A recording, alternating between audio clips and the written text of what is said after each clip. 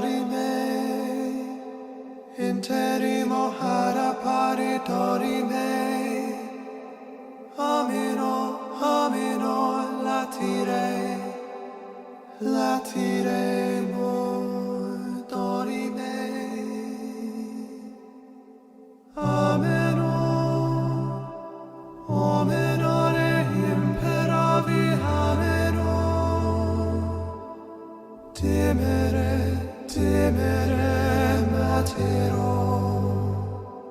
materemo, ameno, omenore imperavi emulari, ameno,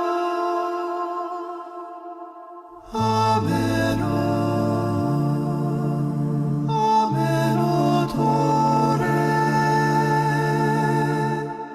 amenodorime, amenodorime,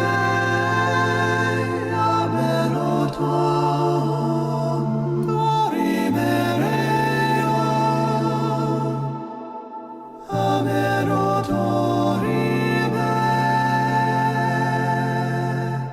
amenodorime,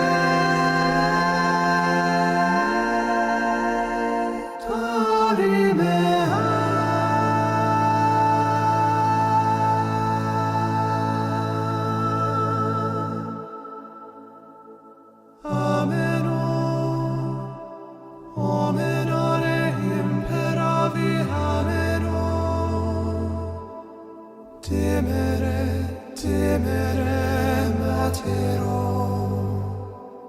materemo, ameno,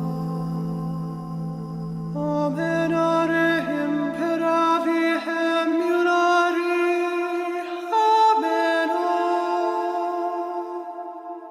ameno, amenotore,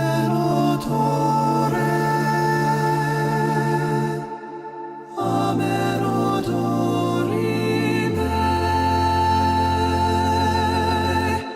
amenodorime,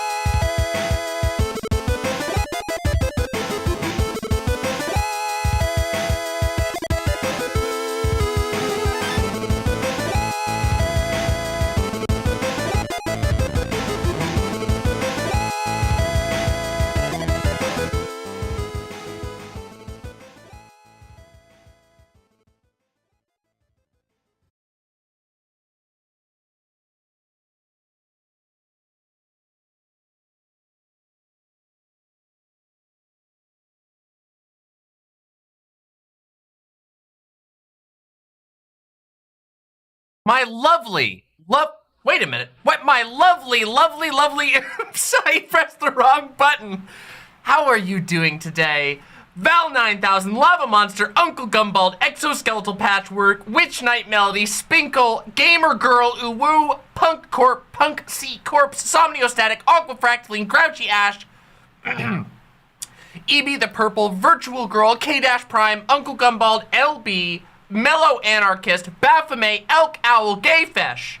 And from the YouTube chat, of course, we have Pickle and Croissant, Reverse Flash, Furcifer, Eddie Spencer, Just Dat Boyo, Flash Thompson, Scott K, Ryan, Falmer Flamingo, May, Spitfire, and many more. Susie Clem says, BLM, you did not miss it. And neither did you, It's a Cookie. Neither did you, Luxander. And Read All Theory. Happy to have you here. I'm glad you have read All Theory. Wow, this fan is very intense today. We're gonna have to, let's adjust this a little bit, okay? Let's adjust this. There we go. A little bit less of the fucking fan. Jesus Christ. How are you all doing today?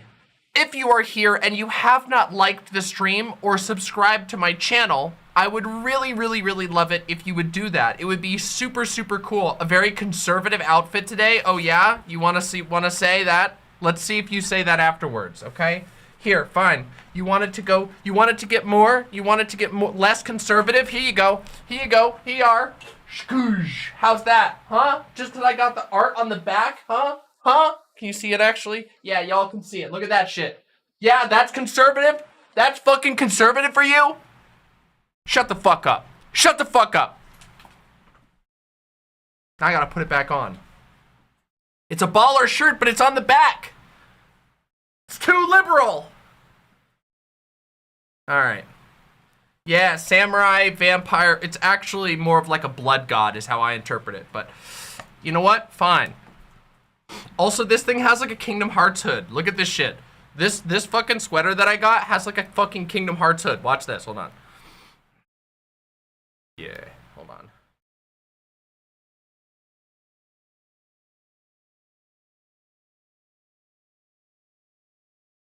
God damn it.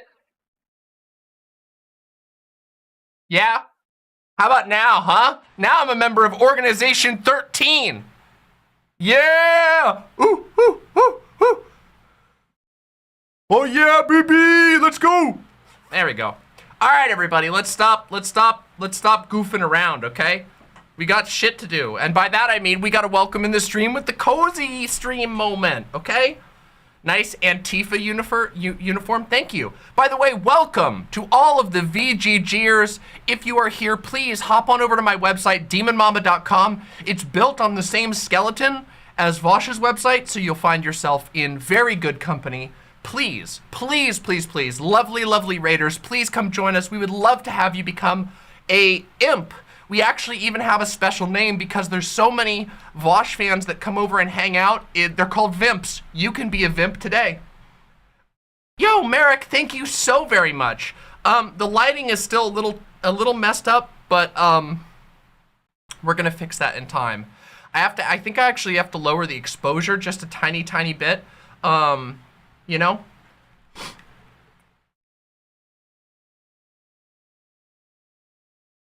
Someone say door to darkness. We have so much fun stuff to talk about today. We have to talk about the leftist arm dealer. We have to talk about the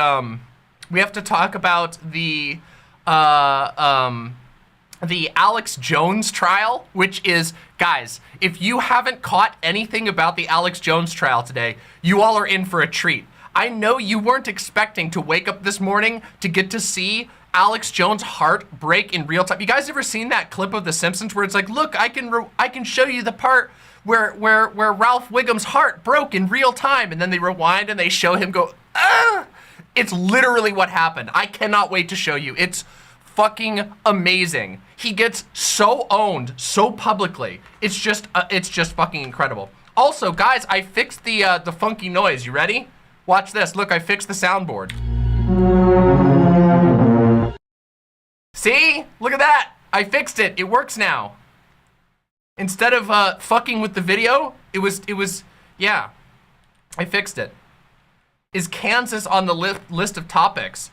I hadn't planned on talking about Kansas because I have a lot of other things I wanted to talk about. I also was gonna do a, yeah, I can give you a bazinga, hold on. Wait, that's an oof. Bazinga. There you go, there's your bazinga. I got a oof by accident. There was, it was actually, the sound was broken last stream because it was tied to the same button. It was tied to F5, I think, and it was refreshing the page. Do we still have the sus noise? Of course we have the sus noise. We also got this one. Oh, baby! See? Do we gotta smoke weed every day? I think we do. Oh my God. That's my wife, you imp! Shut up! Order! No, actually we don't. I took off the smoke weed every day temporarily. It's okay. It's all good though. It's all good. I know I gotta add the Giga Chad, but I have to be careful because that one is actually like copyrighted. I have to like actually be careful about that one. Baba Booey's on here somewhere, but I don't remember where. Willfully depriving that little boy of his God-given right to a mommy. I got them all. I got them all, baby.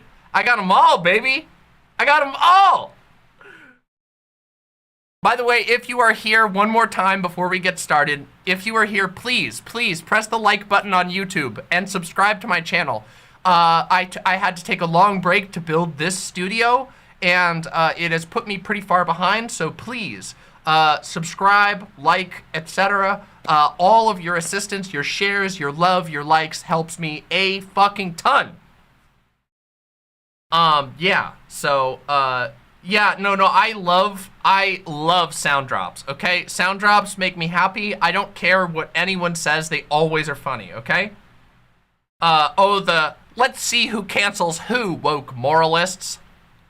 Yeah, that would be a funny one too. Okay, so also, before we get too started into, well, I guess right now we're in the cozy zone. For those of you who don't know, for the first like 30 to 40 minutes of stream, we usually do just kind of like a comfy stream where I talk about random stuff I'm thinking about. People can ask me questions. I talk about my life. I talk about what I'm up to. I sometimes tease some upcoming stuff. Like, for example, I'm scheduling a second conversation with TJ of the amazing atheist, that TJ. TJ messaged me after our coverage the other day and was like, hey, let's talk again. And that's super exciting because I am very excited to talk about topics with the amazing atheist. Last time was a blast. We had a really, really good time. So we're going to be doing that again. Probably next week is when we can expect that. Not 100% yet, but yeah. We had the My Leg on here for a while, on the soundboard for a while, just so you know, Sleep in Void. No, I get it, Luxander. People make mistakes. Oh, thank you very much, Mr. Gee. I ordered these before I started watching Breaking Bad, and then we started watching Breaking Bad, and then we got to the part where Gus Fring comes in, and then I realized I accidentally, before even knowing who Gus Fring was, I ordered Gus's glasses. So I basically, some people are probably gonna accuse me of looking like Gus, like glasses wise, like copying his style, because you know, he's kind of cool and hot, but it was an accident. I didn't mean to crib Gus's style. Also, I can't believe they put Gus into The Boys. Did you know that? I started, I'm about halfway through watching The Boys right now. The Boys is fucking sick. Holy fuck, The Boys is good. I'm gonna do a full review of the series when I'm done watching it, but oh my god, I didn't actually, like, I'd heard a lot of hype about it, but I don't give a shit at all about hype anymore because everybody's wrong about fucking everything, okay? Like, people get hyped about the stupidest shit on the planet. So I was like, whatever. But then I went and sat down and watched it, and it's fucking sick. It's fucking really good. It's actually God tier. Like, I would put it so far on par with, like, as entertaining as Breaking Bad was. Fucking sick. Breaking Bad is really fucking good. I love that. Yeah. The Boys was like, I thought it was gonna I thought The Boys was gonna be kind of like a, I didn't expect it to be as cynical as it is. The Boys is like one of the most cynical shows I've ever seen, and I fucking love it.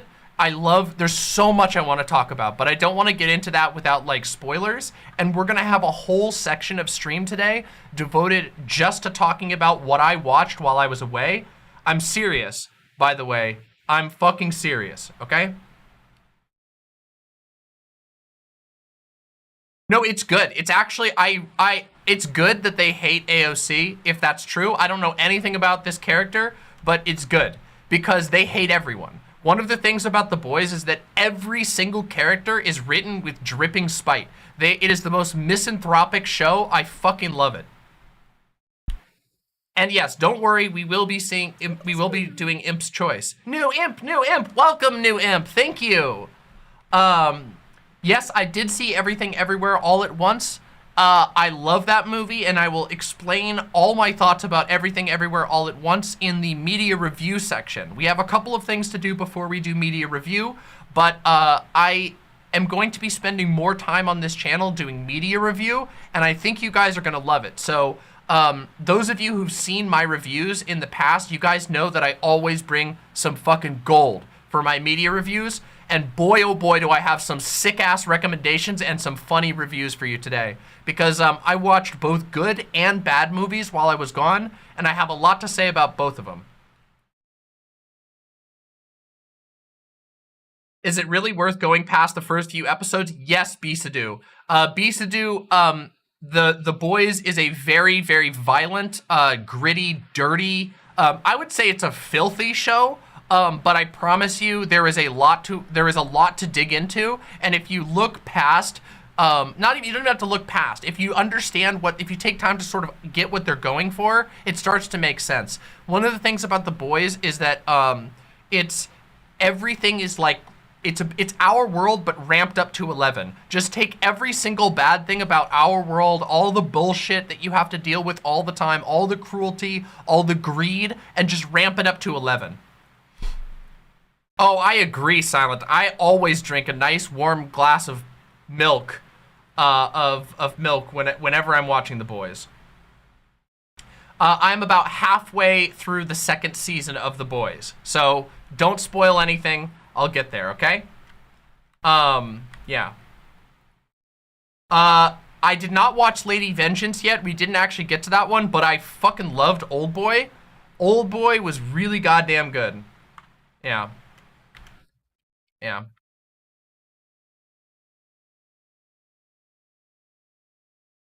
Second. Yeah, I'm back, Bat Canary. You fucking know it. I'm back in full. The Deep's character arc is really funny because it's like a himbo learning that he's an asshole. And I really like that. I really like his storyline so far. Where did I watch Old Boy? I have my ways. No, I did not watch the Spike Lee one. I've heard it's not even worth it. I watched the original, and the original was great. Also, hold on a second. Hold on a second. I'm going to issue a slur warning. Okay? Warning, everyone. Incoming slur. Incoming slur. Okay? Here we go. Incoming slur. In the movie Old Boy, there is a scene in which the premise of the movie is a guy is basically imprisoned for 15 years, and he gets out to a world he basically has no idea what's going on anymore. He's totally like confused and lost. And one of the first things that happens is he gets in a fight with a bunch of gangsters, and they call him a fucktard, and it is one of the funniest scenes. Like, it is so good. Like, it's such a funny way of like teaching that he's missed out on slurs. It is so funny. Just an absolutely excellent moment in the movie. So, and they call him a dick shit, and they call him a fucktard, and he's like, I like that one. That one has heft to it. It's very good. Yeah. So, yeah, it's good. It's good. Yeah, it's good. Old Boy is great. The original Old Boy, not the Spike Lee one. I have not seen the Spike Lee one. I can't recommend it. So anyway, we're gonna talk about all these movies. And I will have a very, very, very special recommendation for you later on in this stream, which is the movie that if there's one movie you're gonna watch out of all the movies I recommend, please watch the movie Aniara, okay? I'm gonna tell you all about it later on in the stream, but that's the one, okay? It's gonna be the first review we do, and it's the most important of all the reviews. I'm telling you, it is such a good, yes, the movie is Aniara, okay? And I'm gonna warn you, okay? This movie is extremely, extremely heavy, okay? It's a very heavy film. It is, but it is amazing.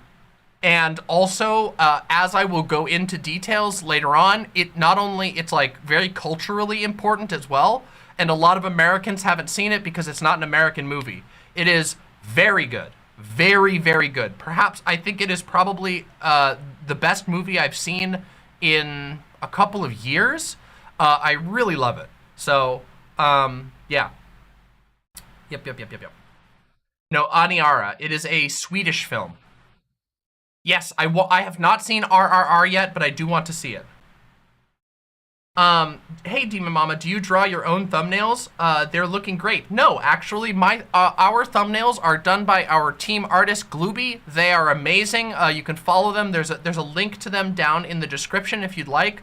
Glooby is an incredibly talented thumbnail artist, and they're awesome. So, yes, yeah, Aniara is very, very good. Don't worry, we're going to talk about it in full length as we get further into the stream once I do that. Let's see, what else? What have I been up to? Oh, we went and did some grass touching. I've been doing a lot of that. Today I did some gardening. Isn't that awesome? Hey, Gutter Bunny, great to see you. Gross. Don't say gross. I love grass. Well, okay, to be fair, clover is better than grass, but everybody knows that already, so. One of these days, I'll post some pictures on Twitter of my garden so you guys can see what I've been up to. I do love smoking grass, that's true. I haven't had any today, that's later tonight. You can hear smuggling, uh-oh. Bum bum. Bum bum. Well, that's funny. Because I have some good options, by the way. For I have some good options for Imp's Choice a little bit later. You'll smoke with me? Well, maybe. Alright, let's take a look. Alright, Posadas John, let's see what you got for me. Posadas John wants to show us, whoa. Okay, actually, those are fucking sick. Bro. Damn, those are cool as hell. That's some cool ass armor. Well done.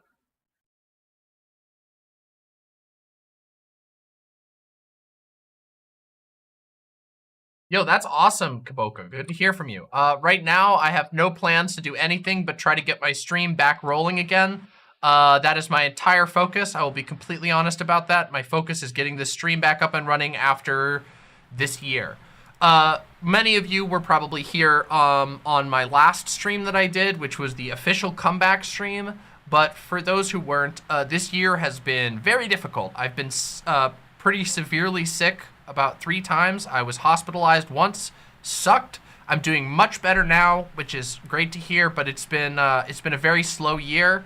And I've made, from the stream, I've made about a third of what I had made at this point last year because I've been off from stream so much. However, the channel has grown, which is still good. So we're getting people coming in, people are discovering the videos, people are enjoying stuff, but I'm gonna be focusing on this for a while. Yeah. So, how has your break contributed to your personal growth and your content creation? Actually quite a lot. Unfortunately, well, so first of all, like, it was absolutely necessary for us to get out of our old place. Our old apartment was really not good. First of all, we didn't have a whole lot of space. We had basically no space in our old place. But also the building was going to shit. So we were having like literally, I'm not kidding you, in this year alone, we had 6 emergency water shutoffs, not for anything that was in our apartment, but because the building was falling apart. So there were 6 times this year where we had no water. That means no toilet, no hand washing, nothing. We have to go somewhere else if we want to. And also there was basically constant fire alarm malfunctions. And so we had to get out of there. It was terrible. We were getting to the point where it was not doable anymore. So taking a break to like find a new place, to do a lot of research, to get a place that's like really good for us has been so vital. And also it gave me time to think about the way that I want to do things going forward.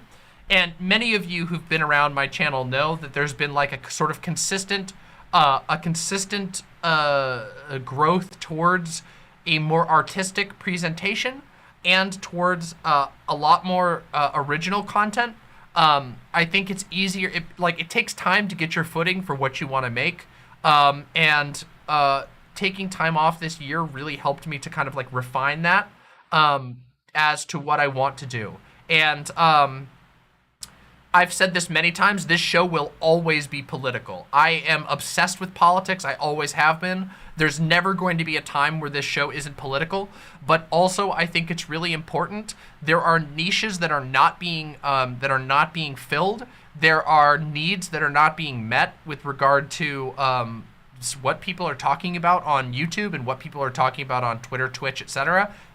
That's what I'm here for, because I bring a lot of stuff that a lot of other people don't. And that doesn't just mean like art commentary. It means we're going to be talking about a lot of different types of politics. We're going to be having conversations that really try to push the envelope as far as what people consider politics. I think when people think about politics, a lot of times they think very specifically about like news politics, like this election went this way, this law went that way, this thing might happen. And I'm more interested in how the hell do we make ourselves feel like, how do we make it so that we have an impact in the world? How do we make ourselves feel more at home in this world? How do we make ourselves, our communities, our social networks better? So that's one of the things. Yeah, so I've been doing a lot of that. I've also been, there's been a lot of other things I've been up to. I've been playing piano a lot, as you can probably see by this piano over here. This is my new piano that my partner got me. It is a absolutely precious possession. And I have been playing that a lot, which has been fantastic. Oh my God, Uncle Gumball, don't you worry. I got that that's on the list, buddy. Don't you worry. So, yeah. Cooking Mama will be at some point expanded, but it's going to be a lot of work. I've mentioned this before. There are 2 big projects that are coming up for the studio and for my house. One of which is figuring out how I will be able to make the piano sound good on stream so I can play music for you. And the other part is that I would like to at some point do cooking streams. So yeah. Hello, Chilaquiles verdes. There you go. Will I play piano on stream in the future? Yes, I will. I have great desires to play piano for you all. It's just right now, the way that I have my audio set up, we have to do some changes. You should, Jessica Metal. I highly recommend it. Go find a local nail shop. It was not too much. It was like, I think I paid like $60 or something for a full set of this type of acrylics. It was totally worth it. Will I be accepting recipe submissions? Yes, I would be totally down for that. Though I'm sure people are going to probably get mad at me or send me really hard ones. I've seen bad sets of acrylics, but what's my favorite cuisine to cook? Japanese cuisine. It's also really hard because it just is. So but my favorite cuisine to make is Japanese cuisine. Though I am very rusty and have to practice myself. So anyway, that's in the future, everybody. Yeah. Do I like sake? I love sake. Sake is one of my favorite types of alcohol. I tend to like sake, rum, and I will admit, I like, this one's very pretentious, but I do really like absinthe.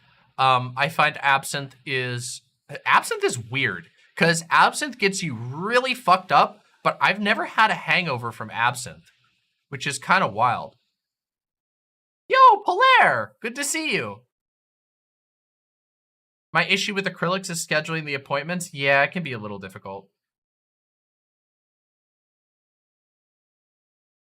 Yeah, absinthe is delicious. It's a very, very wild, wild flavor, because it literally tastes like licorice candy. Kaboka says, I used to live in northern rural Japan and I got to have sake fresh from the rice fields. Ooh, that sounds amazing. Do I like dino nuggets? I do not, I am not a big fan of chicken nuggets. I see no reason to consume chicken nuggets over, over a chicken sandwich, or chicken tenders, or like anything else. I know everybody's gonna like pretend to be mad over this, but like chicken nuggets are, they're pretty like low tier when it comes to the ways you can consume chicken. They're dino shaped, well, but they could just make them better. The danger of absinthe has been greatly over exaggerated. Yes, it has been. Impossible dinosaur nuggets. I've never had those. I've never had the impossible nuggets. I've had impossible burgers. They're pretty good. I've had a couple of different impossible things. I've never had the chimkin.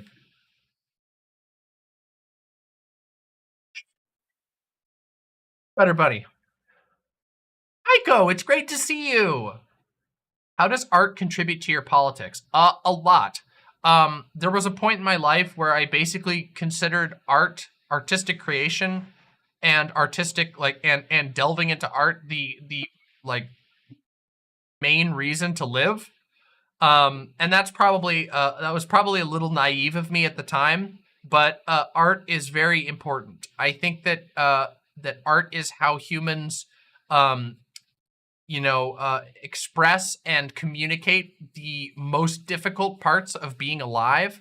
It is like a window into humanity. And so I think that art is very important, and I think facilitating the creation of art is extremely, extremely important. I could do dino-shaped chicken katsu. That would be very cute. Yeah.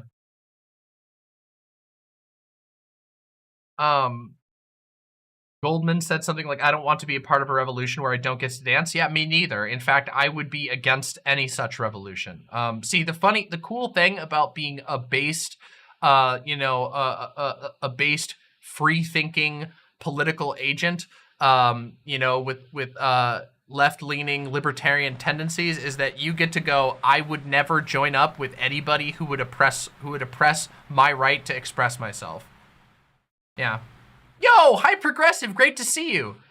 Yeah, Footloose Revolution, based. Yeah, no furry porn equals no revolution. You will not win me over. And you know you want me on your side. Cause like, come on.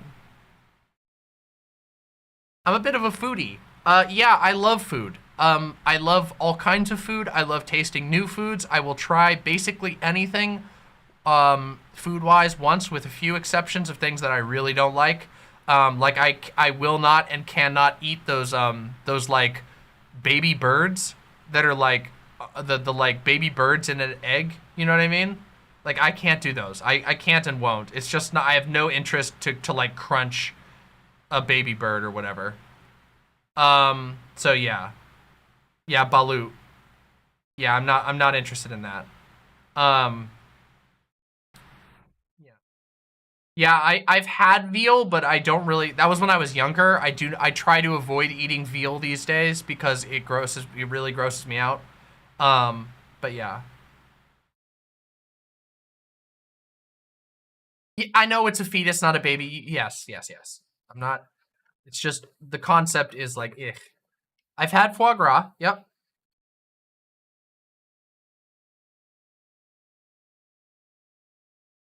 I know the vegans. There's lots of vegans here. Listen, we have cool vegans in our community. We had we already had the idiot vegan purge. It was unintentional. It was my off the cuff debate with vegan gains, which was fucking goofy. You guys remember that? I do, unfortunately. A lot of cool vegans here. All the bad ones got so mad that they left the community, which is good because I have no time for stupid asshole vegans. Yeah. And when I say stupid asshole vegans, I don't mean like the vegans that are like too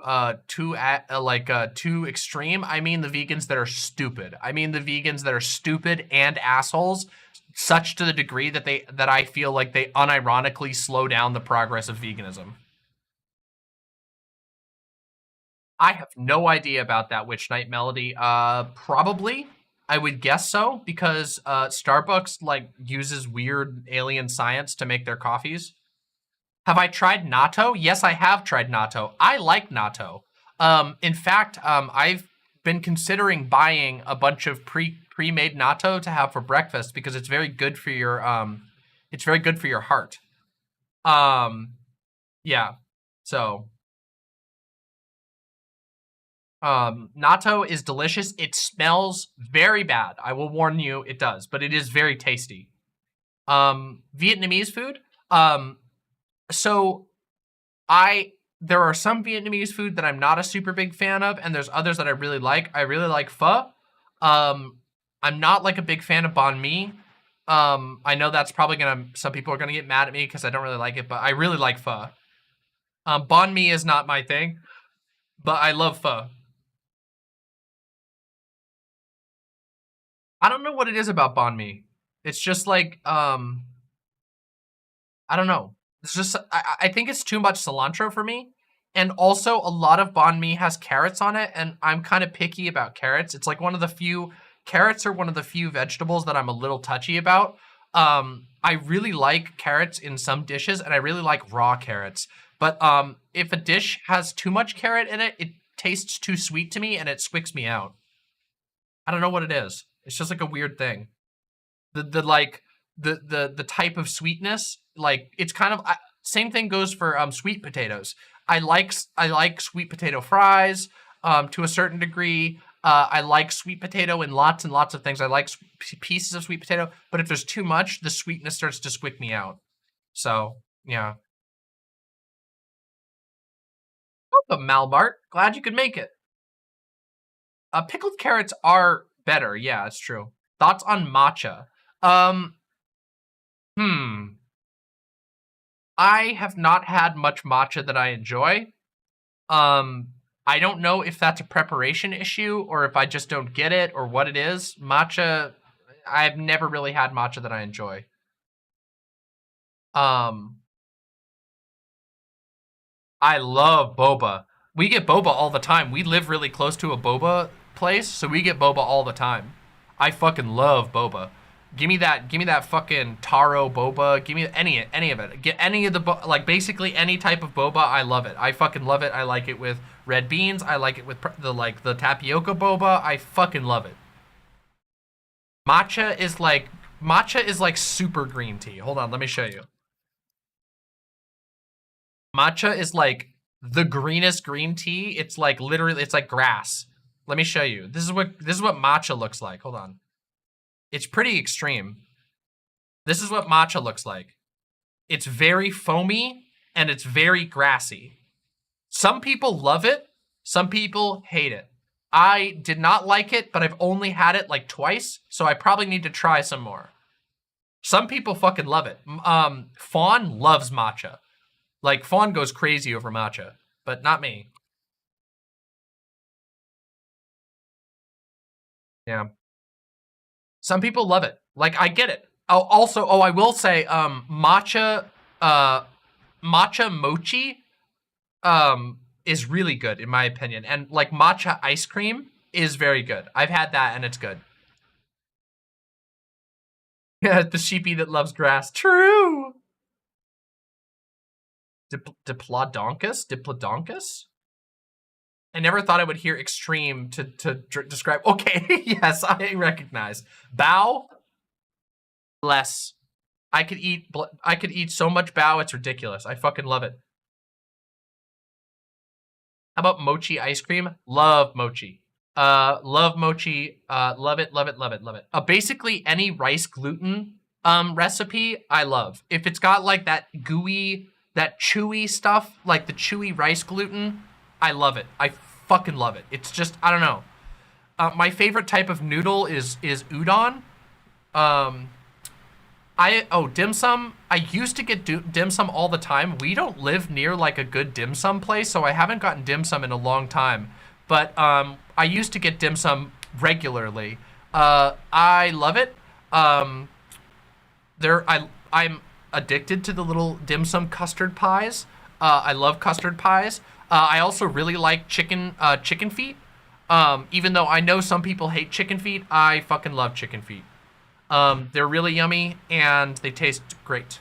And the like flavor profile is on the spot. Also, it's just a vibe. It's just a vibe to be able to just like chill and get like a ton of like little plates of variety of food. Yeah. Damn, so we're doing food interview hour. This is fun. I'm actually having fun with this. Let's see. There's really not all that much food that I don't like.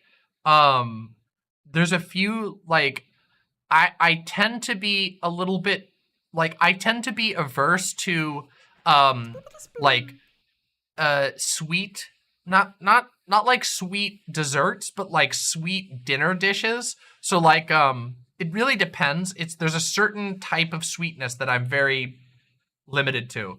What's my favorite sushi? Oh, my favorite sushi. So there's a couple. When it comes to sushi, I am always a big fan of eel. I love unagi, which is eel. Unagi is my favorite type of sushi. And then there's another type of sushi that is called, let me see if I can, hold on a second. Let me see if I can find what it's called. I know what it's called at the local restaurant, but I don't know if that's what it's called everywhere.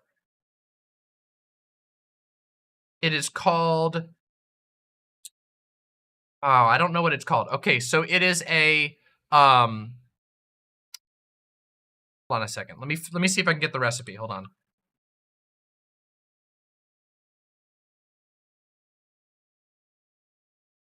This one. One moment. Let me get the actual stuff that's in there. Shoot.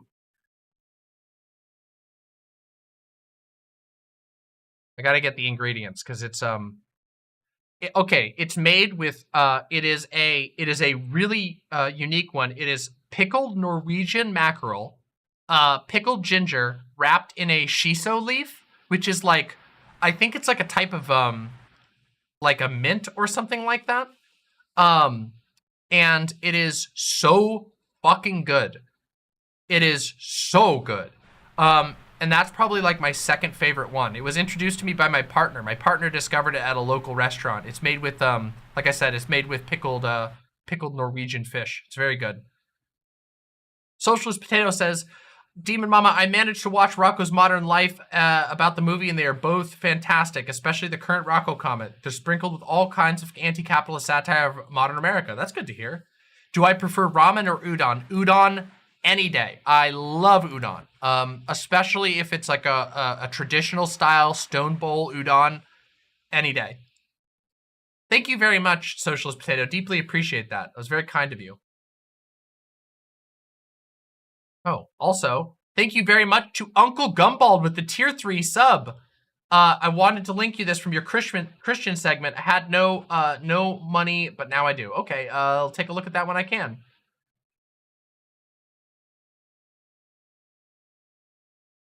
This is too hard on mobile. Oh, I know, we're trying to work on solutions. I believe that we're having a mobile version of the site that, or a mobile app that's going to be available at some point. I don't know what the progress is on it, but we're hoping. I'm sorry about that.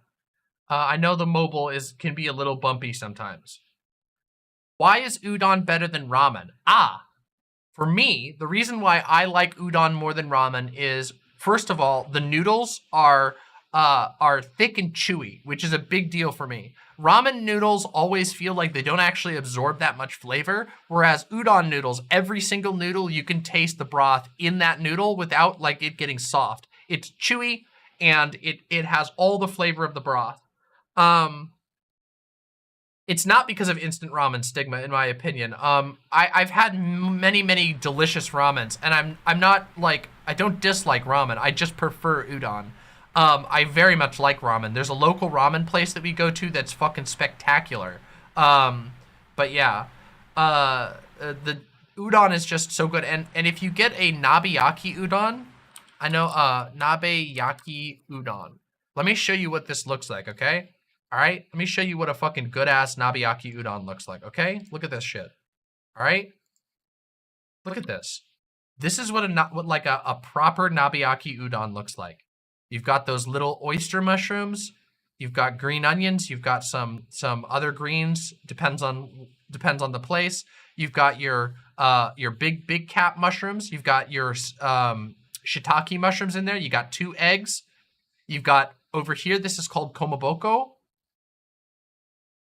It's a fish cake. It is amazing. Absolutely amazing. Everything about this is so beautiful. And it is my #1 comfort food. If I am feeling bad, I always go for an udon place because it will almost always make me feel better. Is there a type of sake? I prefer dry sakes as opposed to like sweet pear sakes. I like sakes that are very dry and rice flavored. I know that some people don't like that as much. A lot of people like the sweet sake, but I like the nice dry, I want a crisp dry thing. Have I ever had kimbap or bibimbap? Yes, I have. Very, very good. I used to get Korean food in New York when I lived in New York. But I haven't had a lot recently. It's unfortunate.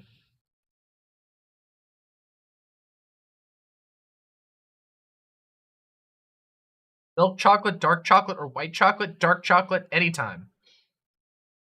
Oh, hell yeah. Koboka, so you live in, wait, do you live in New York City? If you live in New York City, I used to get Korean food at Cafe 34 on 34th Street. Fucking delicious.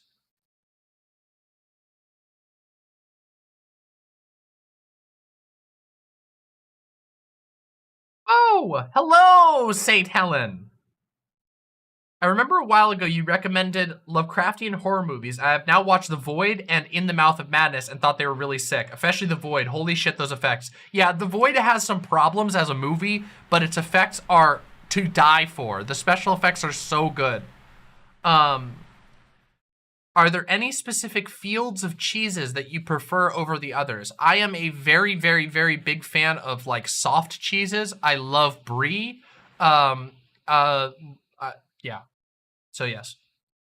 I haven't seen Nope yet, but it's on my list. I do want to see Nope. Yeah. I love brie. So. Wheat bread, white bread, or sourdough? Sourdough. Sourdough.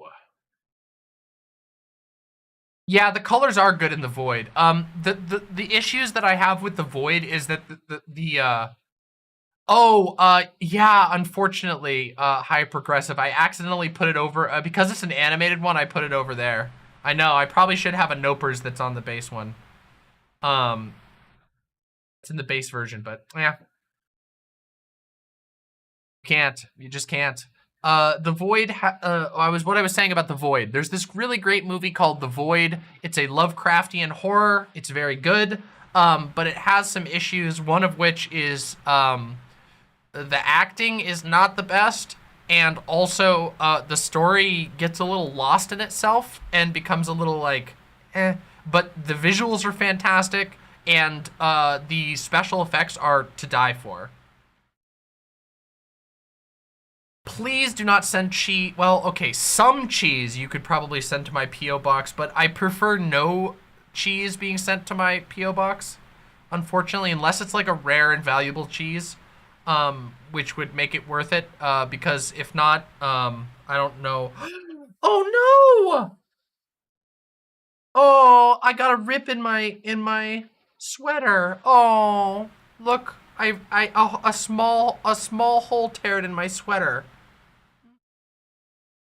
How sad. Oh well, it happens. Clothes wear out, such is life. In the Mouth of Madness is a great movie. John Carpenter is a god, and I love all of his films.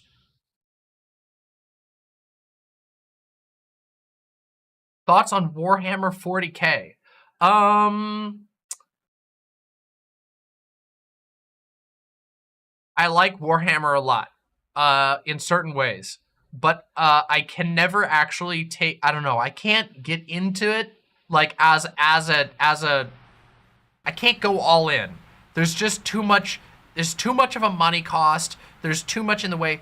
I like a lot of aspects of the lore, and I play the shit out of like the Warhammer Fantasy PC games, but I can just never see myself getting into the figurines just because I have no talent for painting, and there's too many assholes in the community, and Games Workshop is like skeezy as hell, unfortunately. But yeah. Alex Jones stuff begins soon. Dark Souls marathon win. No. Hold on just a second. The Tau, you know what? Actually, you're right. The Tau is an entire race of socialists, specifically socialists and not communists. Let me just listen. What I was gonna say is Dark Souls marathon eventually, because the truth is I love Souls and it would be really fun for us to do a playthrough together. Maybe, but don't the Tau have a caste system? Yes, and they require basically complete obliteration of the individual in the name of the greater good. I find the Tau to be the most boring and uninteresting. I know, here we go. Here comes the rage. Here we go. I know, here comes the anger. I find the Tau to be the most boring and uninteresting faction in the entire universe. They're basically the fucking hall monitors of space. And yeah, I don't know. Whatever.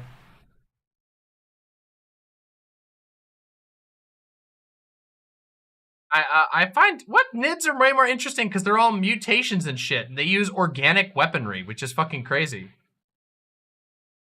Yeah, I know I have based opinions. Listen, you want to know who the true good ones are? It's fucking Slaneshi, fucking Slaneshi worshippers. Okay, they know where it's at. Yeah, of course it's Slanesh. I love Slanesh. I love Slanesh in fantasy and in Warhammer Warhammer Space 40K stuff. Chaos is the best. But specifically the Slaneshis, they know how to have fun. Just beat Sekiro. What was your favorite boss? Mine was the Snake Eye fights. I think my favorite boss to fight in that game was, oh, I can't say because it's gonna spoil. Spoiler alert for people who haven't played Game of the Year 2019 Sekiro. Spoiler alert, plug your ears for a second. Here it comes. The fight with Owl, I think, was probably my favorite. That fight was awesome. And it was really cool how he changes his patterns depending on what attacks you use. So he will, if he sees you using certain techniques, he will add to his moveset things that react to that. It's super sick. Yeah. Total War Warhammer 3. Ooh, that's a very good question. Thank you, Vietpam. The Total War Warhammer 3, unfortunately, hot garbage, which really sucks because Total War Warhammer 2 was fucking poggers. I hear that Total War Warhammer 3 is going to be good after the next DLC comes out, but it literally launched broken. And like in multiple severe ways. A couple of factions just literally didn't work at all like they were supposed to. And basically it's a step down from Total War Warhammer 2, which is one of my favorite modern strategy games, if not my favorite modern strategy game. I'm sure it'll get good, but there's just a lot of, it has a lot of issues. I know, a AAA game launching broken, no less a Games Workshop game dropping broken. Yeah, it's not good. It's not in a good state, everybody. But I hear the DLC is going to be good. So keep playing Total War Warhammer 2. Download the SFO. I think it used to be called Grimhammer. I don't think it's called Grimhammer. I think it's just called SFO. Download that mod because it's poggers. But yeah. Yeah, Total War Warhammer 3 is in shambles still, unfortunately. I have heard of Dark Tide. I haven't played it yet, so we'll have to see. Yeah.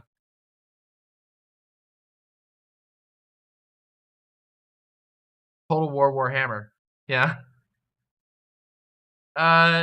Wait, Microsoft bought Activision, didn't it?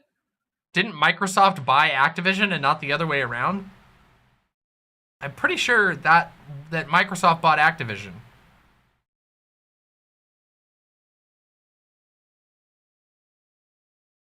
I'd play Total Pornhammer. Oh, it's not sealed. Oh.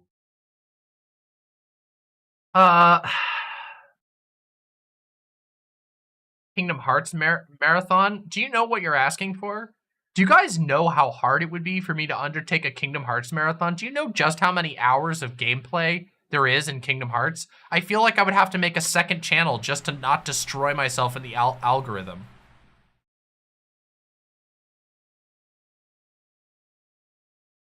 Oh, Rhodes from YouTube chat asks, which Vlad Olgimsky is the worst, and why is it Little Vlad? For those who don't know, this is a Pathologic 2 reference.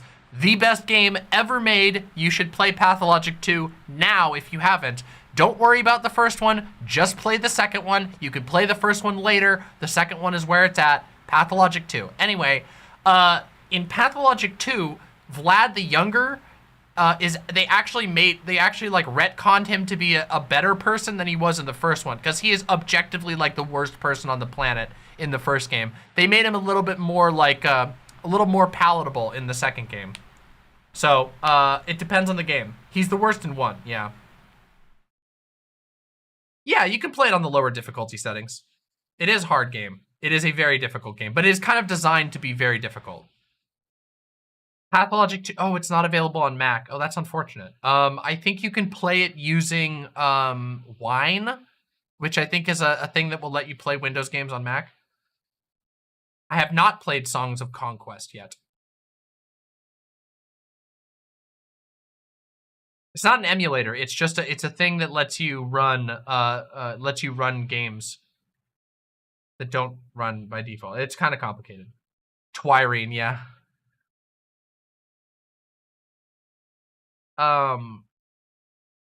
Is there anything else I wanted to talk about before we get into the heart of the content? Because we got some. I mean, this is the heart of the content. Let's be real. That storyline is incomprehensible. Wait a minute. What storyline is incomprehensible? The Pathologic 2 storyline? It's the most comprehensible. What? Please don't say you were talking about Pathologic 2. I'll have to go fucking sicko mode. I know Wine is not an emulator, but it'll, never mind. Wine lets you run an instance of certain programs in a box, and yes, Did I play The Void, the other Ice Pick Lodge game? Yes, I did. It's way, way jankier than Pathologic 1 or 2, but it's still very fun. Oh, thank you so much, Lady Hopium. I'm really glad you like it. Hello, Blandrick.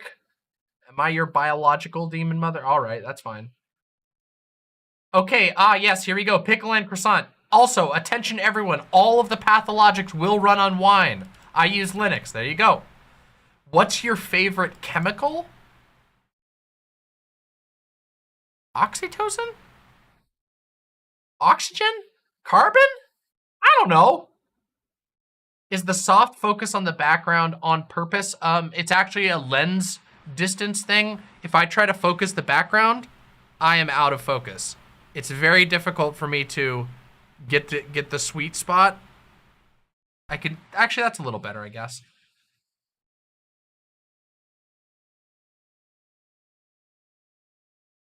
Yeah, it's a depth of field thing, so.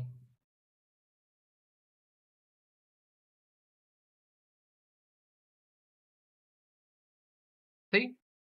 I think it can be hit, but it kind of, Yeah, it's because of the focal length. I have a very short lens, so that I get a nice, a nice look at my face is what I want in focus generally, is what I want my face to be nice in. Is your streaming room in the lower or upper floors? I am on the top floor, so when I yell, everybody downstairs has to listen to me. No, it's actually just the way the house was laid out. I don't know what that is, Rhodes. I'm sorry. I just don't know what that is. Yeah. Well, see, they're gonna have a high progressive. They're gonna have a hard time because you can't see in my windows. So I'm very immune to being sniped by the CIA, as it turns out. Famous last words, of course. I'm sure they have some sort of way to see through walls. Also, the room is kept at a boiling like 99 degrees, so it'll basically be impossible to distinguish me from the rest of the heat bloom in the room. This is all intentional and not unintentional. That was all planned. No, that's a joke. It's not that hot today. It's actually quite cool in my room today.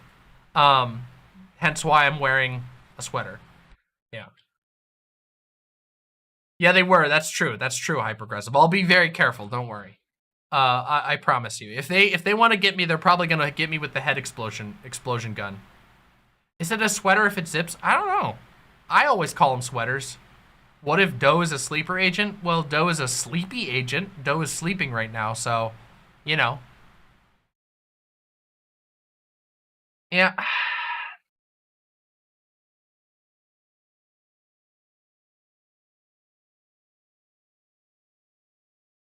Okay, everybody. All right, I think that's enough cozy time. I think it's enough cozy time, everybody. Ooh, let's stretch out. All right, everybody. You know what time it is, okay? We got to talk about the first topic of the day. Are you all ready? Was that a Chick-Fil-A cup? Yep, this is a Chick-Fil-A cup. I got it at Chick-Fil-A earlier, and I reused them because it's the only place that gives me styrofoam cups. Nowhere else does styrofoam cups. And I don't know if you knew this, but styrofoam cups actually keep your beverages so fucking cold. So I reuse them. So. Yeah, yep. Get it out of your system. Get out of your system. Go ahead.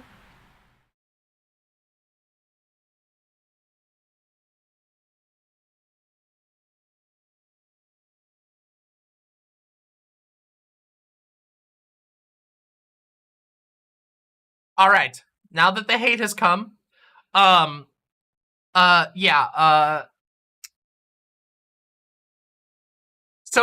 I mean, do I need to do the Chick-Fil-A rant again? Do you really want me to do this? Wait, there's Chick-Fil-A here. Okay, so, first of all, too bad, you're getting it now. You guys are being dickheads, so I get to do whatever the fuck I want. See, this is the great thing about you coming to watch my stream, is you have to listen to me, basically no matter what I talk about, or else I mean, you can log off, I guess, but nobody wants to miss the fun. So instead, you have to listen to whatever the fuck I want to talk about. And if you provoke me into talking about something that you don't want me to talk about, that's on you. That's on you, bitch. That's on you, bitches. First off, the Chick-Fil-A is a terrible food company. But guess what else? So is Burger King, McDonald's, KFC, Popeyes. Have you guys seen what Popeyes does to their workers? Have you guys ever actually been to a Popeyes? Because I can tell you this much. I can tell you I bet there is not a single Chick-fil-A in the entirety of the United States that mistreats its workers quite like Popeyes does. Popeyes, not only do they pay their workers less than Chick-fil-A, literally, they actually pay their workers less, but they understaff them to the degree that there is always a line out the door. No matter what time of day you go to Popeyes, they do not have enough employees. Popeyes will run with like 4 employees. Chick-fil-A will have 18 fucking people working in one restaurant to make sure there's no wait and to make sure their workers are taking their breaks on time. I'm not defending Chick-fil-A here. All I'm saying is, if you're gonna choose between Popeyes and Chick-fil-A, I think that as far as labor is concerned, Chick-fil-A is actually less harmful to their workers than Popeyes. Same thing goes for KFC. I don't know if you guys know anything about the history of KFC and the Yum brands.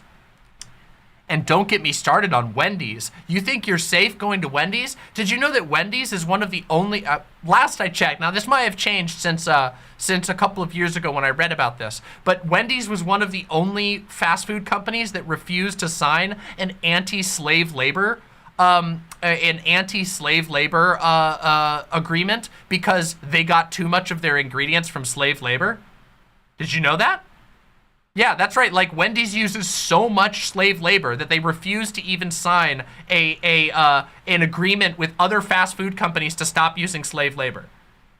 So yeah, it's interesting. It's interesting how basically no matter what fast food company you buy from, you are purchasing something terrible. And this is a like super good. Actually, I'm very happy. I'm very, very happy to talk about this because we're about to talk about a controversy, okay? That is very relevant to this type of discussion. Are they proudly bigoted? Do you want to know who else is proudly bigoted?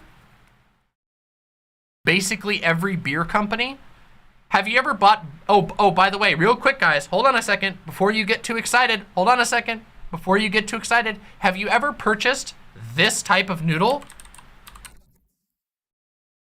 Hold on.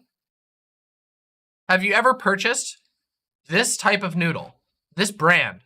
You ever purchased Barilla? Yeah, here we go. Yeah. So if you've ever purchased Barilla, I want you to know the CEO of Barilla specifically told gay people to not buy his noodles because he doesn't want to think about gay people purchasing his noodles. It's one of the most commonly used and cheapest type of noodle in America, and the guy literally he has gone on multiple on video rants about gay people.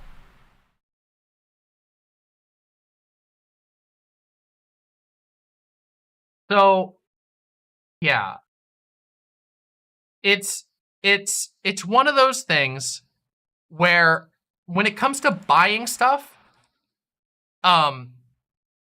yeah, I think it's good to, minimize how much money you're giving to bad companies and stuff like that, but don't get cucked into being consumer obsessed because that's what they want you to do. They want you to act like a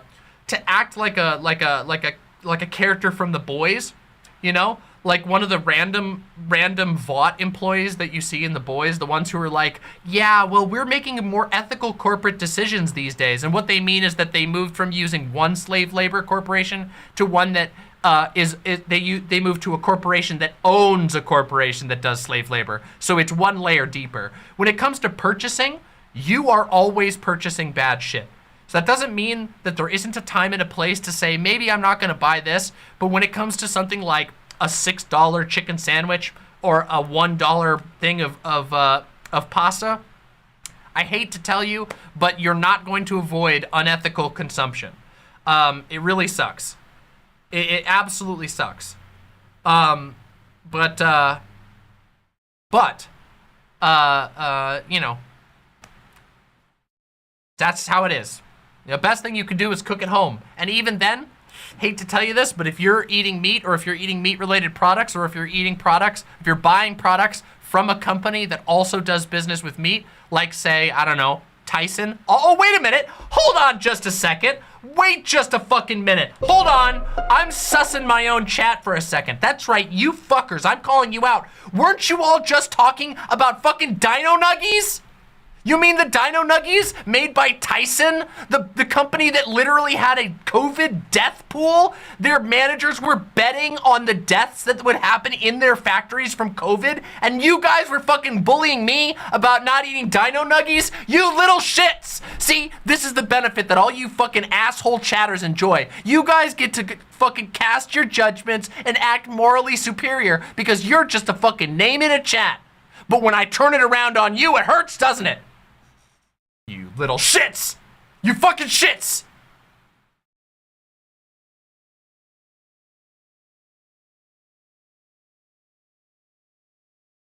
Dino Nuggets are a different case. Look at this apologia. Look at this fucking apologia in chat.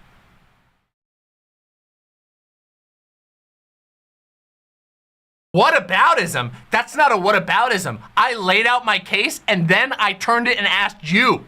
All of you who fucking stuff your face with those ooh, dino chicken nuggies, death pool nuggies.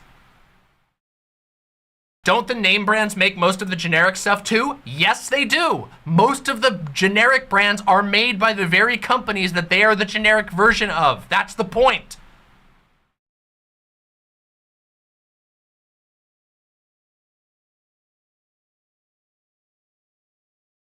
I'm doing a no true Scotsman. You know what? No true Scotsman this, you little shit. No true, here's your fucking Scotsman, you asshole.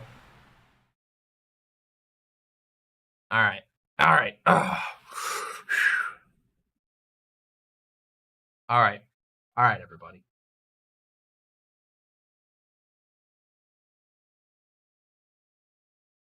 Okay, now let's talk about something a little bit more interesting, shall we? We just had the no ethical consumption conversation, and now we're gonna talk about leftist arms dealer. Can you be a leftist arms dealer? And is that okay? Huh? You guys ready to talk about this? You fucking ready? This is the drama that's been cycling around on YouTube or on Twitter. But guess what? I'm gonna bring it to you, okay? I'm bringing it to you. That's right. Nobody talks about it on YouTube. It's Twitter drama, but now I'm gonna let you in, okay? I'm gonna let you in on this, all right? So for those of you who don't know, a couple of days ago, a Twitter trans mask by the name of Ana Mardoll, uses he/him pronouns, posted an interesting revelation. Okay, so for those of you who don't know who this poster is, Ana Mardoll is a sort of look. I don't want to be like an asshole and poison the well, but I just want to be real. Like, he's a woke scold, okay? He's a woke scold, okay? Like, he writes about he writes literary reviews and blogs criticizing people for not being woke enough, and he has kind of a long history of canceling people. You know, he's got a huge account, and he's gone after a lot of different authors to criticize them for not being, for not communicating well enough. Like, I guess you could say, not using the right terminology and all this sort of stuff. And I know woke scold, not a great term. You can call them a tender queer, you can call them whatever the hell you want. I don't know. There's too many, okay? There's been some legit criticism. In fact, if I'm not mistaken, Ana Mardoll was a big part of the Isabel Fall, the cancellation of the person who wrote the I sexually identify as an attack helicopter satire piece, which is like a really, really, like, it's a very high quality attempt to satirize the mentality. And if I'm not mistaken, it was actually Ana Mardoll was one of the big players in that, okay? In that cancellation, which really sucks. So why does this matter? It doesn't really, but it's interesting nonetheless, because here's what came out. What came out and was confirmed by Ana Mardoll himself was that he has been working for Lockheed Martin for 15 years. Now, for those of you who don't know, Lockheed Martin, let me just bring this up. In fact, there was literally a joke. There was literally a joke about this in The Boys because of how hilarious it is. Let's just take a look here. Ooh, this is perfect. Oh, amazing. Ready? Watch this. You guys ready? Look at this. Revenue of defense technology supplier Lockheed Martin by product segment from 2010 to 2021. Here we go. Ooh, shit, look at that. They got those. By the way, this green is missiles and fire control. Damn, that's a lot of money that goes into their missile systems. Oof, we got their rotary mission systems. Ooh, I wonder what that's defined as. I wanna know what rotary mission systems is. Can we find out what that is? Ooh, that'd be so sick. Oh, let's see. Lockheed Martin's #1 product. Oh God, I wanted to find it. They had a joke about it in The Boys last night. They're one of the largest weapons corporations in the entire world, okay? I'm talking these guys, I think it's Patriot Missile is their #1. Is it the Patriot Missile? Maybe it's not this company that does the Patriot Missile. Let's take a look. Oh, here's their finances. Damn. Millions of dollars making weapons directly for the United States government. Government contracts with the CIA, the FBI, the IRS, NSA, Pentagon. Whew. Oh, Patriot is Raytheon. My bad. I'm so sorry. Let me just see here. Can I find out what their #1 product is? I really want to find it. Ooh. Oh, come on. Can we find it out? Oh, can we find it? If anybody can find out what it is, that'd be fucking great. So this person, this sort of Twitter woke writer who writes about all this, leftism stuff, turns out he's been working for Lockheed Martin for 15 years. Now, you might go, well, Demon Mama, like you just talked about, there's no ethical consumption under capitalism, right? Like, everything you buy under capitalism, everything you buy under capitalism is bad, right? So what? So you work for a company that makes, missiles and jets that, turn people overseas, real human beings, into a fine pink mist on the whims of the United States government. What could possibly be the difference between no ethical consumption under capitalism and pretending to be a leftist on the internet while simultaneously working at a personally enriching job for 15 years at one of the world's worst war profiteers? The Patriot missile is made by Raytheon, Lockheed, and Boeing. Thank you very much, Doe. Good to see you, by the way.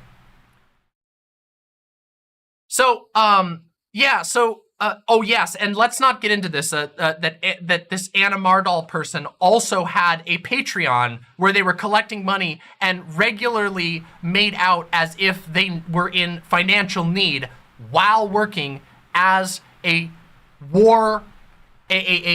military industrial complex contractor, okay?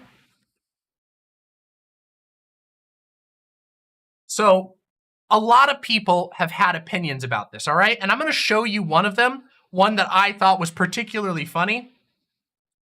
And we're gonna go from there to follow this conversation. Okay, you ready? Ready? Here we go. Here we go.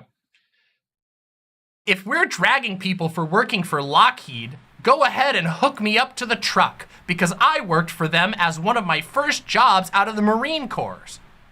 And I'm like, boy, I love it when people self-report, don't you? Lockheed leftism. Now hold on a second. You all might be sitting there and going, well, okay. So maybe no ethical consumption under capitalism isn't really the same thing as working directly for a company that's producing the weapons that make the war machine go. Maybe that's not the same thing. Isn't it still better to have a leftist in that position than a right-winger? That would be true if that person actually had a spine and was functionally a leftist. Because there's no real difference between a right-winger who says yes to everything and does their job as intended and a leftist who sits there and also takes all the orders and still makes the missiles and still ships the orders or whatever other work that you might be doing for this company. And, you know, you might be like, okay. So, you know, we've got this. All right. So doing the work isn't the same as no ethical consumption and you know, and all this. But come on, what if they don't have any other work? Everybody's got to work under this system. We're all a part of it in some way, and you're right. We are all forcibly coerced into participating in capitalism to various degrees in order to survive. However, if you can nail a job at Lockheed Martin, if you can nail a job at fucking Raytheon, if you've got the resume that they even pick you up and consider you, you can get a living wage anywhere. We're not talking about people getting functionally conscripted into the military because they're poor and being targeted. We're not talking about a young person taking a job at the local shitty chemical plant because their entire town has been economically devastated and the only job in town is the chemical plant or the meat packing plant. We're not talking about that. We're talking about somebody who's worked with a weapons manufacturer as a supposed leftist for 15 years. They have grown rich and their wealth has fattened for 15 years.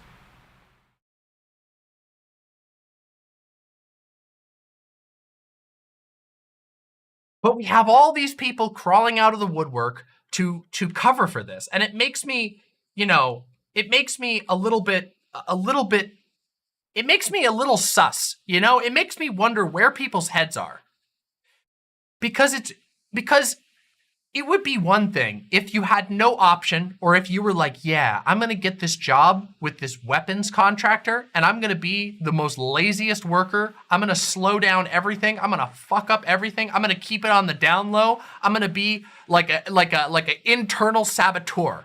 That'd be one thing. That'd be you could say that. Well, of course you can't talk about that.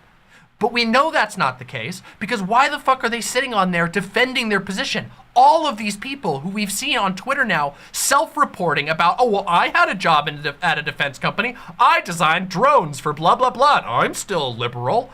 No, honestly, you're not. You just don't want to feel bad. You don't want to do any introspection whatsoever. You don't want to think about the fact that you've gone out of your way to self-enrich by working for the literal military-industrial complex, the literal heart, the beating heart of fucking imperialism. I don't really care what job they have. I don't care if you are a janitor working at Lockheed Martin. But let's be real, they don't contract out. They're not going to be, you're not a defense contractor if you're not working at Lockheed Martin if you're cleaning the floors at Lockheed Martin. You work for a cleaning company that probably cleans a whole bunch of different buildings. Not even close to the same thing, okay?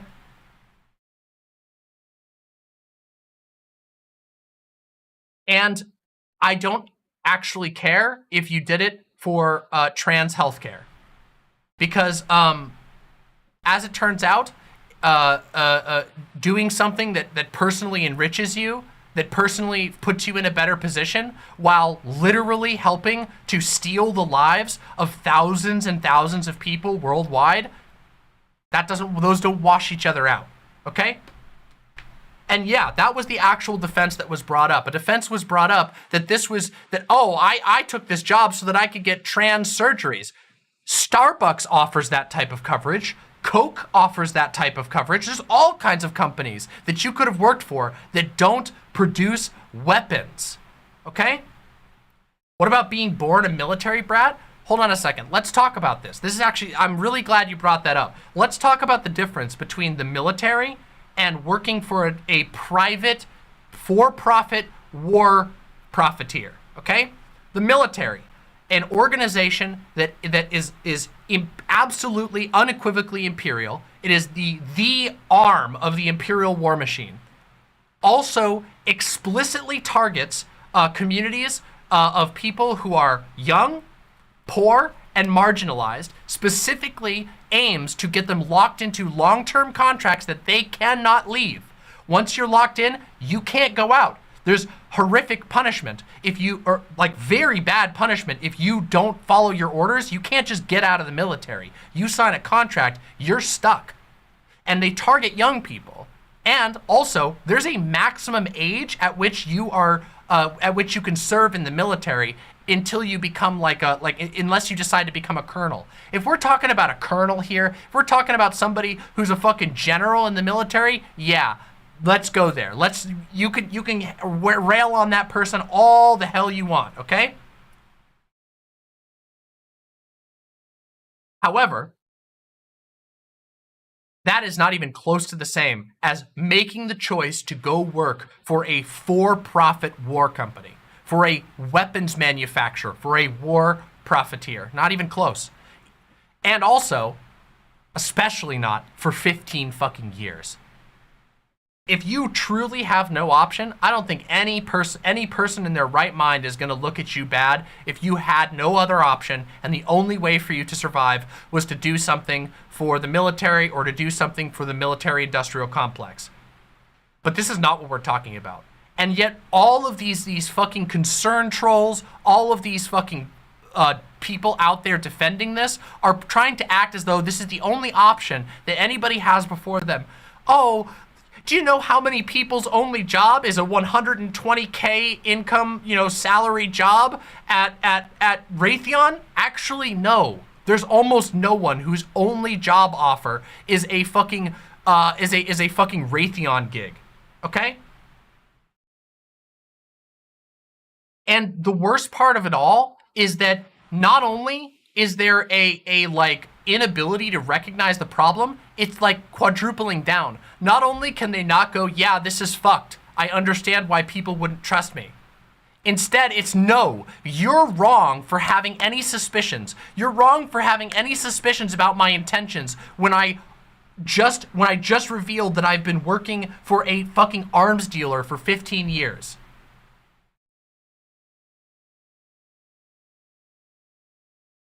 This just seems spite-fueled. Like, is it a bad thing that people under capitalism choose the most convenient and beneficial job for them and their family?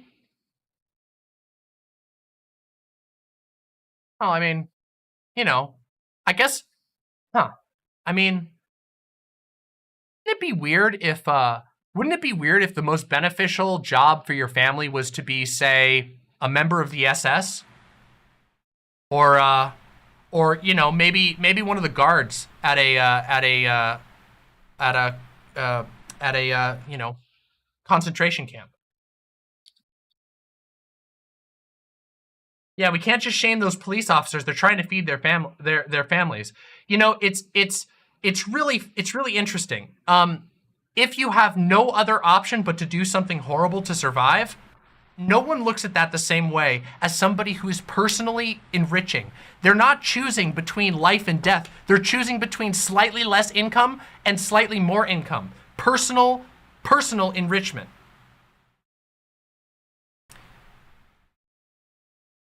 And how dare you arms dealer shame? Yeah, turns out, actually, yes, your actions do matter and people won't trust you and shouldn't trust you, and you shouldn't feel comfortable calling yourself a leftist when you're actively contributing to a company that is one of the main fucking blocks of imperialism in this world.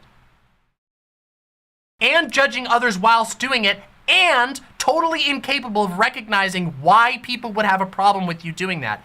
And on top of all of that, nothing to say for what you're doing to supposedly make that place better as a leftist. As it turns out, just declaring yourself as some kind of ethical person or a leftist or whatever doesn't actually mean anything if you don't live a life, if you don't engage in a type of life that advances those politics.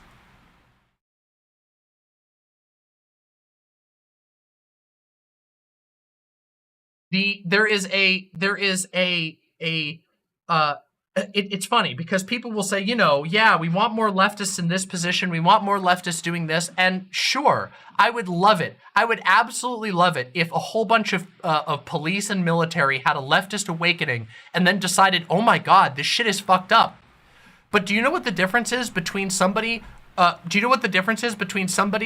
feels bad internally, about doing something horrible but doesn't do anything about it, and somebody who joyfully engages in doing something horrible and doesn't do anything to stop it? They're the same person. It doesn't matter. They're the same. Okay? Let me show a great I know I've mentioned The Boys, but a lot of you have obviously seen The Boys, and I've been watching The Boys. There's a great scene in The Boys. Some of you may recall this. There's a plane hijacking going on, and they fuck up the ship, so they can't save anybody. They fuck up the plane, and so they're just like, we're getting out of here. We can't save anybody. And there's this kid who's like, please.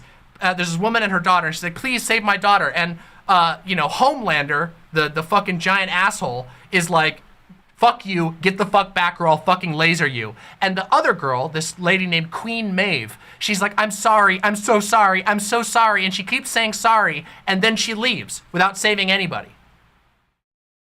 What's the difference between those two people? Is there any difference functionally with regard to outcomes? That one of them said sorry before leaving you to die? That one of them personally felt bad but didn't do anything about it because they have no spine? That is the same thing as sitting on the internet and being like, you shouldn't be mad at me while I've been personally enriching off of a weapons company. Yeah, exactly. Morg Absolute says, I'm a covert CIA agent, but I have imposter syndrome, therefore I have to work here. That's ridiculous. This is completely spite-fueled and unaware of how those corporations actually work. I actually know one of my engineering teacher's friends who worked for Boeing and made this beautiful plane. Little did she know that in the next room they were attaching bombs to it. She had no idea, they didn't tell her. She found out 5 years later, has to go to therapy now to deal with the extreme goal. She left! She left! You're literally right now, you are explaining why that person is in a different position than the person we're talking about. This person writes woke blogs about being a leftist and how everyone is less leftist than them. That person left and they experience guilt. They don't give their labor once they found out. I'm not talking about people who are tricked. I'm not talking about people who are lied to. I'm not talking about people who are like fucking incapable of or blinded to it. I'm not talking about people who didn't know. I'm talking about people who know and keep going to self-enrich, who know and just follow orders. And then they want the public to give them absolution. They want you to wash their sins free. I didn't do anything. But the truth is, you did. And you should at least have some introspection about that. I'm not asking people who've worked for a bad company to not feel bad. I can give you an example from my personal fucking life. I used to work in sales. Okay? I was very, very good at sales. Okay? This was long before I was a leftist. This was just after I got out of the cult and before I even transitioned. Okay? I used to work for a company that engaged in some very unethical practices. And the more that I discovered about that company, the more I realized my future there was untenable. And you know what I did? I stopped working there. I didn't want to work there anymore, so I found different work. Was it hard? Yes, it was. Was it the most financially intelligent decision that I ever made? No, it was not. But I could not bring myself to continue ripping people off and participating in a blatantly dishonest, what I would argue is almost a scam. I did not want to be a part of that anymore. So I left. And that was with, wait, what? What did I say? It was sales? What? That was with a company that doesn't do any fucking arms deals. The company I did had nothing to do with arms deals. It was at its very worst, it was misleading people about the product they were buying. Oh, sales is totally unethical. But this was before I was a leftist. I left while I was still a lib. It's not that hard to go to find out something bad is going on and say, I refuse to be a part of this anymore.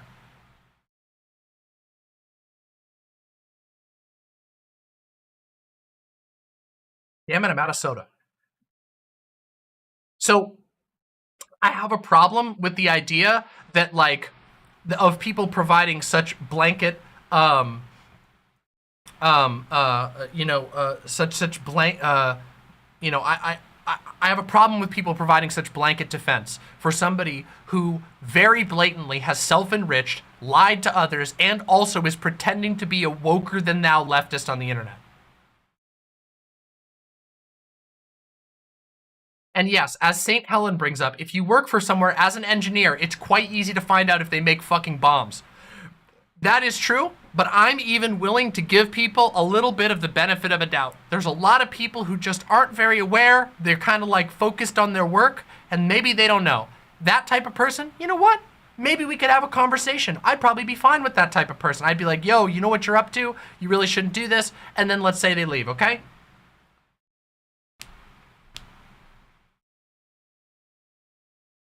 That's not what we're talking about. We're talking about people who are getting like this fucker. By the way, this guy is a total troll and probably, you know, look, I'm not gonna fed jacket anybody. All I'm saying is this guy smells like fucking radioactivity, okay? He's glowing, all right? Somebody who's, this guy also, let me see if I can find it. Can I find this guy? Hold on.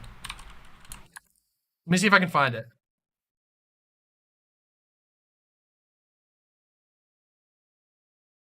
One second, let's see here. Ooh. Can I find the, hold on.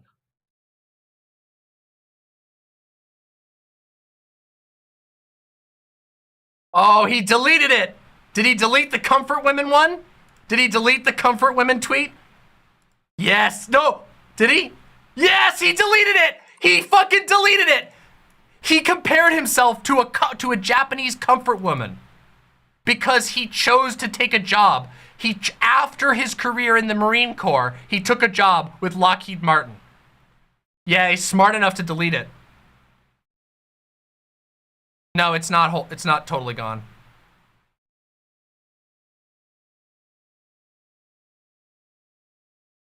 Yeah, I'm dead serious. He compared himself, he compared himself to Japanese comfort women, aka women who were forced into sexual slavery. They do look like Peter Coffin, actually. Oh my god. Oh my god, are we sure this isn't Peter Coffin? This looks like a Peter Coffin character. Are we sure?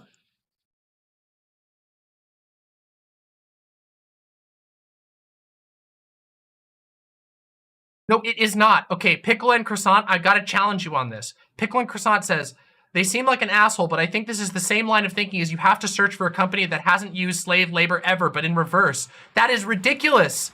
That is a totally different standard than what is being said here. What is being said here is, no, it is not okay to be currently and have for the last 15 years be working for a defense for a fucking defense weapon, whatever, defense contractor, a weapons manufacturer, a war profiteer, one of the most famous war profiteers in the world for 15 years so that you can live the most comfortable life. It's not the same thing. It's not even close. Saying that any person who takes any job with any unethical corporation is not the same thing as when you have options in front of you. It's like saying that if you, like, it's not even a matter of a trolley problem. It's just, they're totally different worlds. It's like a trolley problem where on one side, somebody's finger got hurt in the past versus the other side, your work is going to personally be put towards blowing up a civilian wedding. That's the difference. There's your trolley. You know what? Let's have a little draw stream. I want to draw this out, okay? Here you go. We're gonna provide an example here. You know, it's been a while. It's been a while. I'm gonna draw the little trolley problem so we can illustrate this here. All right, here we go. Bam. All right, here we go. Let's illustrate the Raytheon fucking Lockheed Martin trolley problem, okay? Here we go. So on this side, there is already a dead person, okay? From like 100 years ago, okay? They died 100 years ago.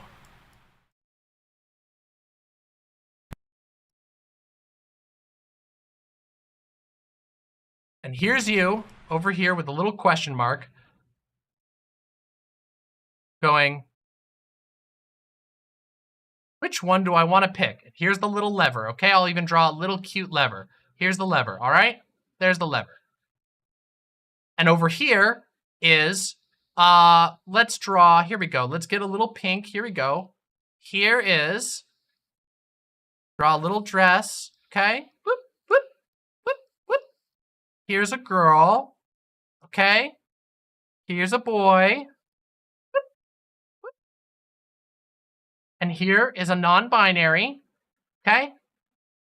Give him a little cool hairdo, and we'll give him half of a dress because, you know, that's what non-binary people do. They're always 50-50, okay? And on this side, you're going to fire a missile directly into these children, okay? Here you go. Here's a Patriot missile, okay? We'll put a little American flag on it, all right? Oh, can I get an American flag? No, I can't. Here, we'll just do red, white, and blue here. Let's draw a little... Boo, boo, boo, boo, boo, boo, boo. Boo, boo, boo, boo, boo, boo, boo. Whatever. That doesn't look like the American flag. Who cares? So here's your choice. 100 years ago, somebody died at this unethical corporation versus right now, I can assist with the blowing up of this family of children. Okay? That's the difference. Is this a hard decision to make? What? I don't care. Fuck you. I know the stripes are red. I don't fucking care. I have no respect for the American flag. It looks like a toilet. It does look like a toilet.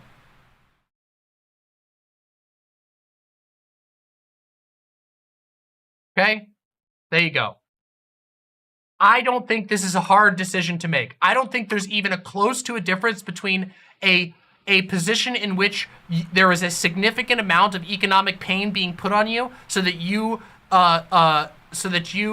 don't so that you have to choose something that maybe is unethical versus I have a whole bunch of options. I could go work for I don't know, Amazon, which sucks. I could go work for Microsoft, which sucks. I could go work for Kmart, which sucks. They do lots of bad things. Oh, or I could go work for Lockheed Martin.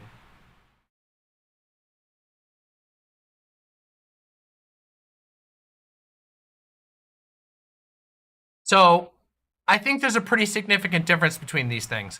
And not only that, but keep in mind that the hypothetical that's being drawn up is in a like a neutral position where there's no other options before you. You have to choose between these two.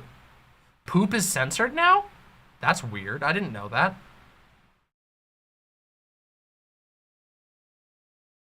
Not only was this guy working for Lockheed Martin, but he was pretending to be poor and begging for money. Yeah, of course.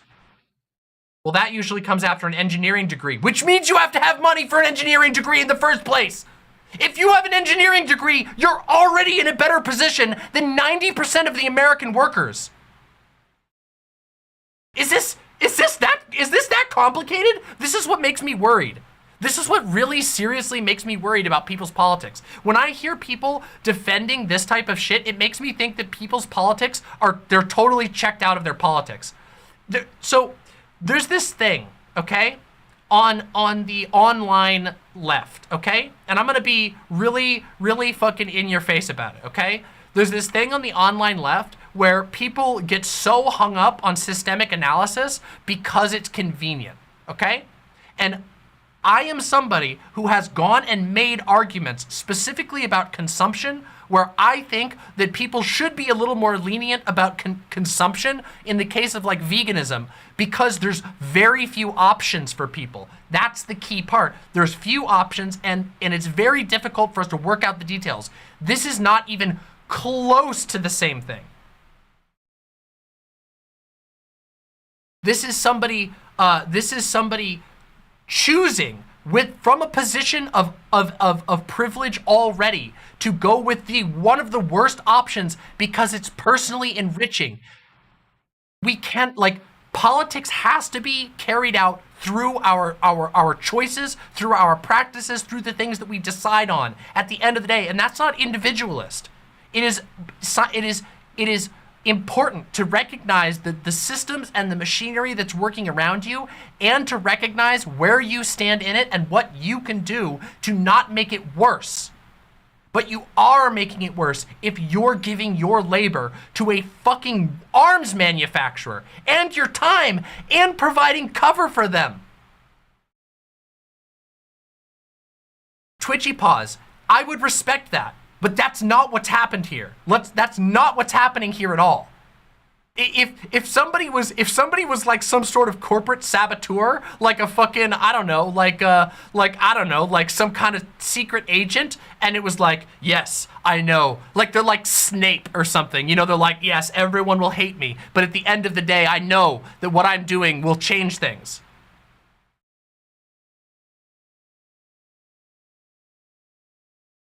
Yeah, look at fucking Snowden. There's an example. Edward Snowden, a guy who found out there was horrible shit going on, said, I can't morally tolerate this. I am going to become a whistleblower. That's completely and utterly different from somebody who sits at a cushy job reaping all the benefits of building, of helping in one way or another to build the military-industrial complex.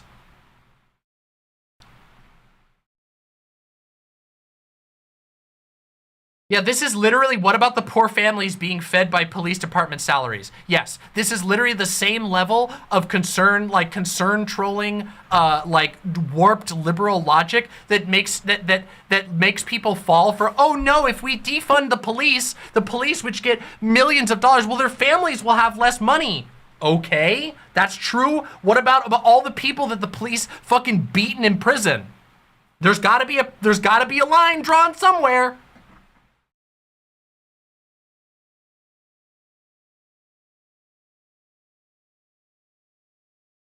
You are putting too much weight on murder. It's one corporation committing arguably equal sins to any other.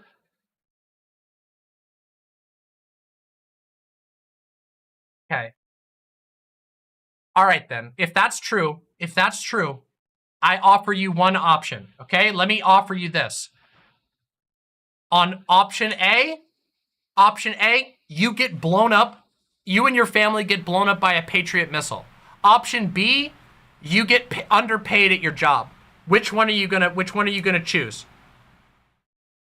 Which one? Do you choose your family getting blown up by a Patriot missile, or getting underpaid? I think it's a fairly clear decision. I'll take murder over slave labor. Good to know.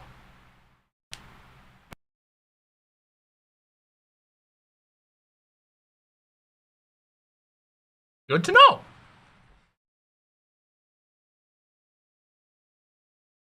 I think that it is a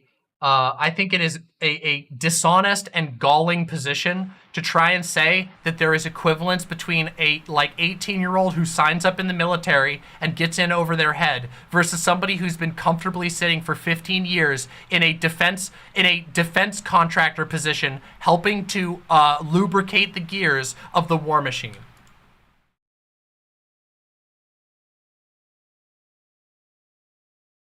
Jessica Metal, I agree that it's shit, but there are legit places where hawkish neocons conspire with local governments to basically turn the whole area into aerospace defense work towns. It's not common, but it does happen.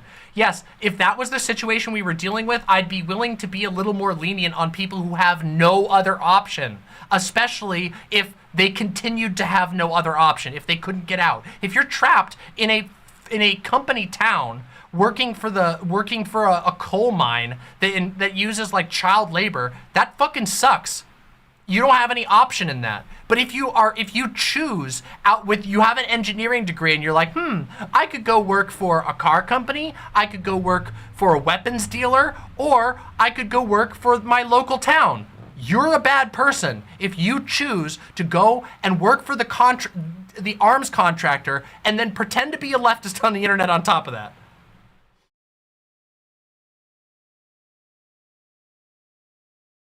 I did not expect there to be this much pushback on this fucking position.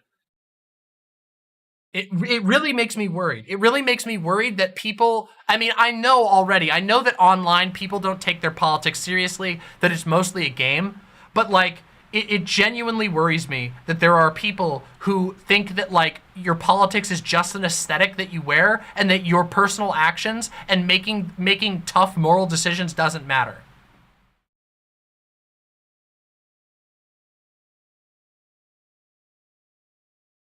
And we're not even talking about like extremes. Like, of course, obviously, I would be willing to say that if there's literally no other option for you, but do your best to like fucking slow it down at least, and also shut the fuck up.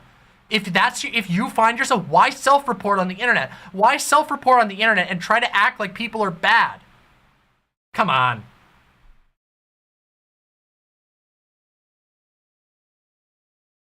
Neo Israfil says, we are all trapped in this capitalist hellscape. As leftists, we can either work low-rent jobs and try to affect change while being poor, or we can try to do some bad things to get power to affect real social change. Okay, everybody in chat, hold on a second. I'm sorry.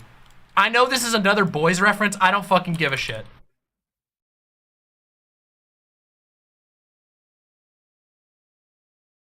What, this is what everybody thinks they are, okay? Okay, hold on a second. I'm gonna give you 2 images to look at, all right? Hold on. Here we go. All right.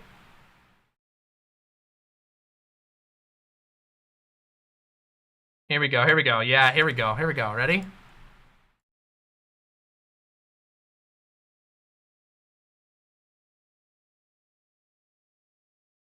Everybody in chat right now who's talking about this, they think this is who you think you are. This is who you fucking think you are right now. Everybody's like, yeah, I'm Billy Butcher. I'm willing to get my hands dirty to do some evil things to bring down the empire, bro. And who you really are? This is who you actually are. This is who you fucking actually are, right here. This is the fucking one.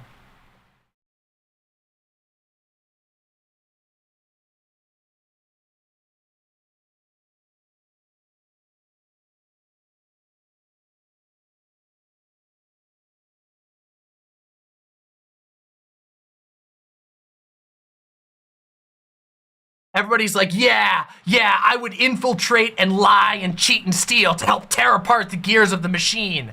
And then they're actually just like, well, actually, I kind of just want to, you know, collect a big salary and live a comfortable life and pretend that nothing that I do contributes to anything bad.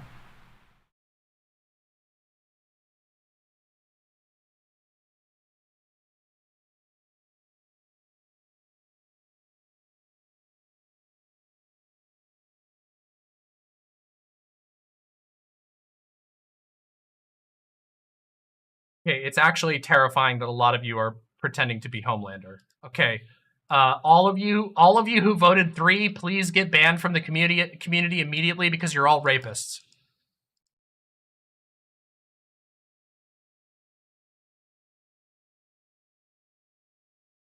Let me get your name and IP address down real quick, because I've got some Billy Butcher to do on you. Okay.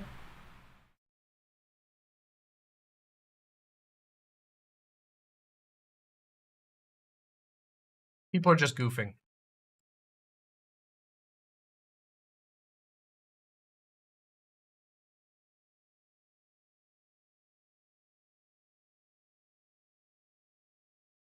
What up? Okay, Mr. Democracy, I'm getting mad at my chat because there's a surprising amount of people here. Wait, Huey is based though. Huey is fucking based, okay? Thank you, Session. Deeply appreciate that. Thank you very, very much. Not fucking everybody needs to be fucking Billy Butcher, and you definitely shouldn't pretend that you're like some kind of deep fucking agent.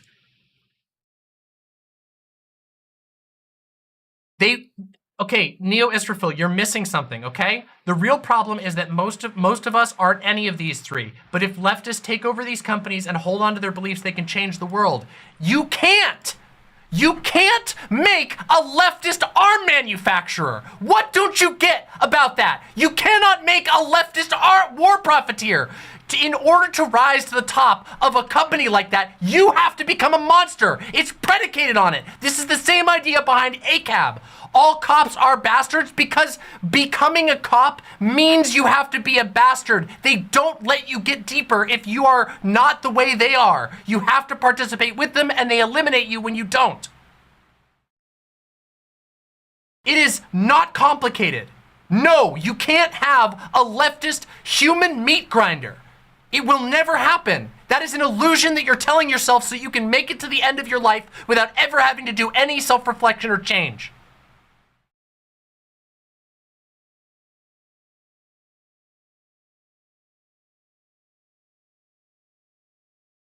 Yes, thank you, Praised BB. It's like pretending to be a feminist rapist. Straight up. And I'll tell you what, if one of you people manages to get to the top of Lockheed Martin and you can tank the company from the inside out, you will be a hero, but I guarantee you, you will not succeed. And until then, you are indistinguishable from the rest of the people of the stormtroopers who are working that job. Don't you feel proud of yourself, Nuts?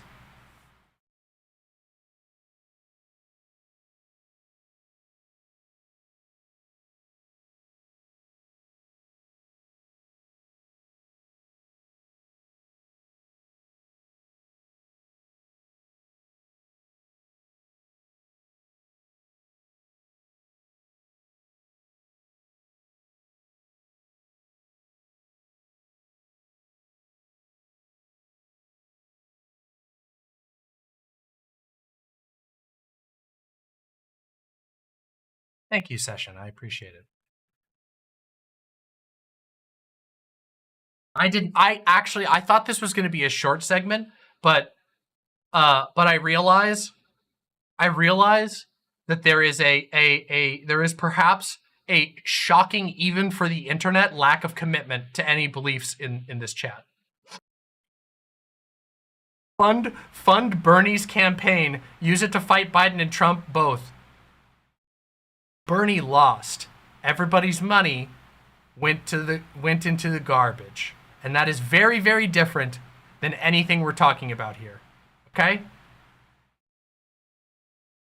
Nothing that I've said here is about being a perfect leftist. It's about a very simple line, which is, for as long as you are nodding to the orders of Lockheed Martin, for the time that you are nodding to the orders of Empire, until you stop, until you say, I can't handle this, you are a part of that machine. You are an active part of that machine. You are not being forced into it. You are not being chokeholded. You are an active part of that machine. Just the same as any of these other fucking people who make excuses for their crimes in the past. It's not even close. We're not even in the same galaxy as saying something like everybody works for a bad company, because that's true. We live in fucking capitalism, no doubt. But let's be real. There are absolutely candidates that are significantly worse in both outcome and in theory.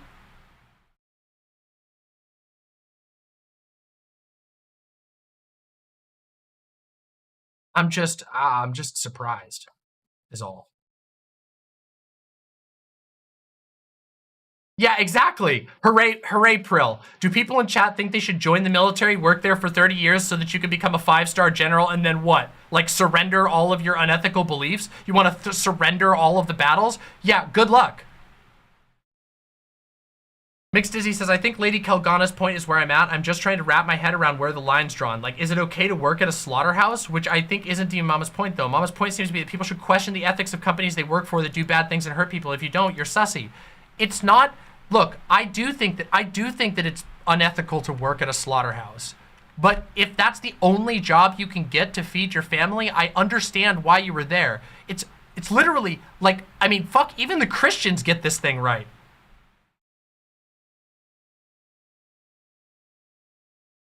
Like, even the Christians get this right. No one will blame a man who steals a loaf of bread when he is hungry. Obviously. Obviously, if you have no option. If you're like fucking Jesse Pinkman at the end of Breaking Bad, like literally chained to a meth station, but it's for Lockheed Martin, and you're being like tased to put missiles together. No one is gonna think that you're bad there. You're clearly the victim. But if you're sitting with your fucking engineering degree and Lockheed Martin comes up and writes you a fat check and says, "Hey, come work for us," that's called fucking selling out. That's called betraying your values so that you can get a nice little pinch of money for yourself. And that is bad, as it turns out. This is ridiculous. I have to call you out on this, Neo Israfil. I'm sorry, I'm gonna be a little firm on this. I know I'm calling out people in chat, but you guys came to chat. You can stop chatting if you want to, whatever. I fear this whole thing is being fueled by a sort of naivety and purity testing that has made the left lose for so long. You think the left is losing because we don't let it, because we criticize too many arms dealers? Like, what? What world do you live in?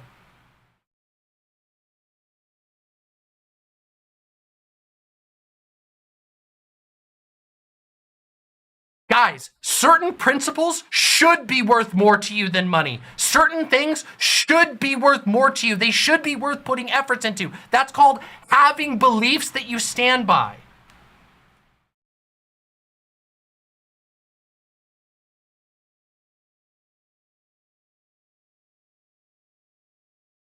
Okay, let me ask you something. Let's wipe the slate clean for a second, okay? Or almost clean. Let's clear off all of the extra noise. If this country goes full fash, okay? I'm talking Nazi Germany, okay? Next year, let's say Trump wins in 2024 and the camps open up. If you're not willing to take a pay cut to not work with the military-industrial complex making bombs to turn children into pink mist, how the fuck can anyone trust you to actually fucking resist that when it's hard? How can anybody, how should anybody, why would you trust yourself to stand up when it's not about money, when it could be your life on the line, when it could be dangerous? This is not dangerous. It's not dangerous to take a different job. It could be not beneficial. It could be less beneficial.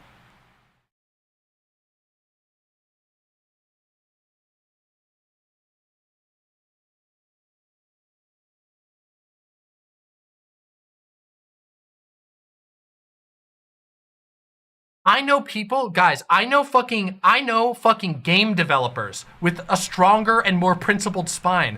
I know a whole bunch of game developers who refuse to go make things for companies like Facebook, who refuse to go help Facebook develop games because of what Facebook does spying on other people. That's 20 times the principle that these people have. And it's not because and that's because they're able to use their position to choose different jobs, and they choose to not go to the worst one. If you have a fucking engineering degree, there is definitely more work available to you than working at fucking Lockheed Martin or fucking Raytheon. And Lockheed is making bombs.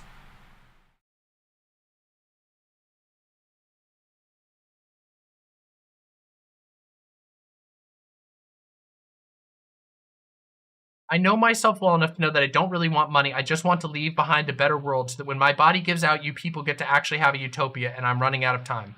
Okay. With all possible respect, you are blinded on this issue.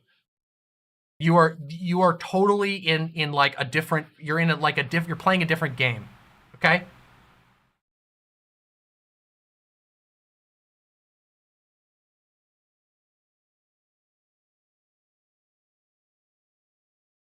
Utopia isn't going to happen, okay? Utopia doesn't happen.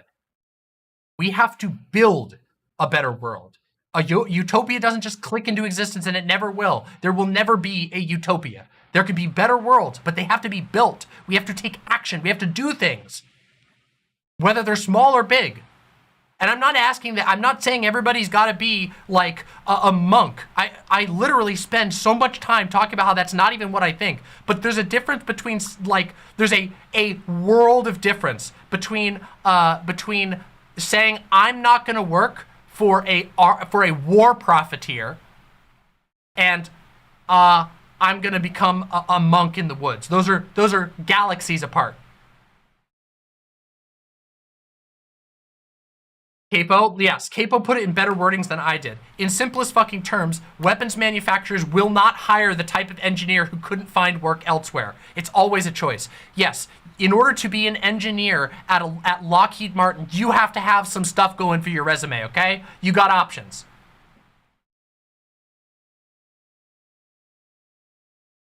Mad Lupine, I suggested we call each other comrade at the Lockheed luncheon. One step closer, my friends. Yes, comrade Lockheed CEO.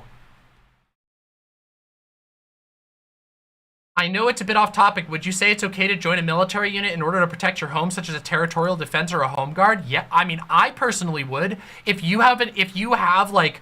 join up with a national militia because you have little to no choice in resisting an imperial incursion, you have no choice. You're literally on a life or death position. I would say you are making the right decision to fight against that.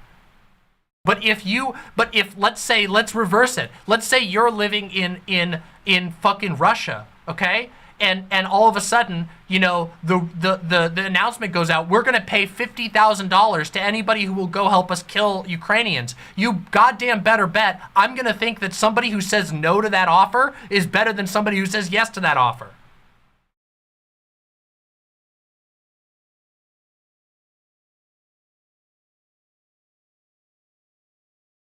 St. Helen says, how can I trust you to de-arrest me during a protest or not snitch on me when we're taken in by the FBI if I can't trust you to not blow up children for money? You clearly won't even take a small hit to your standard of living for the cause of ethical concern, so why would you risk torture, imprisonment, and death for the same thing?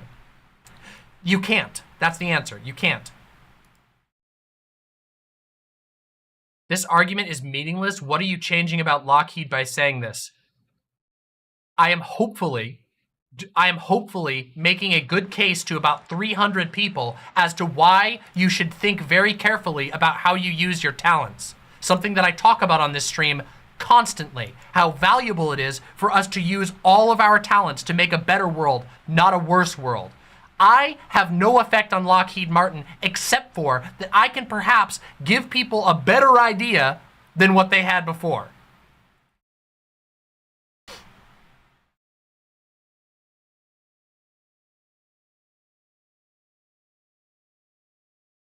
Yeah, I've heard that's the case. Yes, by the way, if you are here and having an interesting time, whether you're mad at me or not, please press the like button on YouTube or the dislike button. I don't really care. Press whichever one you want. And also subscribe to my channel because you'll have lots of fun on my channel. As you see, I yell a lot and we have a lot of interesting fun, okay? There you go.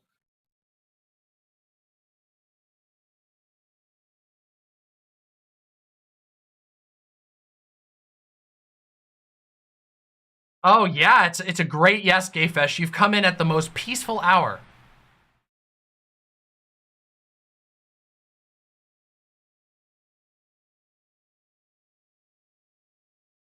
And yes, I don't know, when did it become our priority to change Lockheed for the better and not eliminate the need altogether for fucking defense contractors? For literal war profiteers, companies whose entire purpose is to design weapons to make money off of war, to make money off of death.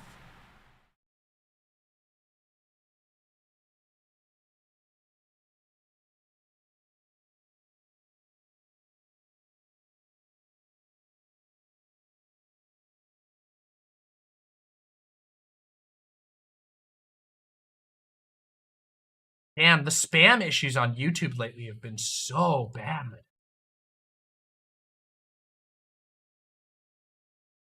The spam in this fucking YouTube chat is fucking wild.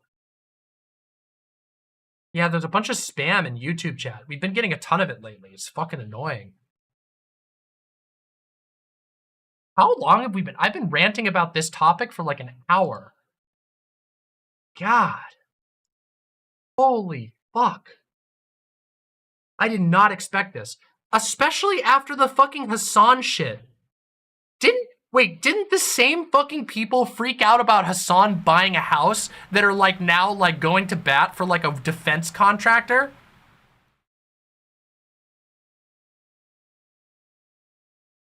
How do we do that without taking their power? How do you take the power of a fucking defense contractor? And let me tell you, the right answer is not work for them to personally enrich yourself.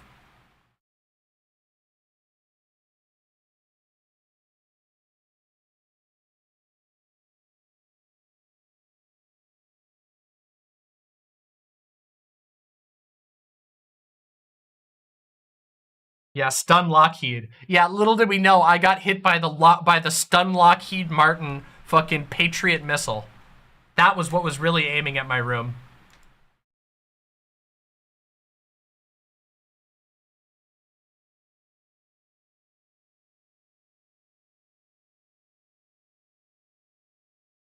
Hold on a second. I need a fucking drink. I need to pester my critter.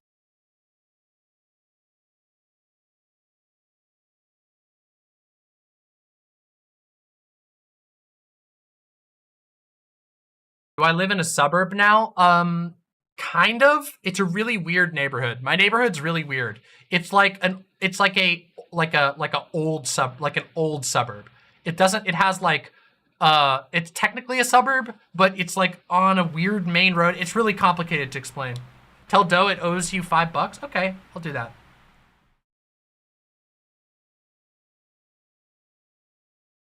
So, by the way, let me real quick. Let's just talk a little more about this. Hey, thank you. Wait, say hi to the stream. Come say hi. Here, let's have a breather moment. Let's have a fawn peace moment, okay? Come say hi. Look, it's fawn. Hi. Oh, there you go. Here, you can get under the mic. You're gonna be really loud now. Oh. Love you. Oh, you too.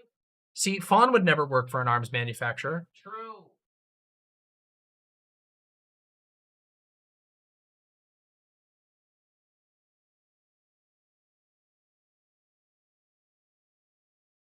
Please don't work for arms manufacturers. And please also, if you work for an arms manufacturer, don't be surprised if people don't trust you. If you're a store, if you're like a telecommunications agent on the literal Death Star, you might want to you should probably like kind of know your fucking place. You can kind of like think for a second and go, yeah, I took this job for whatever reason, but you know, maybe I should have a little self-awareness. This is not an unnuanced take. Your take is the unnuanced take. You're basically saying that nobody can criticize where you work and what you do at your place of work because everybody has to work somewhere shitty under capitalism. When in truth, there is all kinds of work that you can do under capitalism that is less harmful or just actually better, even if it has flaws. There are corporations in America, there are private corporations, charities, that do good things, even if they are still flawed because they participate in the commodity form and they participate in worker exploitation. Those companies are at least making a positive change. And there's tons of nonprofits you can work for. Tons!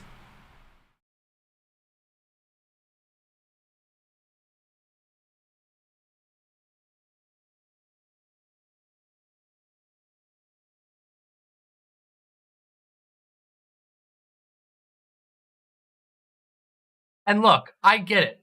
If you gotta work for fucking John Deere, because that's one of like 4 jobs that you had to choose from, work for John Deere before you work for fucking Raytheon. Work for John Deere before you work for the CIA. Holy shit. No, options are a lot less coercive than they're way more, your options as an engineer, your options as somebody who can get hired by Lockheed Martin your options are less severe than everybody else. Significantly.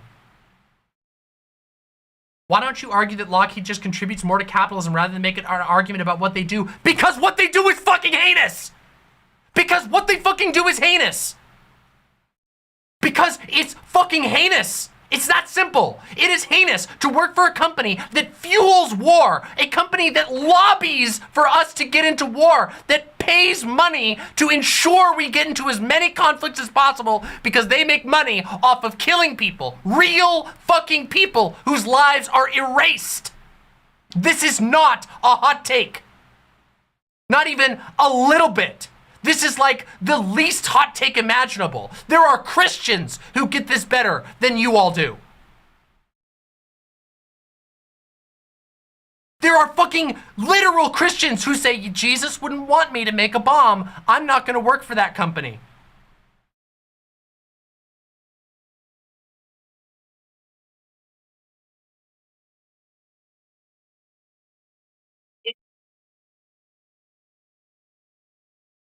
It's a moral argument.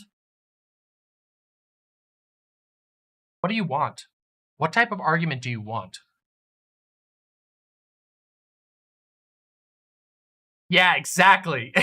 Yes, exactly, St. Helen. The true privileged people are the unemployed because they get to criticize your choice of employment without understanding how coercive employment is. Bazinga. Ah.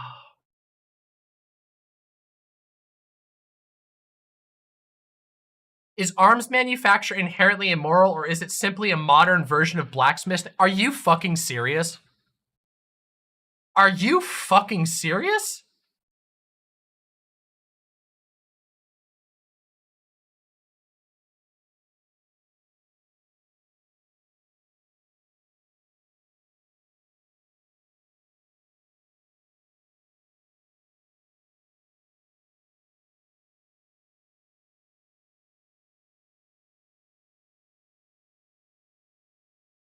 I was away for too long. I was away for too long.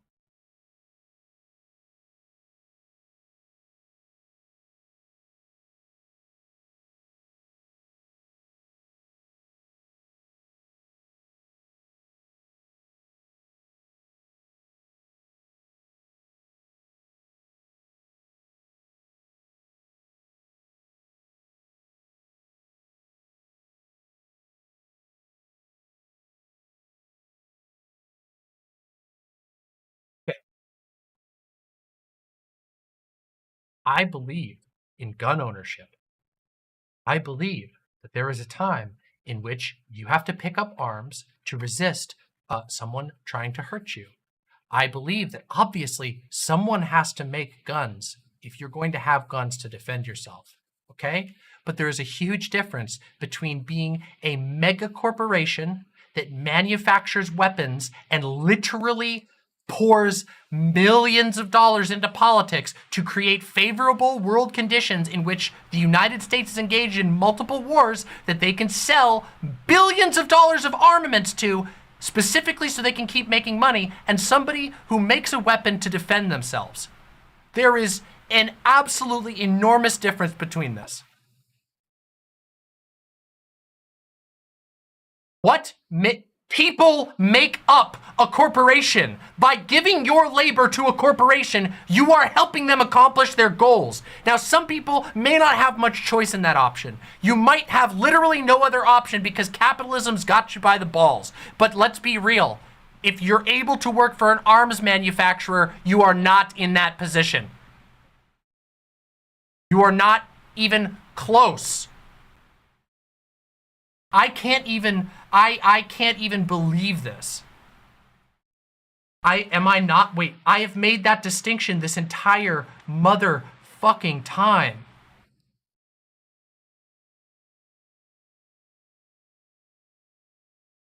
I see we have some glowing comrades here.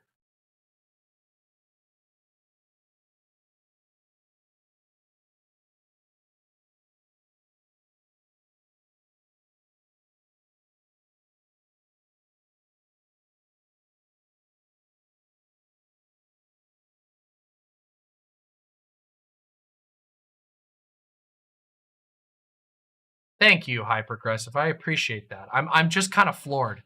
I don't think we're gonna agree with her, Pickle and Croissant, says Neo Israfil. I do think you can do good even if you're playing this game as a corpo. It isn't just nomads that get to do good and in New LA.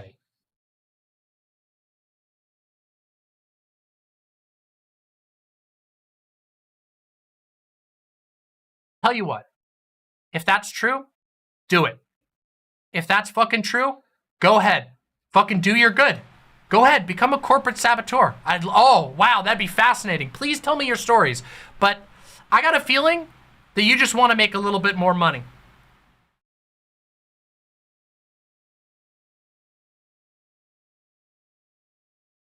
I'm just cringing right now. Pickle and Croissant, I disagree, but I think Demon Mama should learn more about the engineering field before critiquing every single person in it. I am not critiquing every single fucking person in the engineering field. I went to a fucking engineering school. Do you know how many of them took jobs with arms manufacturers?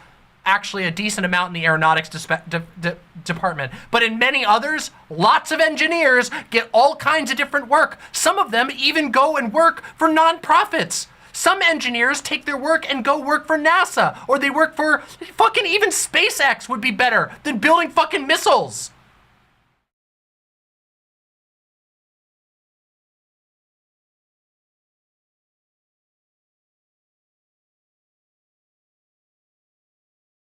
Yes, I hate engineers, everyone. You heard it here today, everybody.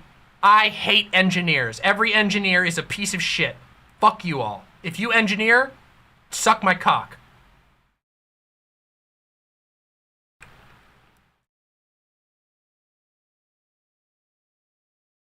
Although, actually, I don't know. Maybe I should be more discriminating towards engineers after what I've seen today. Because it seems to be mostly engineers that are getting mad about this.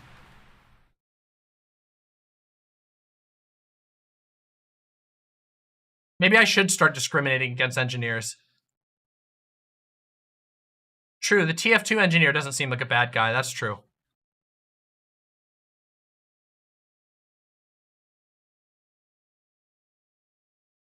This is pancakes and waffles, I know.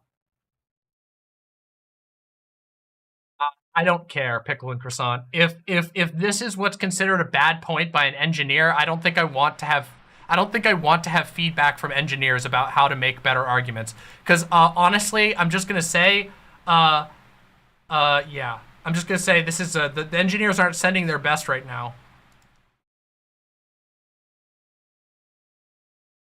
I can make twice my money if I go and blow up children for a living. I'm sorry. I don't feel bad for you if you need to like if this is how you like, if like laundering your reputation in like a Twitch chat is like the way that like you sleep at night, like I'd prefer it be elsewhere. Okay? No, of course not. Whatever. Like I don't care. It's chat dumb shit. It's people being dumb in chat. No, I'm not streaming on Twitch. You guys know what I mean. Fuck you. Oh, here comes the pedants. First it's the engineers, now it's the fucking grammar people.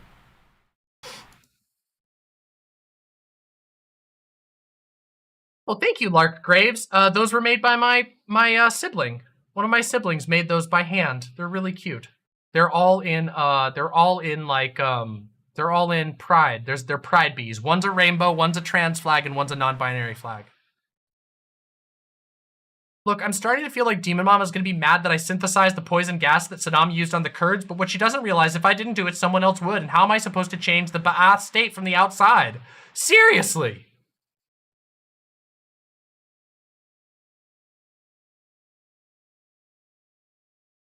Oh, come on!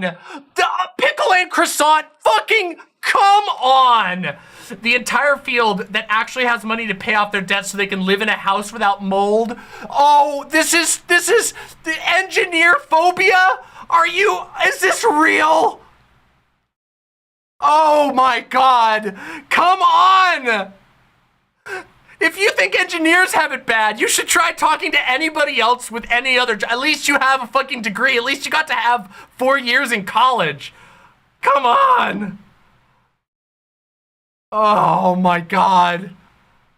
Oh. gonna die. Oh.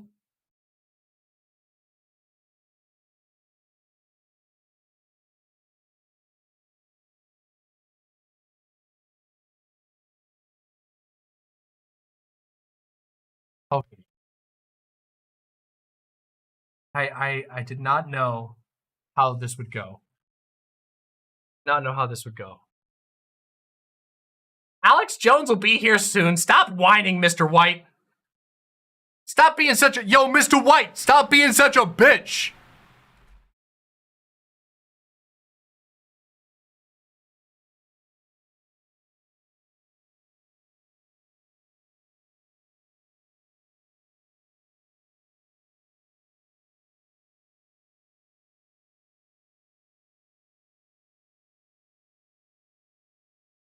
Gonna do the voice? The what voice? The Yo, Mr. White! I can't do that one.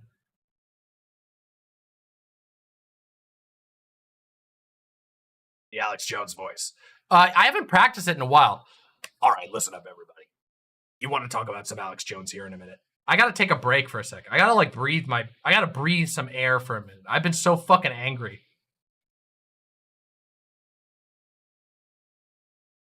Pickle and croissant, with all due respect, maybe your parents should have just made better personal choices. Oh no, I'm sorry. That was rude. That was mean. I sussed myself for that one. Okay.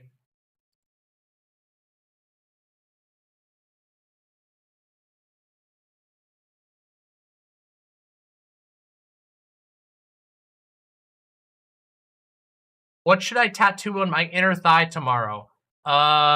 You could pull a fawn and put I heart anal. But I don't know if you heart anal.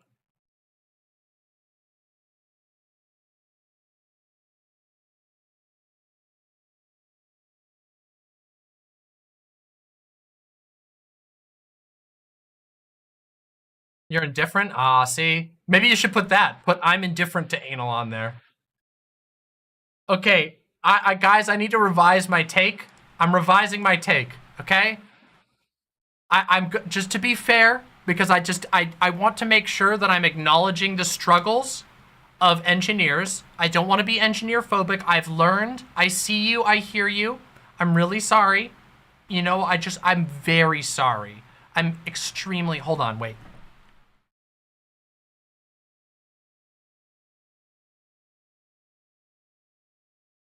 Very sorry. I'm going to offer an amended take now so that I don't hurt the feelings of the Lockheed Martin and Raytheon engineers in my audience who are currently doing leftist praxis by collecting their large checks for their job helping blow up children overseas. Don't be an engineer if you want to be a leftist, because engineers have it so hard. They're underpaid. They live in houses that sometimes have black mold, and the only option they have for work is to work for weapons manufacturers. So my amended take is, please do not become an engineer if you are a leftist, because as we know, engineering is only manufacturing missiles that blow up children. Thank you, and I'm very sorry. I'm very, very, very sorry.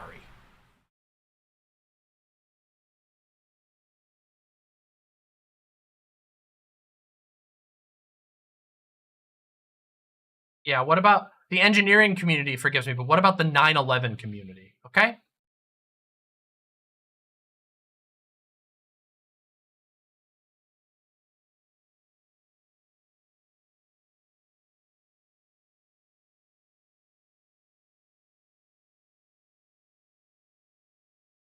Okay, everybody. Oh my God. Yeah, what about the like button community?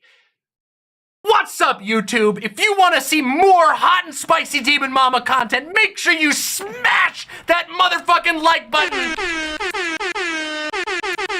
If you don't do it, I will have no other option but to go work marketing and PR for Lockheed Martin. That's right. It'll be, if you don't pay me now, if you don't like my stream now, I will have no option but to sell myself out as the first leftist streamer sponsored by Lockheed Martin. Let's do it. Come on, everybody. I don't want to see that happen. So you better make sure I'm making lots of money. Otherwise, I'll have no other choice but to live in comfort and in a mansion from my Lockheed Martin salary. All right, everybody. All right.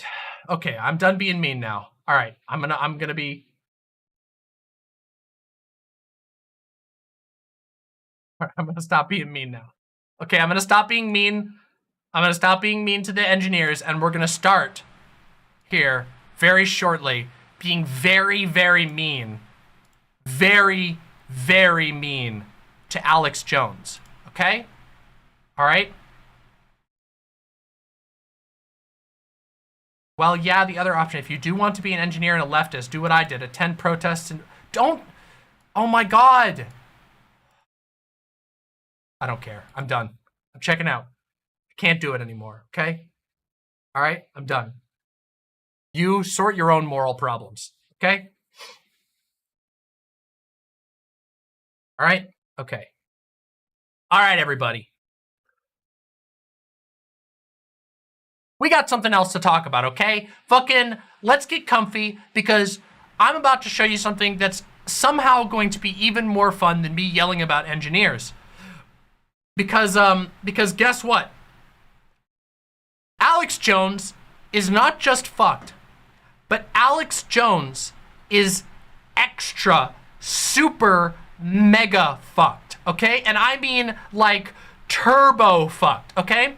So for those of you who don't know, Alex Jones is in a boatload of shit. You know Alex Jones, the guy who talks like this, and he goes, the goblins, the Democrat, the demon rats, Hillary Clinton is sending out an army of satanic goblins, and these goblins are gonna crawl into your house, and they're gonna have anal sex with you to turn you into a hypnotized femboy. That is Hillary Clinton's agenda. You understand? Do you understand me? That is the agenda of the Democrats. They are going to send the force feminizing goblins into your house. They are going to climb into your butts. They are going to force feminize you. You will look like a femboy. Do you understand? I don't care if you're a man, a woman, or whatever else is out there. I can't remember how many genders there are these days, but those goblins are coming for me, and you're going to be a femboy. Sorry, I lost myself there for a second. I lost myself there for a second. I'm very sorry. Alex Jones, that guy, you know, InfoWars, you know, the guy who was, you know, reporting from a right-wing perspective at Waco, you know, that kind of stuff. I know. Some of you, that was probably very arousing because the thought of a goblin crawling up your butt will make you turned on. I'm sorry. Once again, I apologize for those of you goblin fetishists out there. I get it. Goblins are very hot. I'm a big fan of goblins. Don't usually want them climbing up my butt, but that's okay, all right? Alex Jones has, over the years, been a sort of recurring nightmarish meme. And what I mean by that is that the dude is absolutely balls to the walls, a lying piece of shit in basically every way you can imagine. He just does conspiracy theory content constantly. He hawks very questionable quality nutritional supplements to his audience and propagates hate all over the country from one of the biggest conspiracy platforms in the world. And also, it turns out that Alex Jones spent just about the last decade or so spreading blatant misinformation about the fact that the Sandy Hook school shooting, which resulted in the deaths of, I think about a dozen children, if I remember correctly. I don't have all the details right in front of me. Let me just make sure I got this. I want to get these details correct. Sorry, 26 people, 20 children were between the ages of 6 and 7 years old, and then 6 adults, okay? So that was the event. Alex Jones has spent the last, let's see, that happened in 2012. So yeah, the last literal decade claiming that that was a hoax and that all of the parents who lost their children there were paid crisis actors. And as it turns out, some chickens have come home to roost for Mr. Alex Jones. Alex Jones is in a heap of trouble because even though he was able to weather criminal lawsuits, he has now lost one, and potentially, we will find out a little bit later today, two so far civil lawsuits, which find him liable for severe damages. I'm talking damages in the order of millions. The amount of harassment and personal endangerment that his platform inflicted on the survivors and the parents of the victims at Sandy Hook has been massive. And as it turns out, juries and judges are agreeing with the victims and arguing that his defense of free speech is bullshit because he was knowingly lying. Now, today we were given a particularly special treat because today one of the lawsuits brought against him, one of the civil cases brought against Alex Jones was live streamed and we got to see it. So for those of you who didn't catch it, we're gonna go through right now and see some of the best moments because today the judge declared that he was indeed liable. Now there's still a jury process as I understand it, so I'm not 100% sure if it looks like as of 3 hours ago, he fully conceded that the Sandy Hook attack was 100% real. So yeah, it looks like he's in a lot of trouble. So what I wanted to show you today was some of the best moments because let me tell you, we get to see in fucking real time this man's fucking brain explode, okay? If you can believe it, his lawyer accidentally sent all of his texts from the last 3 years to the plaintiffs of the case. I'm not kidding you. Literally all of his texts for the last 3 years. And if that sounds interesting, let me tell you what else. The January 6th Commission has subpoenaed those exact records. So not only was he shown for an ass live in court, unbeknownst to him, because he didn't realize that those texts had been sent to the opposition, but also the federal government has already jumped on it. So when I say that Alex Jones is in a fucking stinky position, he's in a stinky position. Alex Jones is in big motherfucking trouble. So you might go, oh, well, you know, okay, so how surprised could he be? Well, I want you to think about this. This is a guy who's been dodging by a hair going to prison. This is a guy who has been dodging by a hair on the thinnest defenses you could possibly imagine any sort of criminal case. And now all of his texts for the last 3 years, including his texts around January 6th, have been made available to the feds. And he found that part out in real fucking time. So, without any further ado, let's fucking tune in, shall we? Here, let me get the one with the context, okay? Here we go. Couple of minutes lead up to the point where he really starts. Yeah, here we go. And by the way, giant shout out to my team researcher and our lead mod, Silent. Thank you very, very much. We are gonna watch a good chunk of this little trial together because let me tell you, does he cry? I don't want to spoil, okay? Let me just say, this is gonna go down in history as one of the most legendary reveals possible, okay? Let's watch. The things you did say, though, that were quoted from you, that you wanted to repeat to your audience, because they had done such a good job of Oh, that audio might be a little too loud. Let me turn that down. All right, here we go. covering you, was also that the police were eating their food inside of the school in the crime scene, right? You remember that? I don't remember. You don't remember what we just watched 10 minutes ago? I missed that part. Okay. Do you remember them talking about the FBI crime stats saying no one killed in Sandy Hook that you read in that 2017? That was the headlines, yes. What headlines? So,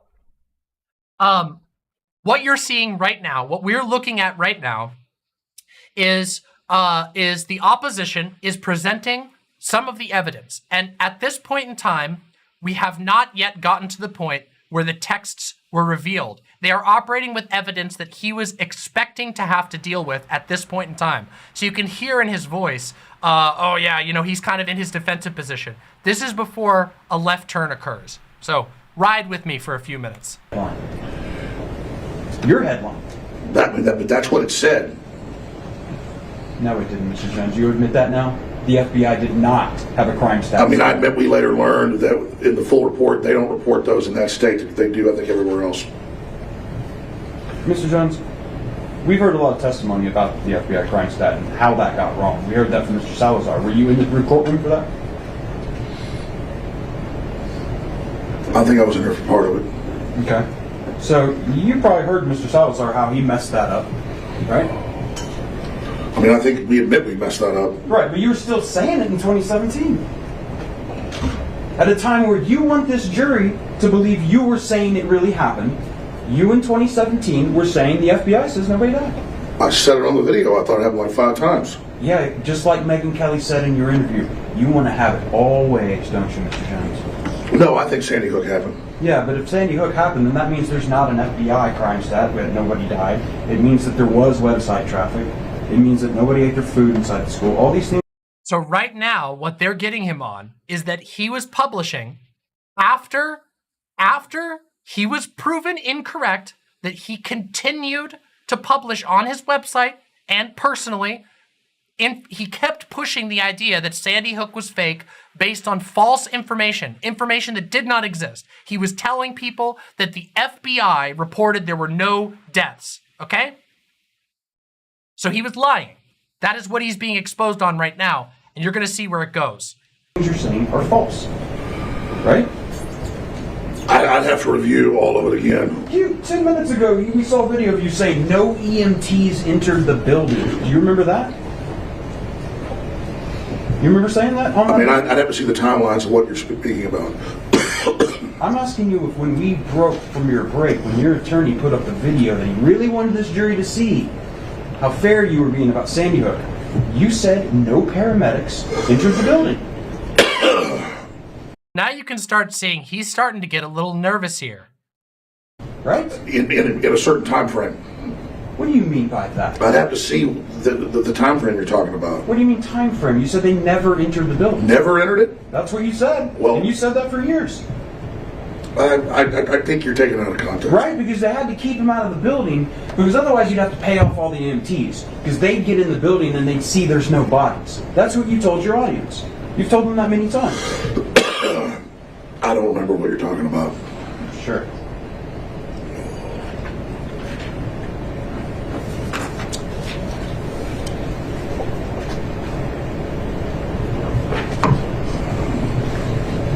One of the things you talked about yesterday is you complied with discovery, right?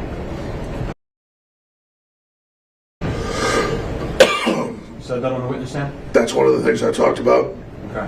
One of the things that you were ordered to do in this lawsuit, you were Listen closely, everybody. to turn over any text messages mentioning Sandy Hook, right? Yes. And you didn't have it.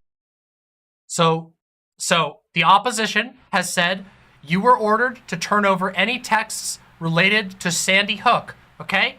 Watch. Right? Not that we could find. And you in fact told me in your testimony, sworn testimony before coming to this courtroom, you searched, right? I did. Okay.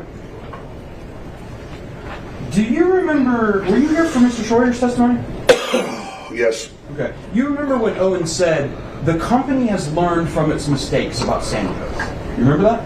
Oh, I did hear him say that. You agree with that? Yeah, we've certainly learned from our mistakes, got a lot better. Okay. Mr. Jones, I'd like to show you what's been marked as Plaintiff's Exhibit 130. You've got it upside down.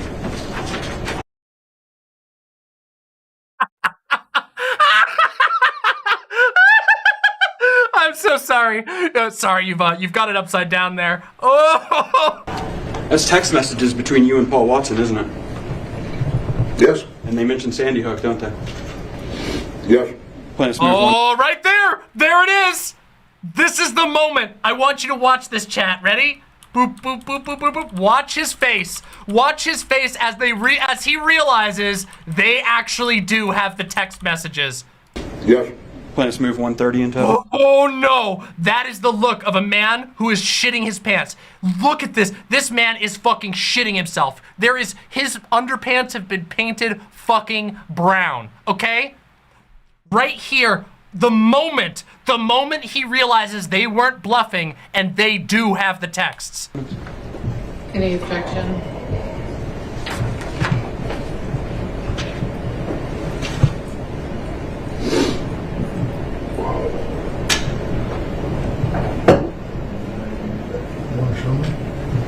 What's that? Show you where what? Plaintiff's 130 is admitted. Can you bring 134? Oh, there you hear it. The judge admitted the evidence. Oh!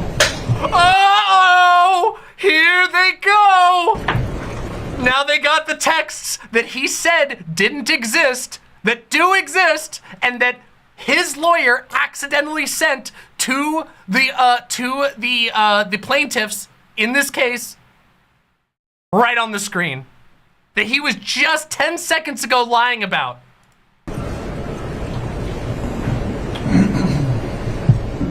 Let's zoom in on the little article up in the corner, please.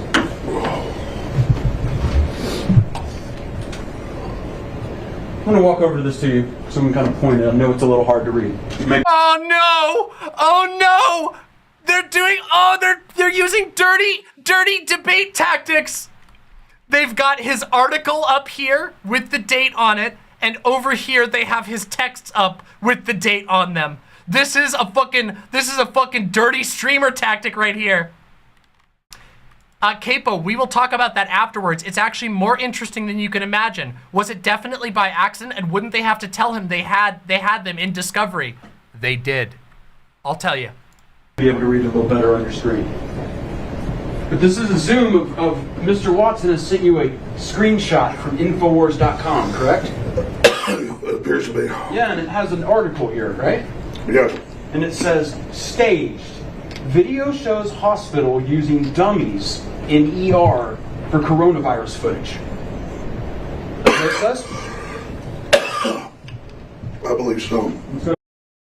Boom, boom. Alex Jones, do you need to go to the fucking hospital, bro? Bro, he's turning fucking red. This is redder than he ever gets in his rants, and we've seen a lot of jokes. He's fucking redder than my backdrop right now. This motherfucker's a fucking Bob the Tomato. He looks like the fucking Keck D. The first message from Mr. Watson.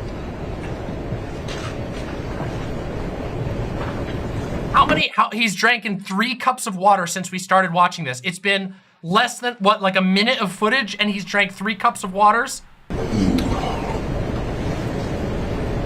Read along with me, Mr. Jones. He says, this is a video. Sorry, excuse me 1 second. No problem, take your time. Oh, You ready? yeah, this, you may not think it's a problem, but it's a real one. Sure. Just give me a second. Okay. Saying that your cough definitely isn't fake when you're coughing over all of the audio, that is the worst thing you can do. It's literally like, oh my God, it's that moment. Have y'all ever seen that moment of Always Sunny? Hold on. It's the one where it's the one where Frank, let me see. Let me get the image. It's this. This is the one. It's right here.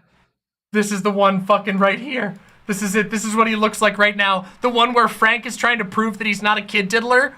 And he's just like, I don't diddle kids. I don't diddle kids. I don't diddle kids. That one? Is this not exactly what's happening? No, I'm sorry, you may think I'm faking this cough, but I'm telling you, it's real. I'm not freaking out. Do not write in the paper that I'm freaking out.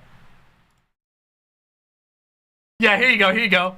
I didn't realize it was even a conversation. I always assumed we would be heavily involved. This is bad. This is the bit right here. We gotta definitely write a song about how we do not diddle kids. Right there, that's the fucking one. We gotta write a song about how we don't diddle kids. We gotta write a song about how I'm not fucked. All right, go ahead.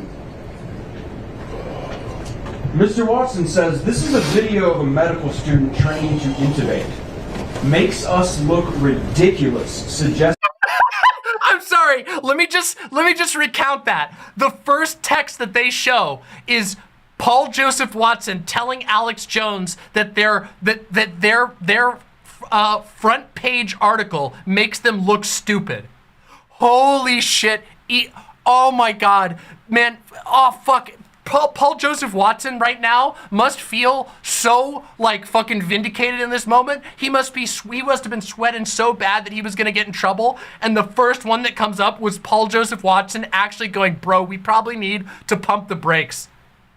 Holy shit, I know, the lowest bar. Oh my fucking God. This means COVID is fake. Sandy Hook all over again. Oh no! Look at it! He knows he's fucked! He sees this text and he knows he's fucked! He's fucking... This is the... Oh! God, it's so perfect! It's... Oh my God, I can't handle it. I can't fucking do it! Look at this shit! Look at this guy's motherfucking face! He's like, oh shit, they got me, bro! I'm fucked! Read that correctly? Yes. Go to the next message.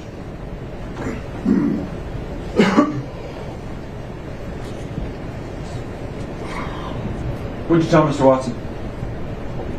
I get it. Mr. Jones, it's true that this article is right now live on Infowars.com. I can pull it up, right? No! He never even took down the article! Oh, I didn't even know that part! He did...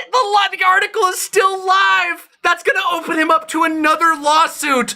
Oh my fucking God. So he knows in this moment, can I just take a second? I gotta take a second, okay?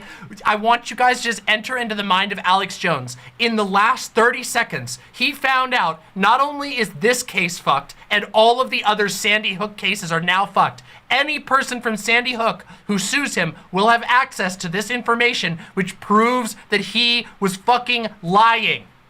Secondly, it also opens him up to coronavirus hoax lawsuits and the federal government investigation of the January 6th. In this moment, he knows he is triplicately fucked. All of the brain force in his body just blasted out of his asshole and is currently burning a hole in the rug, okay? I am just telling you, this is a rare moment. We never get to see this level of schadenfreude live, okay? Holy fucking shit. This is a guy realizing that his career is fucking done. He's done.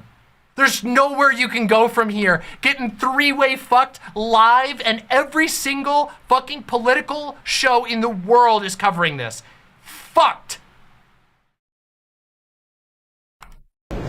I've never seen this text message. I guess you guys got Paul's. My phone didn't save him. So that's...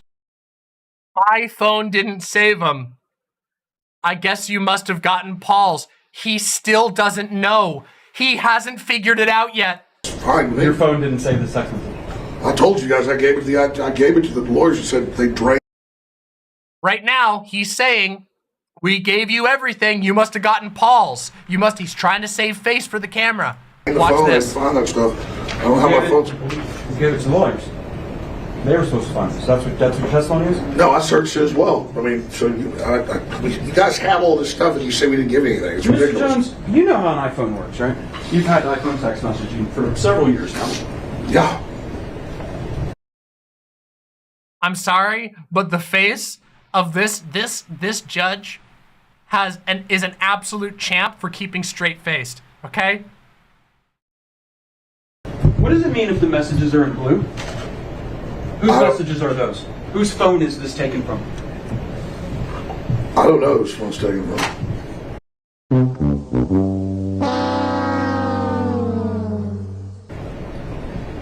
I mean, I turned the phone over and said, take the stuff off. Can I have you look in the very bottom below the very bottom left corner.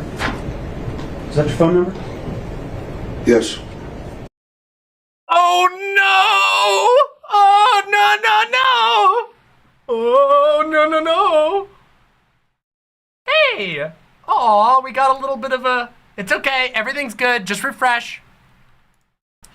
Refresh. YouTube hiccup. It was YouTube side. Don't worry. We're all good. Don't worry. Just refresh it. So you did get my text messages. And it said you didn't. Nice trick. It's just not- Yes, Mr. Jones. Oh. Indeed. I'm sorry. I have to hear that again. Please listen closely, my lovely imps. Please listen to this. Nice trick. It's just not- Yes, Mr. Jones.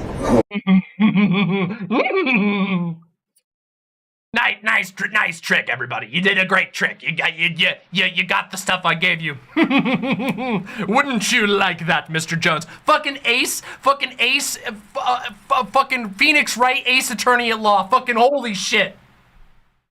Oh yes, don't you worry. This is gonna be an upload. You know this shit's going up. We're getting this shit up ASAP. This is the best fucking shit around. Gold, fucking gold to see this piece of shit fucking slapped in the face. Us finally, for once in his goddamn life, having to have a taste of what it feels like to have justice, to have fairness, paying a consequence for your fucking actions.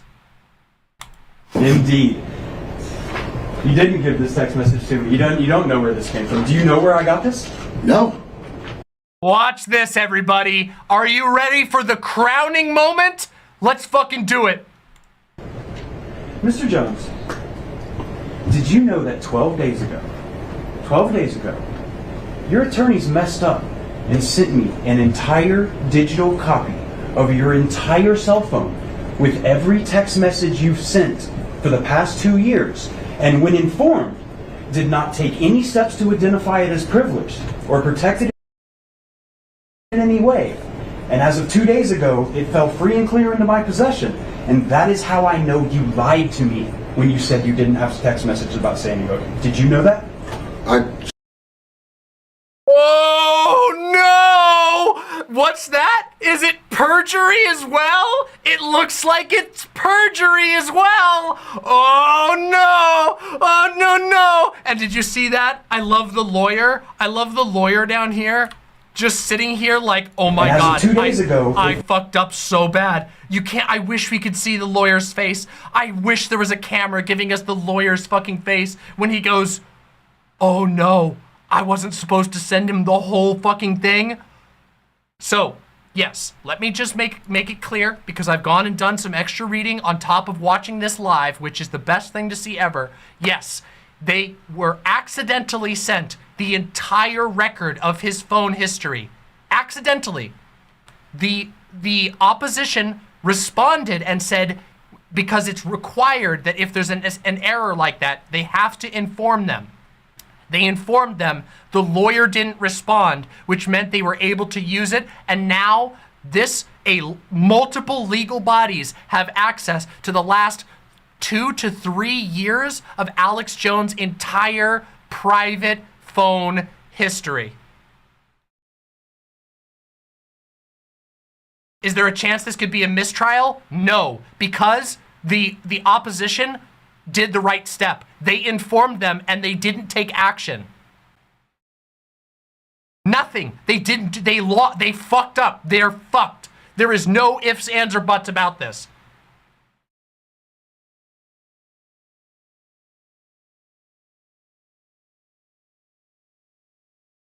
Fell free and clear into my possession.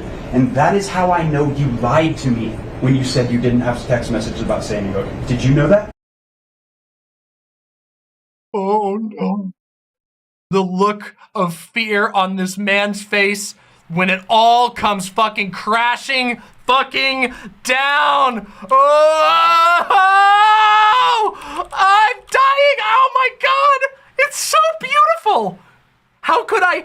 It doesn't get more beautiful than this, okay? We get to see the moment that Alex Jones fucking drops essentially, metaphorically drops dead live on fucking TV. I told you the truth. This is your Perry Mason moment. I gave them my phone, and then Mr. Jones, you need to answer the question. No, Did you know this happened? Oh no! The judge knows that there's no more room for bullshit. Mr. Jones, you need to answer the question. no, I didn't know this happened. But I mean, I told you I gave them the phone over. Does this look like a man who's telling the truth, chat? My lovely chat, does this look like a truth-telling man? I don't think so. But just And answer you the said, question. you said in your deposition, you searched your phone. You said you pulled down the text, did the search function for Sandy Hook. We just watched him say that. We watched him confess to that live. He said, I searched it. And now we know that he not only lied about searching his phone, he not only lied about like trying to pull stuff about Sandy Hook, but he's been lying this whole time. The entire time, the opposition legal team has been sitting there letting him fucking dig himself deeper and deeper and deeper with all of the lies. And they had the truth right there for this fucking moment. That's what you said, Mr. Jones, correct? And I had several different phones with this number, but I did, yeah. Well, of course. I mean, that's why you got it. No, Mr. Jones, that's not what happened. My lawyer sent it to you, but I'm hiding it. Okay. Mr. Jones? Mr. Jones.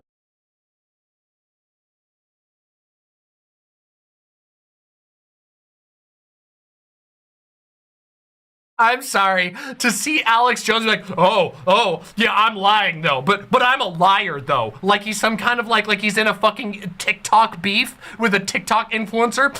You're gonna call me a liar? You have my text that I just lied about, but you're calling me a liar? You're a lawyer and you're calling me a liar? Oh my God. Oh, I can't even believe it. I can't fucking believe it. Holy shit, this guy, he has nothing. He has no fucking clue. He's floundering like crazy. I love it. Please just answer questions. There's no question. Mr. Bankston also only asks questions. Sure. Mr. Jones, in discovery, you were asked, do you have Sandy Hook text messages on your phone? And you said no, correct? You said that under oath. Answer carefully. Answer carefully, Mr. Jones. If you say no, and there's video evidence of you saying elsewhere, you're even more fucked. But if you say yes, you have just confessed to perjury. No matter what he says here, he is fucked. Fucked. Mr. Jones, didn't you? I mean, if I was mistaken, I was mistaken, but you got the messages right there. You know what perjury is, right? I just want to make sure you know before we go any further. You know what it is. You know what perjury is, Mr. Jones. You know what it is before we go any further?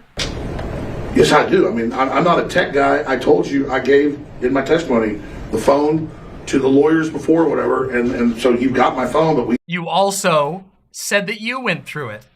Big whoopsie. we didn't give it to you. No, Mr. Jones. One more time. And please remember, if you need to assert the Fifth Amendment, you can. I need to know that you can do that. But you testified under oath. This lawyer just read him his Miranda rights.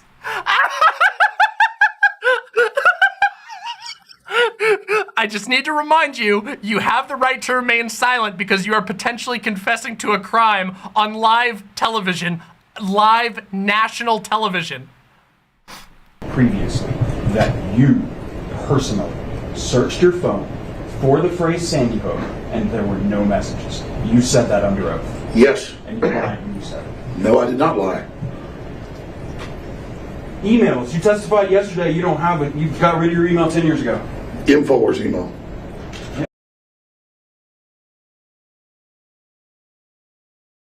Hello, Alan. This is your lawyer speaking. I am advising you today to keep please posting this shit. It's fucking true! Oh, so now it's InfoWars. You do use email though, don't you? Not. It's like household stuff and things like that. But So it's... I don't personally send emails. Sure. My assistant does, and it's for like, broken sprinklers or whatever. Okay. So you don't He uses the InfoWars email. He uses the InfoWars email for emails about his sprinkler. Do you think he might be fucking lying even more? Do you think he might be trying to find a way to get to the end of this segment so he can go take a giant fucking wet shit in the bathroom in which all of his guts dump out of his asshole because he's so fucking nervous? This dude is sweating his organs out right now. have emails about Sandy Hook. You don't have emails about this case. You got hundreds of thousands of our emails. None from you. And I didn't get hundreds of thousands of emails. Most of those, in fact, you would agree with me, nearly every email you've produced to me outside of maybe 100 are emails of Wolfgang Halbig and Jim Fetzer. Because they sent you thousands of emails, right? I mean, I quit opening email and using it before Sandy Hook. Okay. So you in other words, if somebody was to tell me, oh, I have emails from Mr. Jones that he wrote about this case in the past couple of years. Oh, no, it's about to get worse.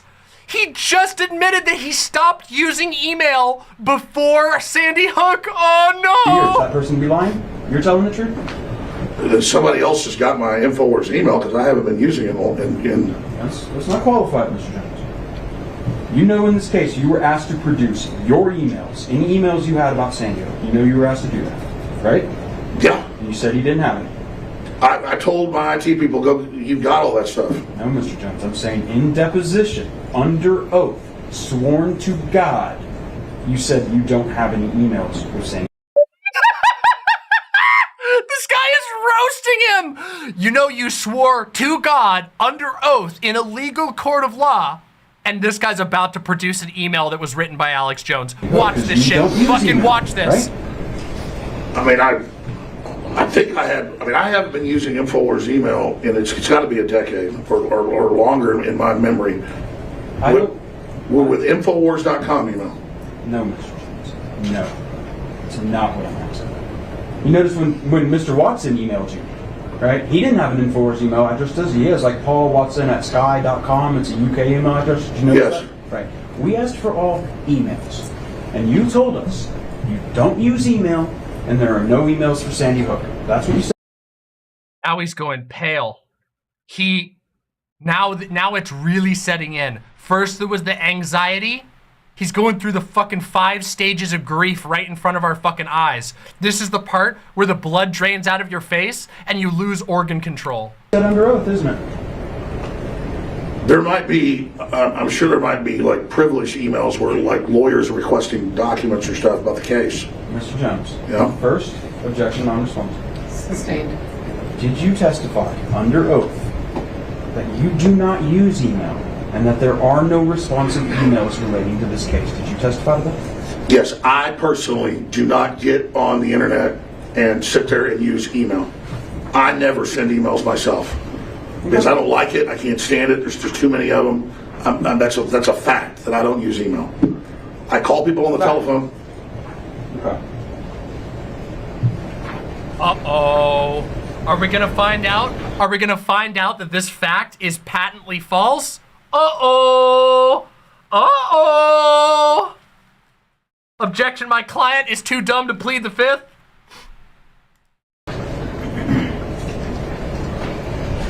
Your Honor. Excuse me. Mr. Jones. I'd like to show you this document. Is that your email address? Yes. Did you write an email?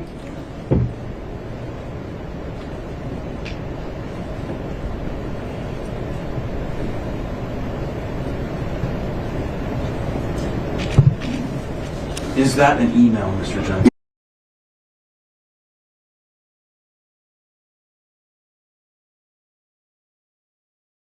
Oh, God. Oh, the pain. Oh,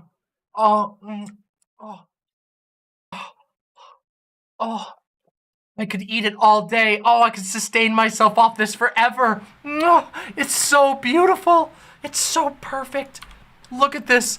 Oh. Yes. Okay. Thank you, Mr. Jones. So I'm not reading it. This is from Have you listened to Knowledge Fights coverage? I haven't. No, I could take a look at it. Oh my God. What's this have to do with Sandy Hook? I'm not asking you a question other than that's an email you sent. Let's start there. Can you do that? Can you say that's an email you sent? I must have dictated that to my assistant. Okay, so there are, you would agree with me. Oh no. Oh no. That's not the defense you think it is, buddy. That's not the fucking, oh God. There are emails, you got a little thing, I'm done with that. There are emails that you've sent to your lawyers, your staff, and others concerning your business operations that we requested for, Sandy Hook, other topics that have been requested in this lawsuit, like Zero Hedge. You'd agree those emails, they exist. Do you agree to that or not? I've dictated emails to people, and you guys have gone and gotten other people to give you their emails. But that is my personal email that I use for personal stuff. Has nothing to do with Sandy Hook, unless lawyers have sent me emails there that my assistant prints off for me. You talked yesterday about prepackaged food. You remember that? You know what I'm talking about? No. You don't remember yesterday testifying about selling prepackaged food? Oh, yes. And you sell these, some of them come in tubs that you could, for instance, like store for a long time in case something horrible happens, right? Yes. Okay. And in fact, you talk about that's one of your big items. That's a big deal type thing on info. Right now, he's going, oh no, what else do they have me on? What else did they find in my emails? Oh my God, did they find out about insert fraud here? He's like, oh God, what's this? What did they get me on? What have they got me on now? Sure. Okay. And you also talked about how it's a tough business in a lot of ways because you only have about a 20% profit margin on the sale of food. Said about 20 to 40, yes. Okay. So, for instance, for every $100,000 in sales. Yeah, Rhodes brings up from chat, notice his cough is all of a sudden better. He's not coughing anymore. Yeah, it looks like you can't cough your way through this. Food. That means you're profiting $20,000, maybe even up to $40,000. Yes. Okay. I'll show you another document, Mr. Jones. This has been marked as Plaintiff's Exhibit 132. Do you see that? Yes. Those are text messages of Tim Fruget, the operations manager of InfoWars, right? Yes. And we requested information about your revenues in this case. You remember that? Yes. Didn't give us this, did you? There's a lot of stuff. I mean. Yeah, you didn't even look through your text messages, Mr. Jones. You hid it, right? Correct? No. Okay. I gave it. Oh my To God. the lawyers. That's why you have it. That's not. I mean, this is ridiculous. Plaintiff's Exhibit 132. Are you moving to admit it? Yes. Can we? No. Yes. I'm sorry. Can we move to admit Plaintiff's 132 at this time? Any objection?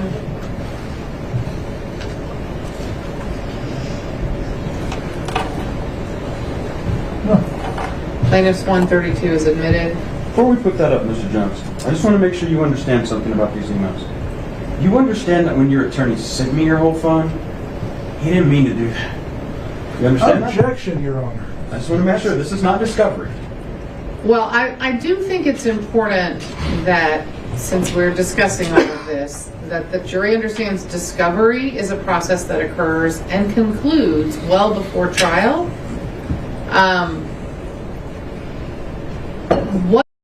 This is the judge. This is the judge in as neutral terms as possible, informing everyone that there is no possible way that this is a mistrial. That's what she's saying here. She's saying discovery concludes before the trial, and they had time to review, and they didn't. They fucked up. They lied. What the lawyers say isn't evidence, so we don't know whether it was on accident or on purpose, because we don't have evidence about that. But what we do know is that it wasn't properly turned over when it should have been. What she just said is, well, technically we don't know if the lawyer fucked up, but what we do know is that they didn't give it to us when they were supposed to, that's worse. That's worse. There's no question, Mr. Jones. Yeah. So you need to ask a question that does not cause for speculation. And even if Mr. Jones does know, he would have gotten that information from Mr. Reynal, his attorney, and so it would be protected, most likely. Most likely. Mr. Jones, you know what Bates numbers are, right? We've talked about the main. I believe that's these. No, you're talking about an exhibit sticker. Okay. Yeah. Remember, we've talked in deposition before that there are Bates numbers on the bottoms of documents that your company produces for this lawsuit, and they start with FSSTX, and then they have a long number after it. Okay. No Bates number on this, is there? But it was, I gave it to the lawyers, like I told you, at the start of this testimony. Mr. Jones, Yeah. Mr. Jones, I know it's hard, but I know you can do it. All right. The question I know it's hard, but I know you can fucking. I can't. That's so good. Oh my god. It's so satisfying to see fucking serial liars get fucking exposed like this. And they have to. It always ends like this. For people who are this dishonest, it always ends like this. It always ends with people literally talking to you like you're a toddler because you can't stop lying. You can never take the L. Oh my god. There's no Bates number on this document. No, there's is not. there? Thank you. And please don't interrupt me or the lawyers. Let's display 132. Well, I imagine it's because he's interrupted a lot. I've seen a lot of clips of this, and he interrupts the judge a lot. This judge is doing her fucking damnedest to try and stay cool when this guy is just lying to everyone's face. Let's go to the last two messages. Can you pull those up?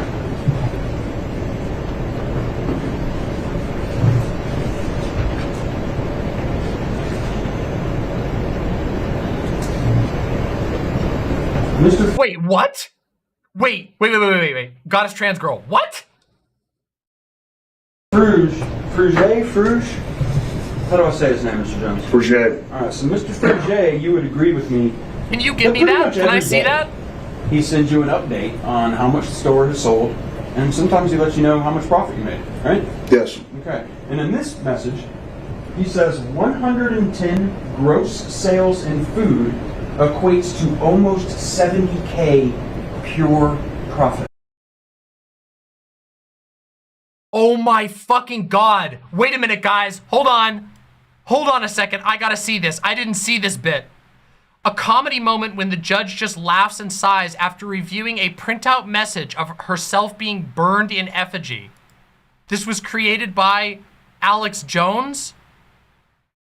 His bumbling would be funnier if he hadn't been trying to incite violence against the judge. Oh my fucking god. What is the legal objection? 401, 403. So here's Alex Jones' lawyer trying to object to showing the image. Can I see it, please? Yes, you may, Your Honor.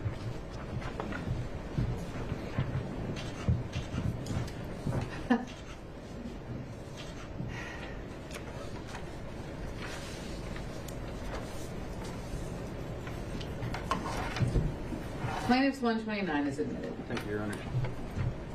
Can you display them? Oh my god! There it is! There it fucking is! It's literally an image of the judge getting burnt alive! Oh no! Oh my fucking god! Thank you! Okay, goddess trans girl. Oh my fucking god. Oh my fucking god. Thank you. I did not know about this. Thank you so fucking much for that. I missed this bit. This is so fucking amazing. You literally fucking can't. Oh my god. Oh my god, you can't make this shit up. It's so good. Oh, we've been given a gift, my lovely imps. We've been given a gift. The person on the left of this image is our judge, correct? Yes. The person on the right is another judge you don't like, right? Yes. Okay. What is the legal objection? Cutter Bunny, you missed that the plaintiffs in this case, the opposition to Alex Jones, submitted an image that he released on his fucking website, an image that they found on his phone in which the judge in this case was depicted as being burned on fire. Literally a burning effigy of the judge, which they found on his phone. 401, 403. Can I see it, please? Yes, you may, Your Honor. This is it. This is where they show it to you. There you go. Shit. Okay, everybody. Okay. That is, I can't even fucking believe it. I can't believe it. Did we stumble into the good timeline? Apparently so. The moment of the judge seeing this fucking childish bullshit. Oh my fucking God. That's what he told you. That's what that says, and that's not what it does. So this, I have a question about it. So. Okay. Can we go up to the... Yeah, hey, Mr. Jones? Did you respond with a question? I don't know. Let's Did you respond to the question? I don't know. yeah, that one.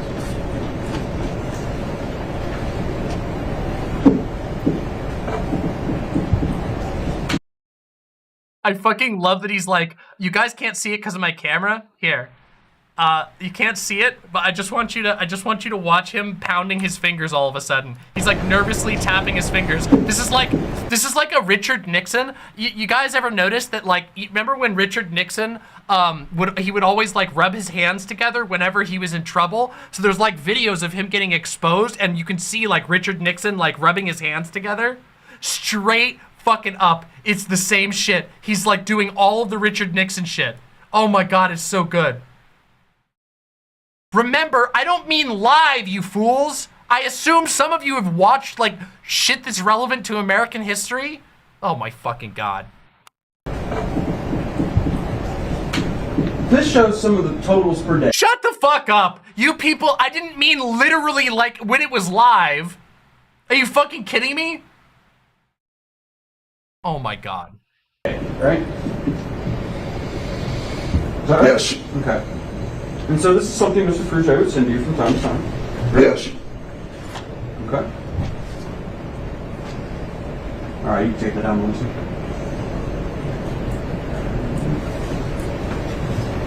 I think it's clear, would you agree with me, to everyone in this courtroom, that the statement that you only get 20% or 40% profit margin on food was not true? No, I can bring those numbers in here and show you that. Well, I asked you for those numbers. I asked you for those numbers, and I didn't get them, and instead now I have this text message that says something... Oh no! He also lied? He also lied about the profits he's making on food, and they confirmed it with the same texts! Dude, he's so fucked! That's a fourth way he's fucked! Oh my God! He's so fucked! Totally different. Do you think, in those circumstances, anyone should believe a word you say? I'm confused by that because that's not the margin on it. I wish that was the margin.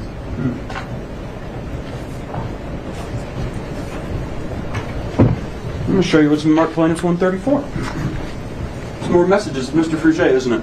Oh no! Not only is there just one text, he can't even play it off like it's a fluke. They found multiple statements. Oh my fucking God!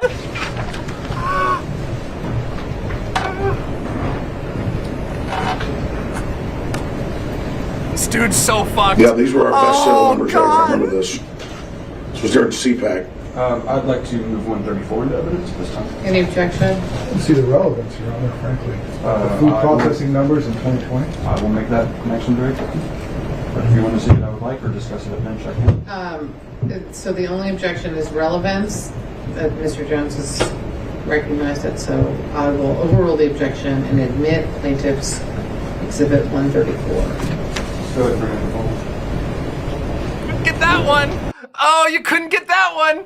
Once again, notice that the judge said that because Alex commented on it and the lawyer didn't object earlier, they're gonna get to continue with this line of questioning. This dude is literally fucking himself at every single step.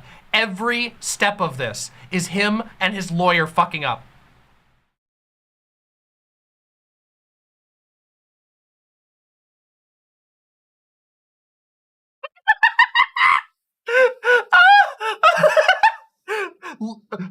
Alex Jones on why he didn't do so good in court. Look, here's the thing. Fine.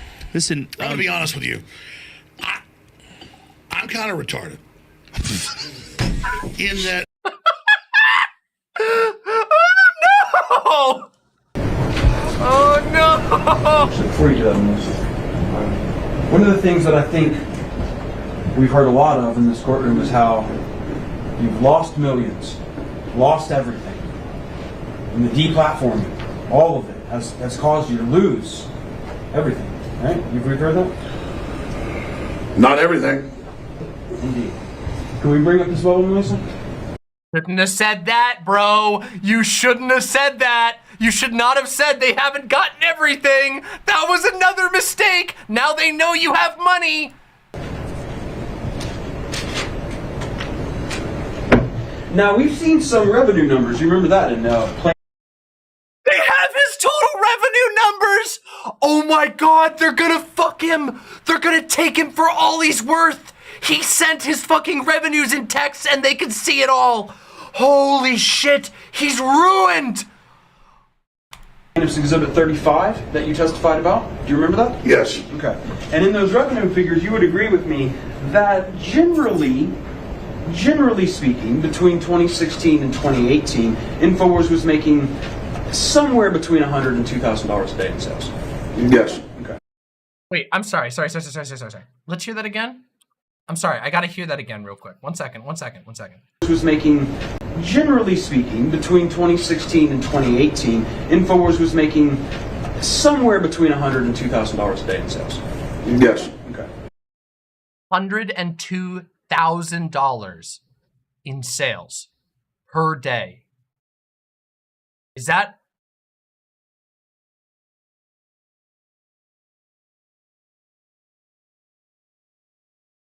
Holy fuck. Somewhere between $100,000 and $200,000 per day. I don't think it's I don't think it's between $100 and $2,000. I think it's between $100,000 and $200,000 is what was that was. Fun. Well, okay, $102,000. No, like, yes. I think what this means is $100,000 to $200,000. Hold on, let's see. Hold on. We can get clarification.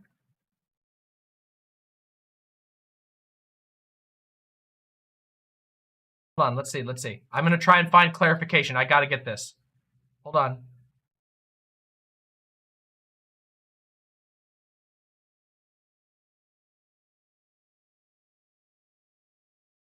Let's see. Yes. Nope, it was correct. Here's the quotation. Alex Jones raked in $165 million over 3 years selling the food stuff. So that was from earlier this year. That was already revealed. Yes, the amount was $100,000 to $200,000 per day between those times. It was confusing. The way he said it was confusing, but that's the numbers. The slop buckets. That's what they were making from the slop buckets. 800. Yeah. Let's listen. And we see here... That's tens of millions yearly. Yes, he was making tens of millions of dollars off of just this. That's not always true, is it? That some days you're making 800,000, 700. Whoa! 800,000 a day at times? That's 8 times as much as he claimed. So he was claiming between 100 and 200,000, where his text messages prove that it was $800,000 a day. And this guy has been claiming he's broke, that he has no money. So either this guy has been spending his money like 10 Nicolas fucking Cages, or he's oh my god, or he's lying in every other case that he's been in. He is so fucked. There are gonna be cases that he got off on that are gonna be able to be reopened with this information. Oh my god. $45,000 a day, right? Yeah, you guys cherry picked. Wait, and that means the IRS might get involved. Oh no! If he was lying to the IRS is gonna get this motherfucker too. Best numbers we ever had. I'm not trying to remember this. Right, Mr. Jones. So what I'm saying is, well after your deplatforming, your numbers kept getting better. You kept having better days. No, it's deplatforming. It's gone down. This was Lose everything, right? That was weird. not everything. Indeed. Oh wait, it went back. Now we've seen some revenue numbers. You remember that in Plaintiff's Exhibit 35 that you testified about? Do you remember that? Yes. Okay. And in those revenue figures, you would agree with me that generally speaking, between 2016 and 2018. Yeah, that's weird. What happened? Did I fuck something up? Oh no, I think it was an error on their side. I think this is on the I think this is on the side of the courthouse. Infowars was making somewhere between $100 and $2,000 a day in sales. Yes. Okay. Yeah, it's better for me And too. we see here that that's not always true, is it? That some days you're making Holy shit. They found like multiple days in a row where this guy was pulling in $800,000, almost $1 million a day. $800,000, $745,000 a day. Do you think he's gonna be on suicide watch? If Alex Jones is not on suicide watch right now, his lawyers are, then the opposition lawyers are fucking failing. This guy better be on. This guy's got to be on fucking they gotta make sure he's not on whatever team was watching Epstein. Right? Yeah, you guys cherry picked the best numbers we ever had. I'm not trying to remember this. Right, Mr. Jones. So what I'm saying is, well after your deplatforming, your numbers kept getting better. You kept having better days. Oh no! He just accused them of cherry picking, but they deliberately picked stuff after his deplatforming from YouTube. Oh, he's so fucked. He's so fucking fucked. This dude is screwed. No, it's deplatforming. It's gone down. This was CPAC. Because I remember these numbers. Oh, now you remember them all of a sudden. Sure. But you know the problem is, Mr. Jones, I have the very limited years of revenue that you've provided, but I don't have anything else, do I? From you on that. Not until this, right? You guys have been given the gross numbers that they're accurate. Okay, Mr. Jones. $800,000 a day. If you cut that pace up, which I don't know what you did the rest of the year, because I don't have it. Well, that's one day out of here. I'm asking you, Mr. Jones, please let me finish my question. Can you do that for him? You need to respond verbally so she understands. Yes. You type it down. Thank you, Mr. Jones. If you're able to keep up that pace for the rest of that year, you're able to launch more of these specials and sales, and you can keep going at $800,000 a day, that would come out to an average of something like $300 million in a year. That's about right? Gross, yes.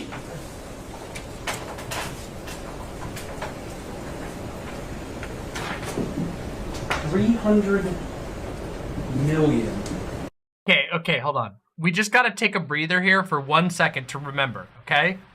This guy is making $300 million a year, personally, while provably lying about Sandy Hook, while provably lying about COVID. And this guy's fucking rolling in the dough. If you need anything to convince you that the right wing is bankrolled to shit, by the stupidest and richest people in the world. This right here is the fucking rock solid evidence. This dude's making more than $300 fucking million a year to peddle blatant lies. And also, of course, let's not forget the other things he talks about on his show. Anti-LGBT, anti-fucking black people, anti-fucking immigrant. This dude right here, get this guy, seeing this guy, nothing that he is going to be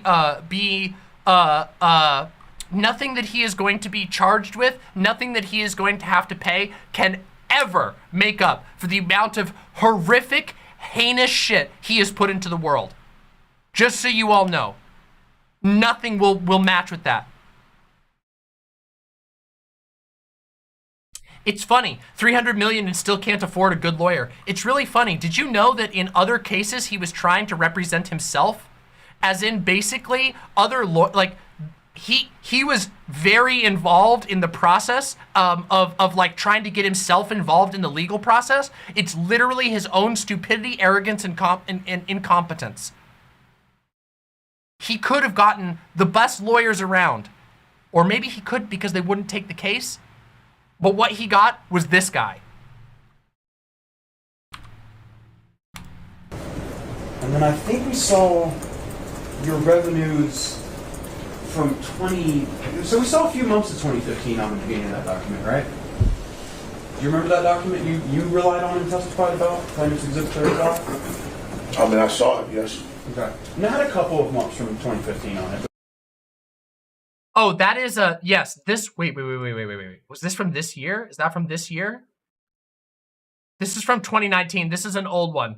I heard about this. Yeah, this is the article. Hold on. This is the article right here. Lawyers' files sent by Alex Jones contain child porn. This is from 2019. And yes, this did actually happen. This is a real thing that happened. They claimed that it was because of a malware attack. No, it's okay. It's old news. It's still sus as shit, but they claimed it was because of a malware attack, so it didn't hit him. Yeah. But not a whole lot of sales. But, you know, given how much this guy lies, remember what the lawyer said? Why should anyone believe you about anything? So maybe, just maybe, he was lying about that too. On that, right? I believe so. Okay. So we're mainly just talking about 2016, 2018, right? You remember that? 165 million. You remember testifying to that? Yes. Okay. And I know you testified about your profit margins, but I think we've seen that now. That you were saying that that's gross. So that maybe we'd have to calculate what your profit is, right? Okay. But after seeing... Sorry, I need a yes or no. Yes. But after seeing all of that, all of those millions and millions and millions, hundreds of millions, are you aware that your attorney has argued that this... Right now, oh, can we get that on? We're gonna get that on repeat real quick. I just want you to see. Watch him take that nice big deep breath after he realizes his attorney probably. Look at this! I'm sorry. I need this. I need it. I need this. Fucking fear. This. Are you aware that your attorney has also argued? Oh shit. This is what you should pay for the damages that your company admits under oath through your corporate representative at cost. Were you aware of that, Bella? Were you aware? His lawyer said they should pay $1.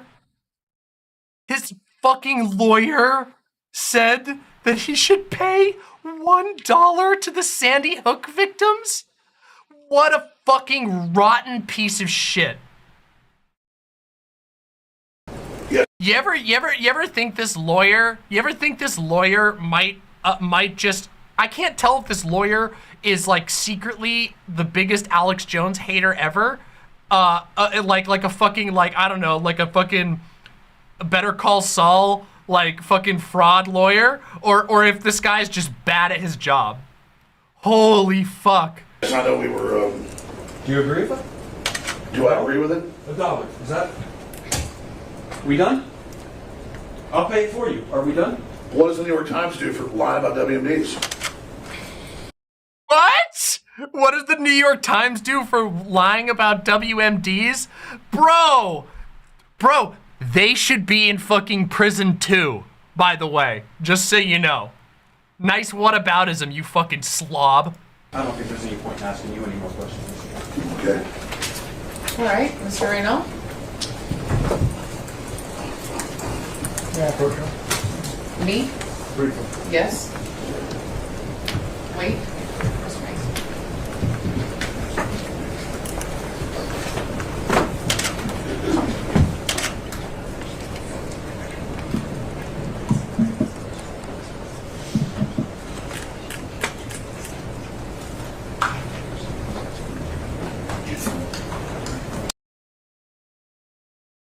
Sorry, look at this lawyer's face! Hold on, I gotta change chat. I gotta hide chat for a second. Watch this lawyer's face. Watch this fucking lawyer's face. Oh my God, watch him! He's like, you fucked up, bitch. It's your fault. This is on you, bitch. Ah, he's so smug! Also, I just wanna make it clear, this lawyer's career is fucking set. This is gonna be America's fucking richest lawyer in like 2 days.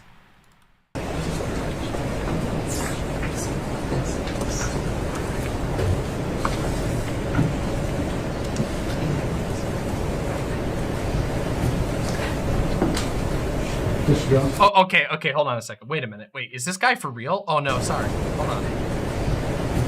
Is this guy actually like trying to do, is he actually trying to do like a Saul Goodman cosplay? He's like literally doing a Saul Goodman cosplay. Is this a joke? Is this like, have we entered into the fucking, yeah, I need that. Yeah, exactly. Hold on. Great idea. I gotta do this in slow-mo. Hold on a second. We gotta make this happen.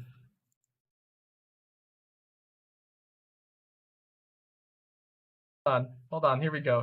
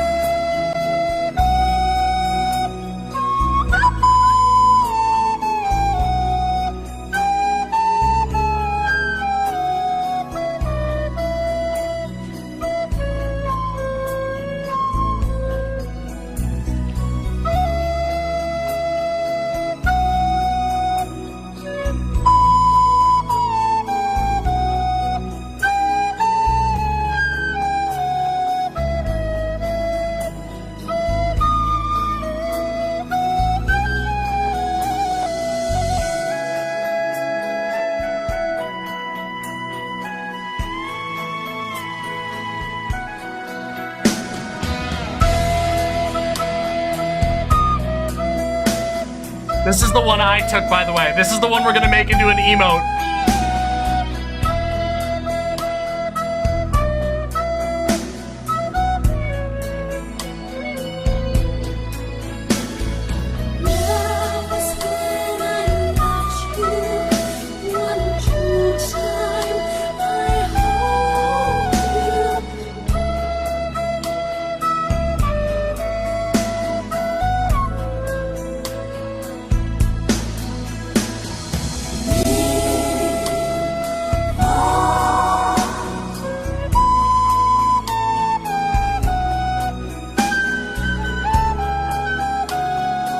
They say if you look close enough, you can see his fraudulent financial statements in the reflection of his eyes.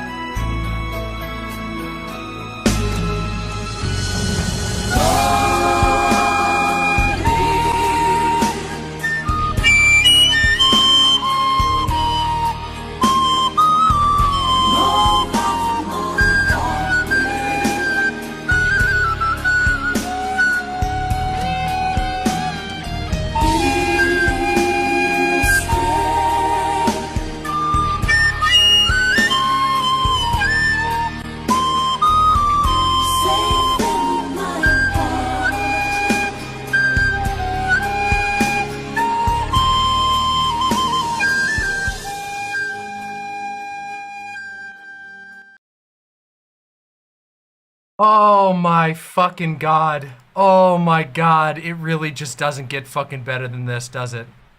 By the way, this is the one. This is the one we're gonna turn into an emote. This has to be. This is the one I grabbed, and it's the one I gotta fucking do as an emote. Don't you worry.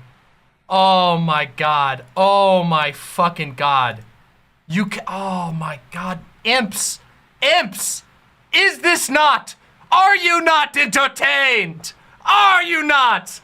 Do you not feel amazing? Doesn't it feel good to see the worst people in the world pay justice? Oh. Holy shit. All right, we got it. There's more. If you can believe it, there's fucking more. This happened so far. All right, you may be. All right. So this is where the lawyer says, we gotta go. We gotta take a, can I ask for a break? Finally.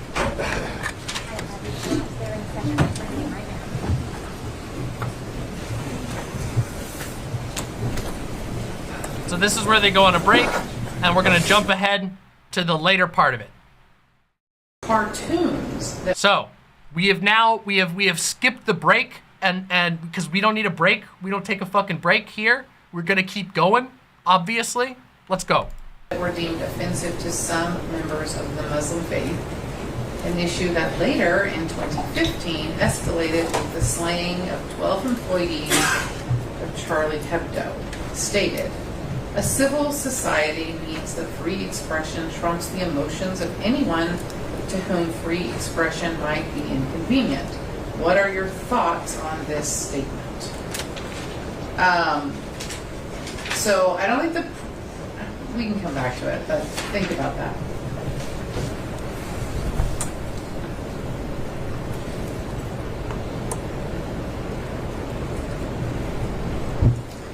I don't think I can ask this question because I don't understand it. It says, what true you were looking from Sandy Hook tragedy? Here's the part where he comes back in. Sorry, I needed to jump further ahead. They were taking questions from, I don't know who they were taking questions from. This is when he comes back in. Jones, what happens now is a little different. I'm going to read some questions to you, and you This is where the judge is going to ask questions of Alex Jones. answer them. You need to answer the question exactly as it's presented, nothing extra. If you don't understand it, you tell me that, okay? Okay. There is a theory called mass shooting contagion that posits the effect media has on inspiring future mass casualty events from coverage of previous events. Are the media that report on these events accountable for any damages that occur from their reporting?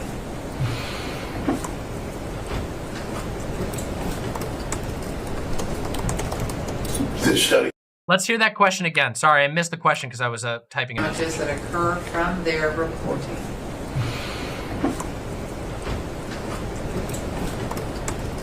Question was, are people responsible for damage are journalists and people who are reporting on the news, are they responsible for misinformation and damages that occur from bad reporting? The studies do show that hyping up shootings causes more shootings, and talking about the shooters does that. And I think that all the media contributes to copycats, but they have a First Amendment right, and it's just part of the world we live in. I want to just ask you to answer the question. Are the media that report on these events accountable for any damages that occur from their reporting? No. Okay. If no, why doesn't free speech systems capitalize on the opportunity to act better than the, quote, mainstream media, unquote, by not asserting information recklessly in their reporting? And why does it not attempt to minimize harm from their reporting? I agree. I've learned a lot more about mass shootings now, and that's why we had 1/100th the coverage of Uvalde we would normally have. And I think that was even too much.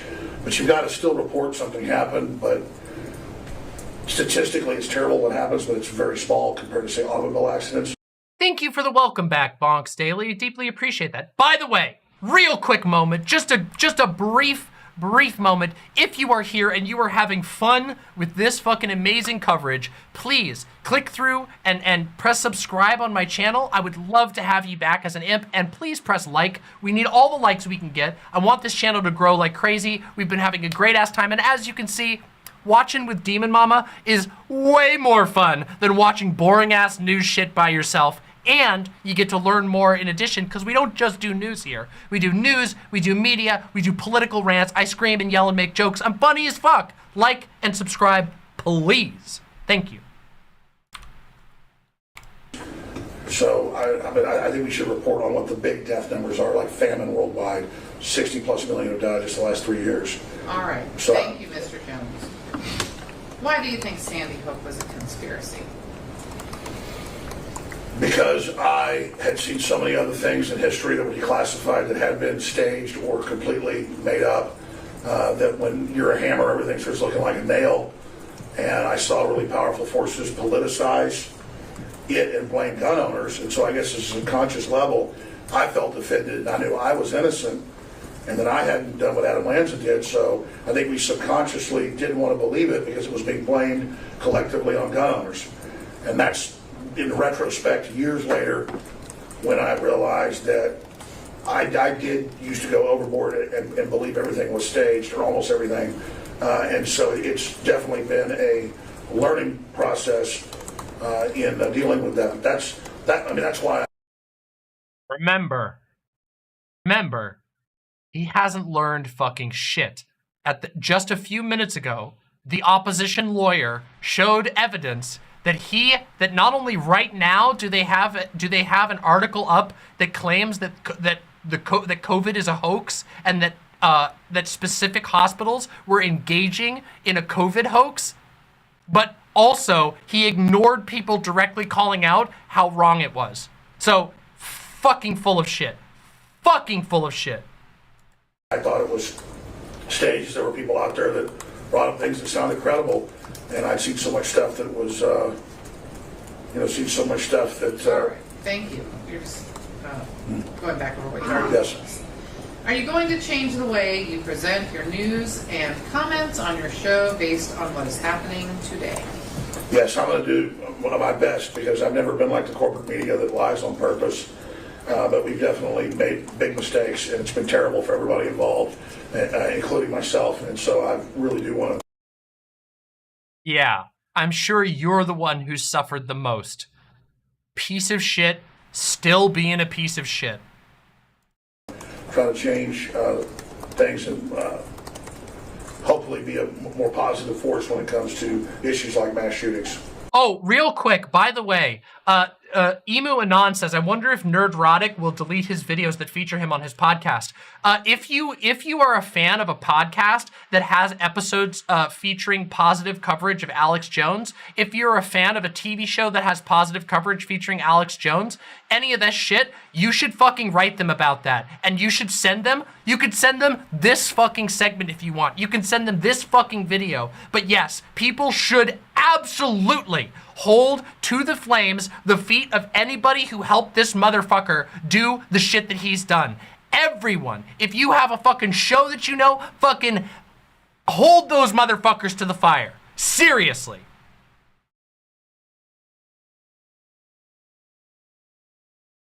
Oh my God, for real? Holy shit. Oh, I'm hearing there's some great memes out of this segment, so we gotta keep going. Your employees have appreciated your ability to tell the truth and how you allow them to express their own creativity and individual personalities. In light of their obvious loyalty, would you take personal responsibility for their actions and decisions while at work for Free Speech Systems and InfoWars? I mean, I think at the end of the day, I am responsible for what they do. Thank you. If you are genuinely sorry and regretful about how your words caused harm to grieving parents, how do you plan to show rather than just tell that you are sorry? Would you, for instance, join and promote Ms. Lewis's Choose Love movement to help make our world a better place for our children? Absolutely, regardless of how this goes. I would love to invite her on the show in person next week. I would invite her and Neil. I think she's a great person. I apologize to you legitimately. I would love to invite you guys on the show regardless, so you can actually come meet the people. Oh yeah. Please come on the show that has spent the last like 10 years shitting on you and ruining your life. Please come on our show so that our fans can see your face and redouble their harassment. What a fucking piece of shit. What a stupid move too. To be like, yeah, you can come on my show where I make $300 million a day. Or sorry, $300,000 a day. Fuck this guy. People come on, and I think it'll be huge for everybody to see that. And I want that. I'm more concerned about that than I'm even monetary stuff. And because I do not want to be the Sandy Hook guy, and I want to. Oh, really? Wow. Say hi real quick here. We've been having an absolute blast with this. Hold on a second, everybody. Doe moment. We got a Doe. Doe changed its hair again. Don't be surprised. Doe moment. Doe moment. We got a Doe moment. Oh, you're so fuzzy. You're so fuzzy and soft. I love your shirt. Thank you. Thank you for bringing me soda. Of course. I appreciate that a lot. Thank you so much. See, it's pretty nice in here today. It's not too hot and the fan is nice. Love you. See you soon. All right, everybody. All right, that was your moment of tenderness. Now we got to get back to the goofy shit. Okay? There you go. Yeah, Doe was this morning. I woke up and I was like, Doe, your hair's gone. And Doe was like, yeah, I wanted to cut it again so I could start over. I'm like, hell yeah.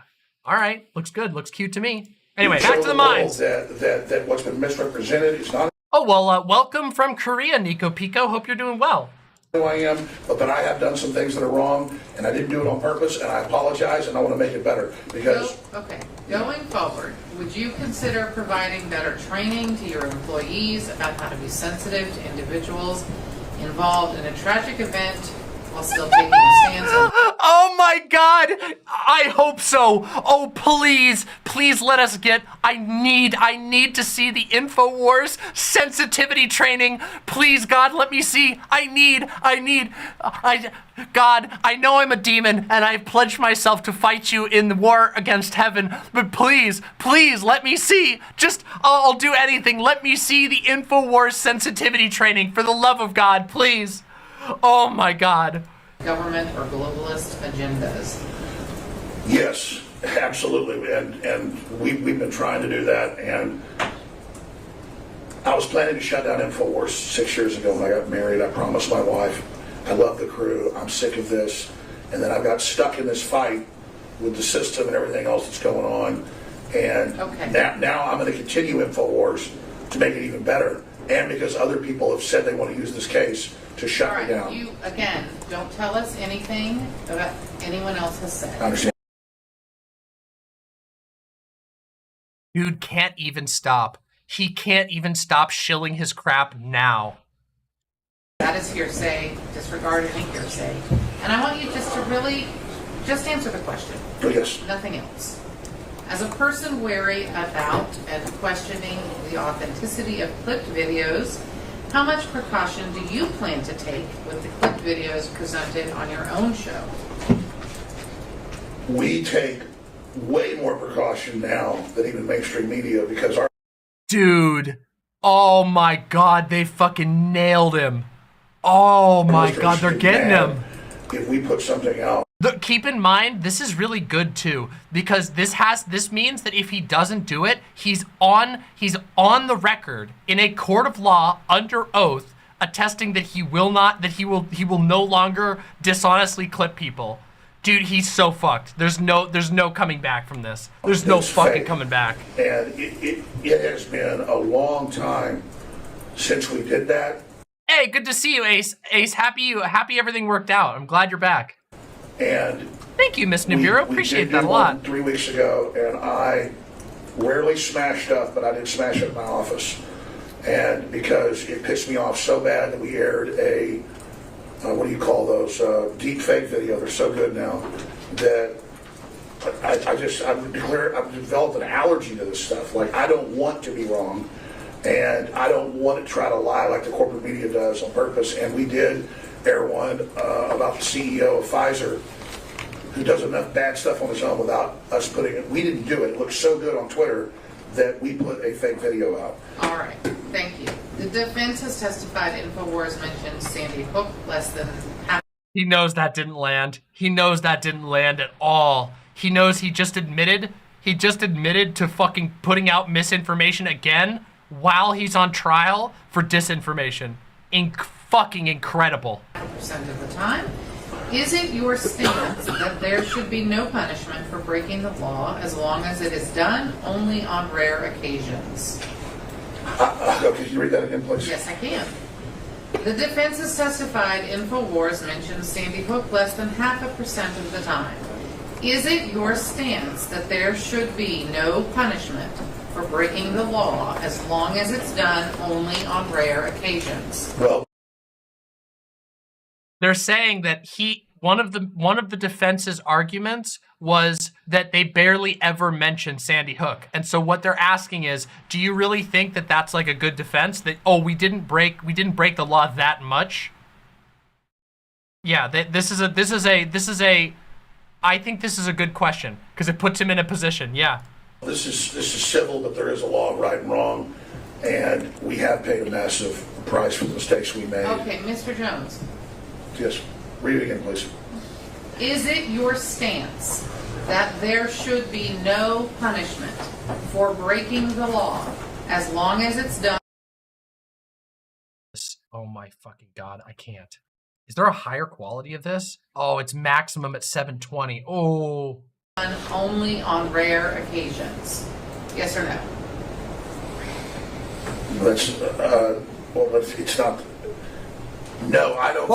Dude, it's a simple answer, bro. Your lawyers, dude. His lawyer's probably okay. I think his lawyer's probably asleep because his lawyer does not seem to be very responsive. But bro, you don't stumble over the answer of is it okay to break the law when you're testifying in court. You say, dude, no, you never break the law. Never fucking break the law.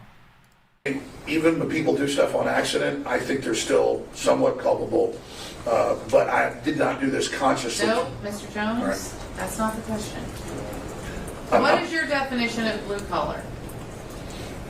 I'm talking about people who I think are great, who are working so hard that they don't have time to be involved in the weird esoteric bubbles of the liberals or the conservatives or anybody. I can't even keep track of what the liberals are doing or the conservatives, the libertarians or the transhumanists. So your definition of blue collar is people who work so hard they can't follow all these things you're saying. What is your definition of blue collar?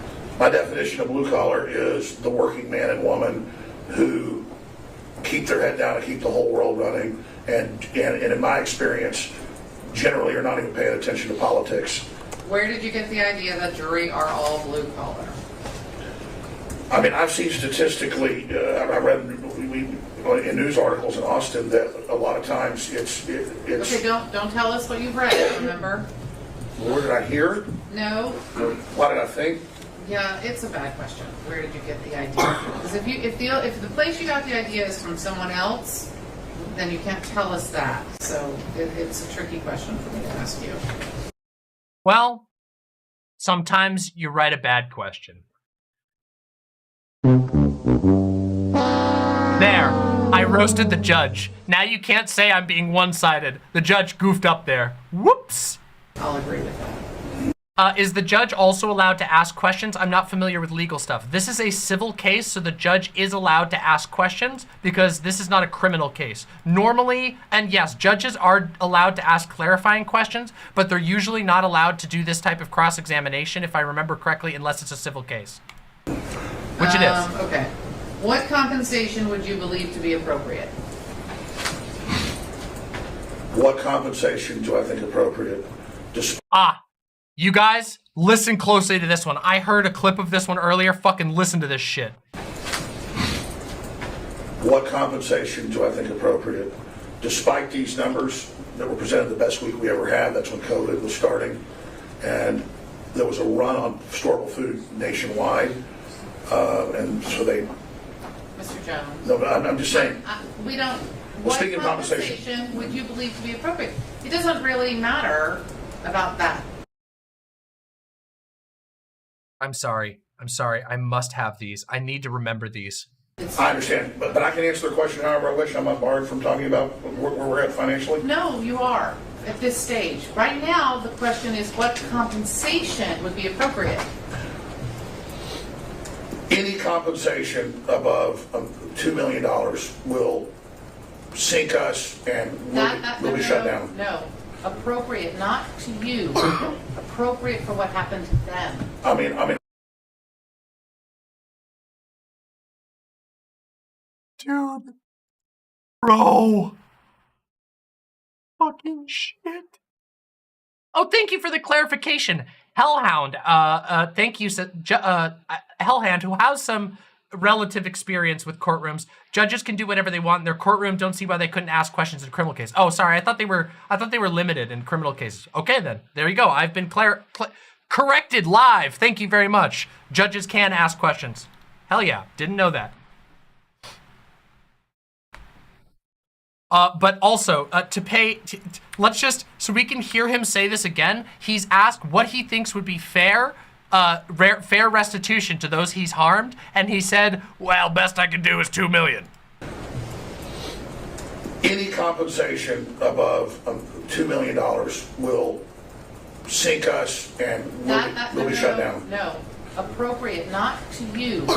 Appropriate for what happened to them. I mean, I think it's appropriate for whatever you decide you want to do. Okay. And because I'm really... That's a great answer. Thank you. Whatever you find appropriate, ma'am. Oh my God. Have you ever made the distinction while live on air to your viewers that you are speaking as a pundit and not as a journalist? Thousands and thousands of times that this is my opinion. You should research what I'm saying. All the stuff we're covering is other people's opinions. You need to look into this. When I'm really sure about something, I'll be definitive about it sometimes, and I'm usually... Best I can do is $350. Right? But we constantly, I mean, this is talk radio on TV. We constantly explain these are people's opinions, these are debates, these are ideas. In fact, I even used to play an intro that said the views expressed here aren't necessarily those of the host, the guests, the callers, or the station. It's a standard thing. Are you aware that this jury consists of 16 intelligent, fair-minded citizens who are not being improperly influenced in any way? Yes, I don't think that you are operatives. I don't think that you are part of a false flag. I don't think that you are bad people. I think you're good people, and I just am very, very critical about the whole process that I've been through so far, where I've given, I believe, everything over, and then I'm always told we didn't, even though we're seeing it. And so that's why I'm really concerned, because a lot has been misrepresented. This guy literally cannot answer a simple question. If I was in his position, I would not be doing any of this talking. It would be simple yes or no answers with nothing else. He's potentially incriminating himself more and more. The more he says, the deeper in shit he gets. This is the worst thing he could do here. Wandered off the question. Okay. Do you feel you're getting a fair trial? And if not, why not? But I'm barred from saying. succinctly, please.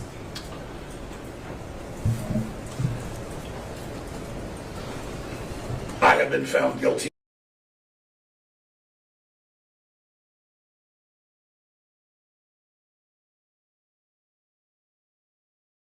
I have been found guilty by a judge, and I thought in America we were found guilty by juries or innocent. There's no guilty or innocent.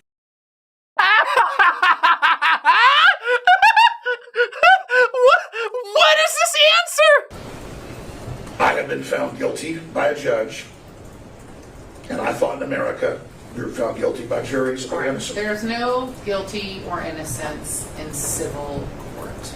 I understand. Liable or not. Not Well- guilty. So please don't use the, you're not a lawyer, that's fine. Okay, well, I've been found liable. I love the sassy head motions. He's losing it. He's falling apart. By juries or innocent. There's no guilty or innocence in civil.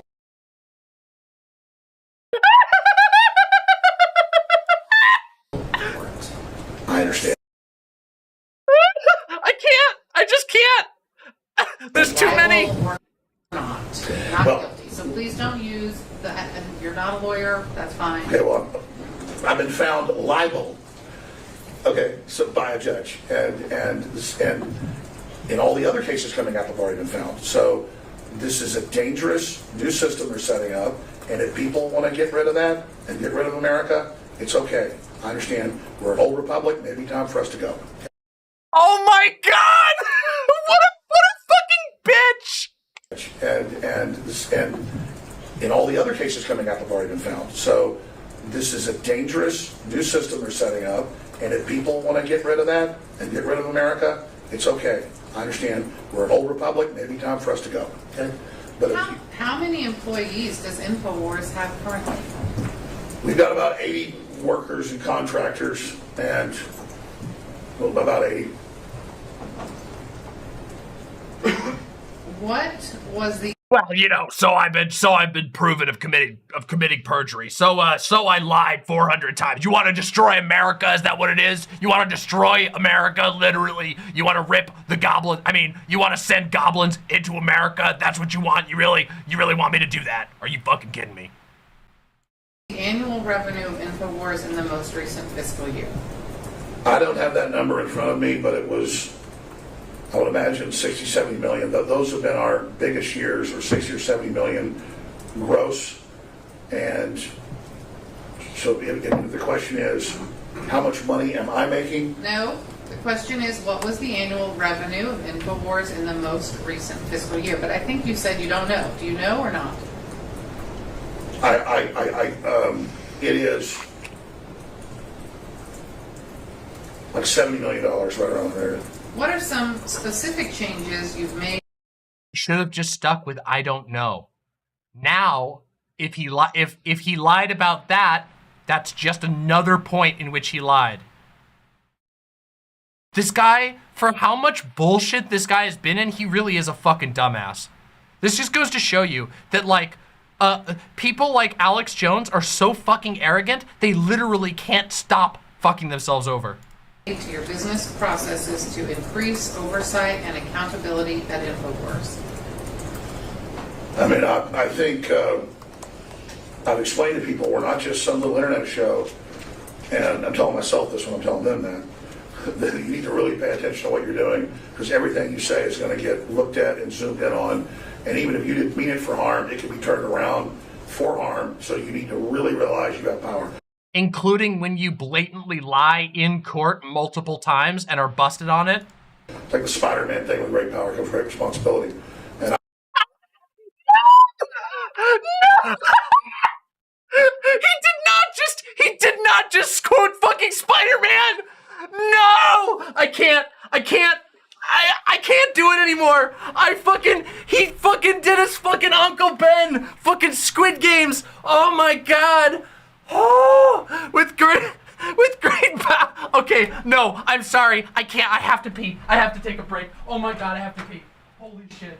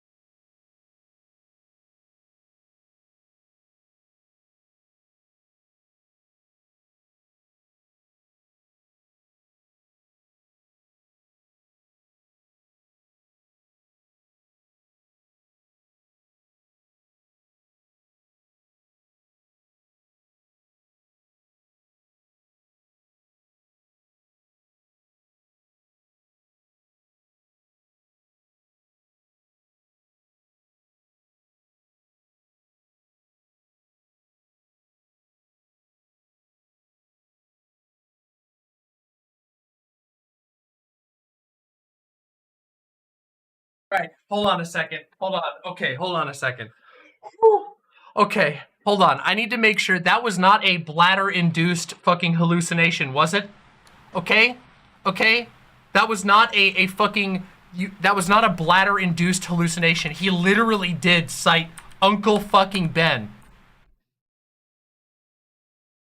I mean, I think I've explained to people we're not just some little internet show, and I'm telling myself this when I'm telling them that you need to really pay attention to what you're doing, because everything you say is going to get looked at and zoomed in on, and even if you didn't mean it for harm, it can be turned around for harm, so you need to really realize you have power. It's like the Spider-Man thing, with great power comes great responsibility.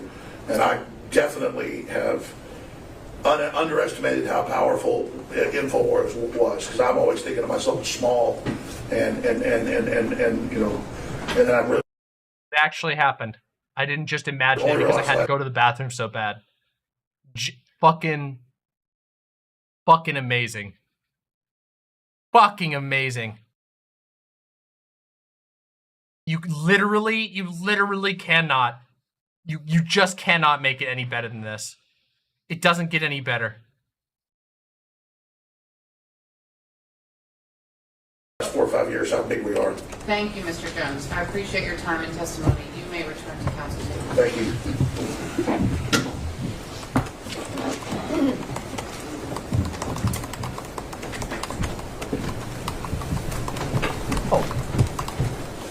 Dedriak, thank you for that. I hope that you'll be able to provide that to any engineers and machinists who are thinking about potentially working for Lockheed Martin. Please, I know there's other options, but I hope maybe you can help guide them.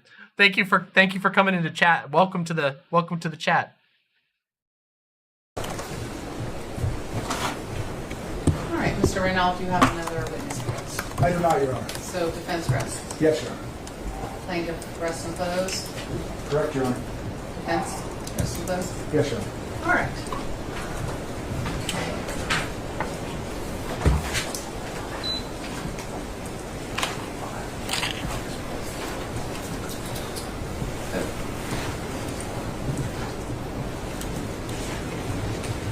Ladies and gentlemen of the jury, that concludes the evidence in this case. It is now necessary for the attorneys and myself to spend some time preparing the charge for submission to you. I'm not able to know in advance exactly how long it will take. It generally takes longer than we think. We have been working on it in the evenings and on breaks, but we do still have more work to do. It's 12:30. I'm going to try to get it done over lunch. Your lunch is waiting for you. So I'm not going to give you an end time. We'll try to be back in an hour, hour and a half, so don't wait to eat. But you're going to be on recess until now, until I bring you back. Please remember, the evidence is concluded, but you have not yet been sent to deliberate. This means you may not yet discuss the case. And as always, you still may not do any research into anything about the case. So go and enjoy your lunch, and we'll see you as soon as we can. Thank you. So, let us find out. This I don't know because I actually started streaming about the time that this was going down. So let's find out. Let's find out if there was any further. Let's see. Hold on, let me see if I can find this. Part 2. Day 7, Part 2. Okay, here we go. By direct evidence or by circumstantial evidence or both. A fact is established by direct evidence when proved by documentary evidence or by witnesses who saw the act done or heard the word. I don't know if this is the right spot. Hold on, I gotta find out if we got the ruling. Hold on, let's find out. This is me doing live research, everybody.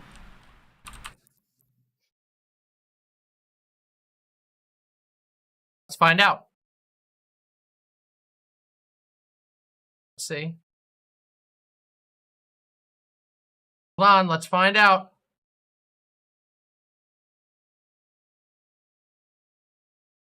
Anybody has a link? If anybody has a link to it, I would really, really like that. If anybody's got it, okay? I gotta find out.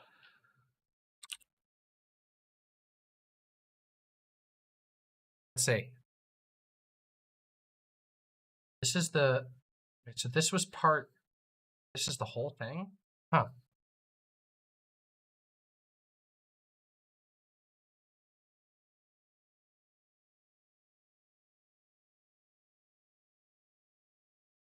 Is the ruling tomorrow? Yeah, it may be that the ruling is tomorrow.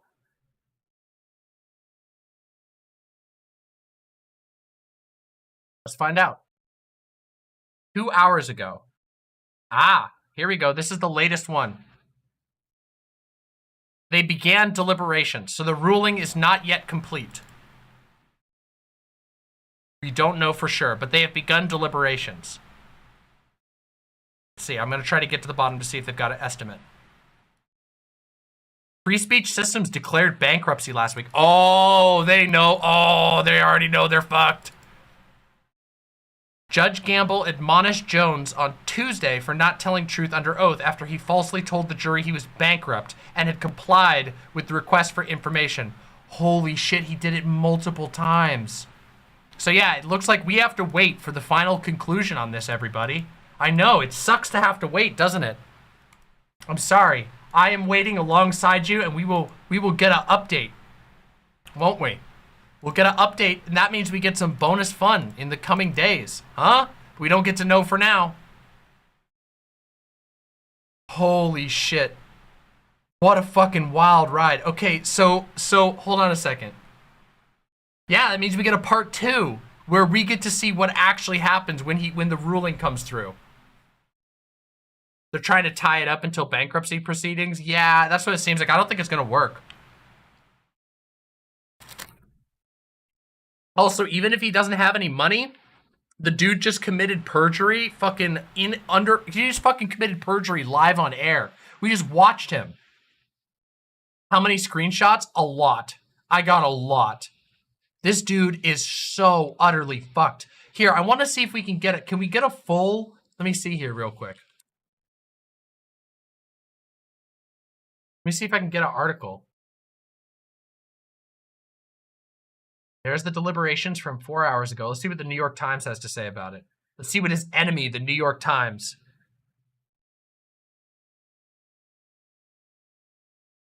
Let's take a look.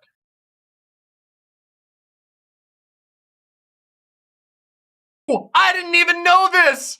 In another broadcast, InfoWars falsely linked the judge to pedophilia and human trafficking. In another, Mr. Jones questioned the intelligence of the jurors of the case, implying that his political enemies had handpicked blue-collar people who don't know what planet they're on, and were ill-equipped to decide what monetary damages he must pay Miss Lewis and Mr. Heslin. In written questions submitted to Mr. Jones, jurors took immediate issue with that. That's where those questions came from. It was because he did a broadcast where he called them fucking stupid assholes.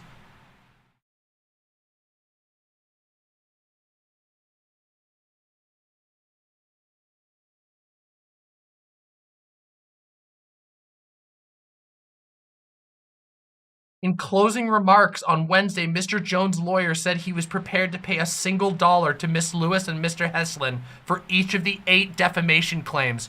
Oh, he is so fucked. He has 8 claims in this case? There are fucking 8 claims in this case? Oh my fucking God. I have no fucking clue what perjury in this type of case would look like. Let's see.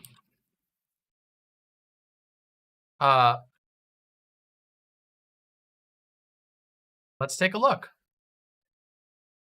A person convicted of perjury under federal law may face up to 5 years in prison and fines per charge.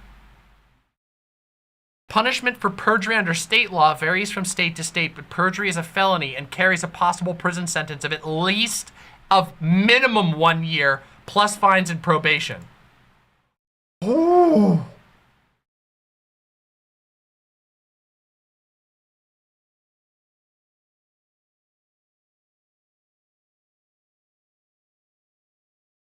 So hold on, real quick.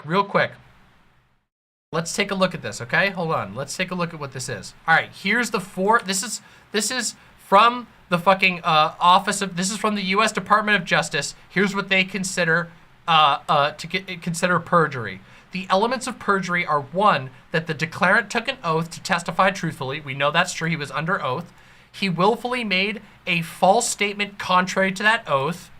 That's going to be up to the jury to decide. I can't make that decision, but, you know, you can come to your own conclusions. I think it's fairly clear what happened today. 3, the declarant believed the statement to be untrue. Well, keep in mind that he explicitly contradicted himself and also revealed that he was not telling the truth. And 4, the statement related to a material fact. Also, that meets the criteria. Bruh. I think Alex Jones might be what we call in the business giga-fucked. I think he might be completely fucked. Holy shit.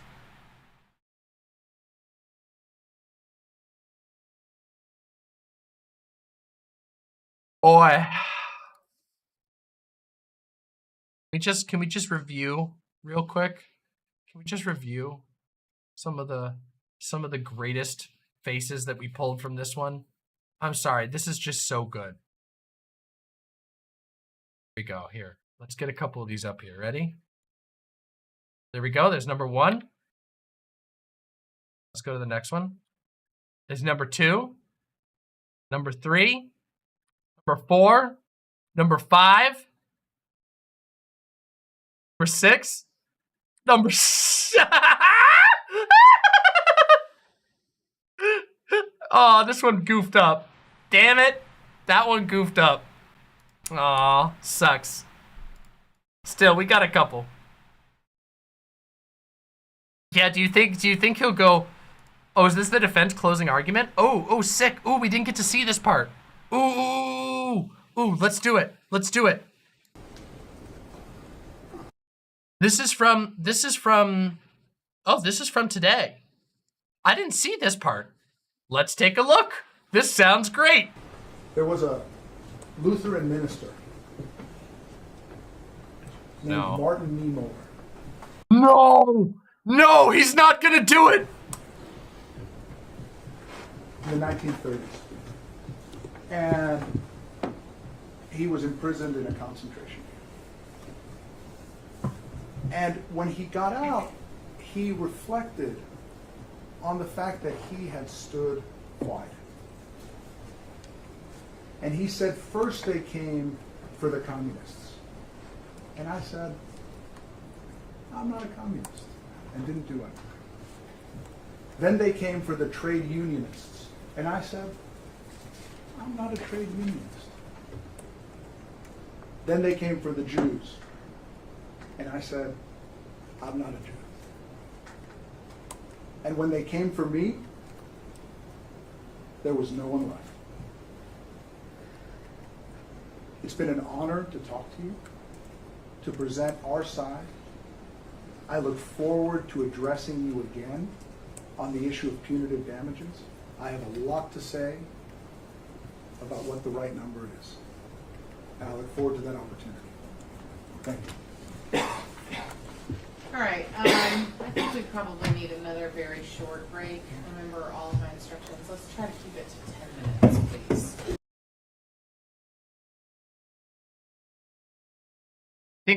You think that sold well? Think that fucking sold well to the audience?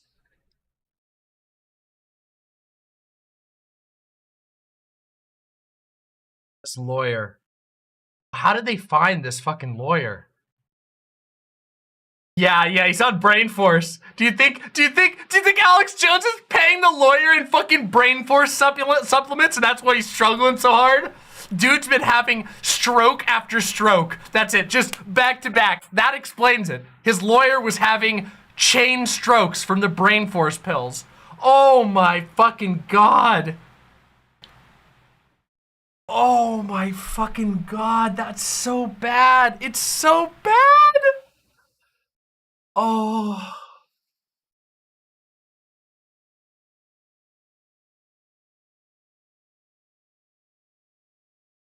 I am just fucking floored by this. Shit. Oh, Alex Jones. So yeah, Alex Jones is Alex Jones is fucked, guys. Because Alex Jones is fucked. Okay? Let's just say that, okay? And did I not fucking deliver for you today? Did I not tell you that us watching the highlights together was gonna be just a blessing? Well, just wonderful. And guess what? Now we get to find out what he gets hit for. Just keep in mind, just remember, as we wrap out this particular segment and we enter into another, also very fun but very different segment, just remember, there is no pit in hell deep enough for this motherfucker. Alex Jones has built an empire of disinformation, has personally enriched himself and his lying buddies, people who have pushed anti-gay, fucking literal conspiracy theories about shootings that involve the death of children, attacked directly the families of those children who were killed. Literally, Alex Jones went on rants accusing them of being liars while they were still grieving for their kids. There is not a pit in hell deep enough to be justice for a motherfucker like Alex Jones. But we might get to see at least a little bit of justice. Just a tiny, tiny bit. And at the very least, we got to enjoy him getting clapped on live TV, which he will never fucking live down. This trial is going to be memes about him for fucking ever.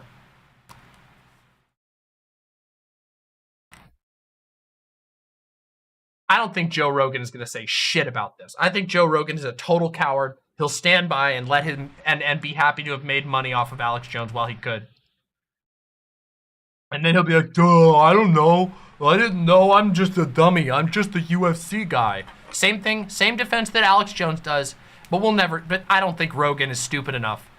Believe it or not, I don't think Rogan is stupid enough to fuck up in the same way Alex Jones did. He should. He should be held to the fire for the disinformation he puts out, but he won't. Yeah, a lot of people learned to shut the fuck up today, but here's the thing. The thing you have to understand about people like Alex Jones is they're too arrogant to ever shut the fuck up. Alex Jones thinks he's invincible. Alex Jones has a fucking God complex of an unbelievable proportions. Just fucking bigger than you can imagine. You cannot imagine being that blind to consequence because it can only come from somebody who's spent the last 15 years getting their pockets filled by every rich conservative on the fucking planet. Yep. And now you'll see the rats jump away. All of them, all of the rats are going to start jumping off. They're going to be out of there. Alex Jones is done.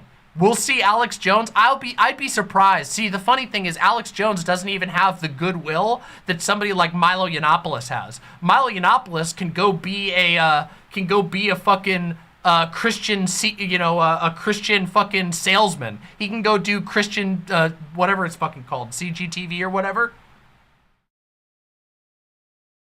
QVC, yeah, QVC. Why did I say what did I say? CTV? What did I fucking say? CGTV? Fucking QVC. Yeah, fucking Christian QVC salesman. HG. What am I? My brain. Shut up. You're right. I got the wrong one. Okay, Milo would probably be funny on HGTV. Okay, that's probably true.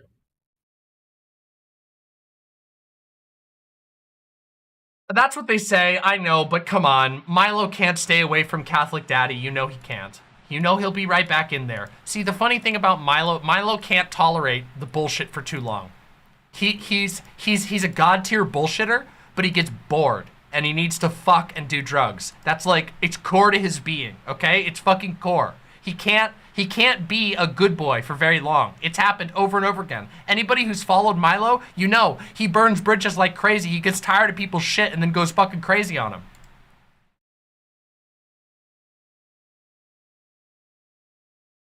I know Milo's an evil demon, but he's kind of lovable in this horrible way. Yeah, because he's evil and ruthless and devious, but he's a human being, okay? Like he has vices and visible vices and flaws that you can understand. Half these people are just fucking husks. And Milo's on the way to being a husk, but, you know, let's be real. All right? That was a fucking treat. God, I feel like we're not gonna get something this good in a while. Oh, fuck. Wait, really? Is that true, Strandy? Did Disney Plus release of the Lightyear movie remove the gay kiss scene? Wait, for fucking real? They removed that 10-second bit? It was like two fucking... Oh, that's so sad. That's fucking garbage. Fuck Disney. Fuck Disney.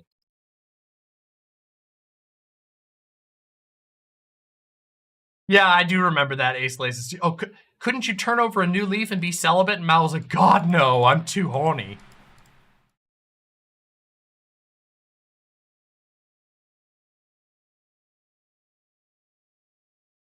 Fucking incredible. But, everyone, we are not done yet. That's right. That's right, we are not yet done. We have, as promised, last stream, we have Imp's Choice. Now, we have not done Imp's Choice basically ever, you know? We've never done like a I mean, we have, but we've never called it Imp's Choice. But this is Imp's Choice. So, here's the deal. During Imp's Choice, you guys can recommend something for me to react to, and if I think it's cool, then I'll put it on the list. However, I have come up with some ideas that some people might like, okay? So, let me show you what we have right now. Hold on a second. Let me bring it up real quick. Here's what I have. I have a couple, and you can suggest your own, okay? All right. Hold on a second. Let me get the image up that I have here. What I have, what my suggestions are, and you can choose. We're gonna do a vote at the end. I know it's gonna be super fun, but here's the deal, okay? All right. We're doing it in a special way, okay? Are you ready? This is not going to be a site vote, okay? This is going to be a YouTube poll. And the reason for that is, guys, I don't know if you know this, but YouTube really fucking likes it when I do polls. So we're gonna do the poll through YouTube for this version of Imp's Choice. But before we put the poll together, before any of that shit, I gotta show you what our potential options are, okay? So, real quick, here's what I have. These are my suggestions I'm bringing to the table, and then I will allow you all to throw me some options for us to watch, okay? I have not watched, nor have I even heard basically anything about the Andrew Tate Hasan debate reaction. So I could do a debate reaction to Hasan versus Andrew Tate because I literally missed it. I didn't see, I saw about 5 minutes of one person's coverage and then I saw nothing else. So that's one, okay? Then we can do a John Doyle catch-up because let me tell you, I went and looked and John Doyle has made some crazy fucking shit in the last few months, okay? We could do the Cooking Mama catch-up, which there is a bit of Cooking Mama to catch up on. And so there's some Dave's cooking we haven't caught up on, and there is some stuff that people put in the Discord that we haven't caught up on, and there is also a Vosh video that I saw that might be interesting to react to, which is a Vosh video talking about trans people arming themselves. So these are my 4 ideas. Does anybody else have any other recommendations before we put this to a vote? All right? This is the point where you can become a part. You can become a part of the democratic process, okay? Because right now, I'm going to put together the poll, all right?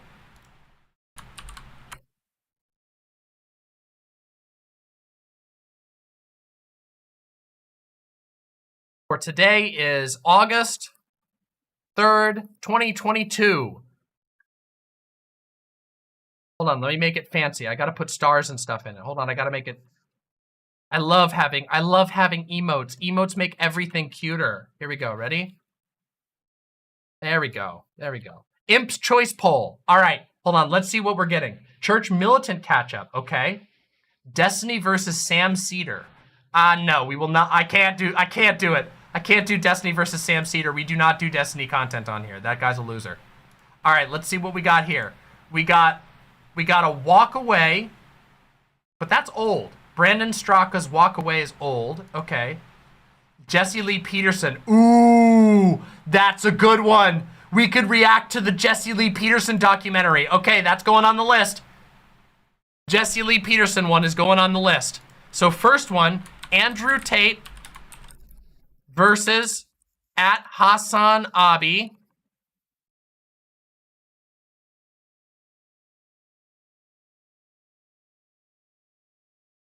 All right, so that's the first one. Oh, the Black Hammer. Okay, but the Black Hammer one gets dark as fuck. It would be interesting, but it does get dark as fuck. I'll put it on there, okay? So then we have Jesse Lee Peterson expose react. We have debate react. Okay, we have Cooking Mama catch up, which I know a lot of people are gonna vote for that. I know, but you know, I imagine that not everybody will want to vote. We are gonna do, by the way, just so you know, we will do Cooking Mama, even if it doesn't get, not today. If you vote for Cooking Mama today, we'll do it today. If not, we're gonna do the catch up next stream. So just so you know, don't be sad if Cooking Mama doesn't win today, we'll do it next time, okay? Hey, thank you so much, Wooly. Deeply, deeply appreciate that. I'm really happy that you were able to come by today. Thank you so much for supporting me. Ooh, we've watched that one. We've reacted to the Girl Defined video on biblical womanhood. All right. And let me see. Vosh Gun. What's the other one that I had on here? Hold on. Oh, and the John Doyle. John Doyle. Making fun of John Doyle.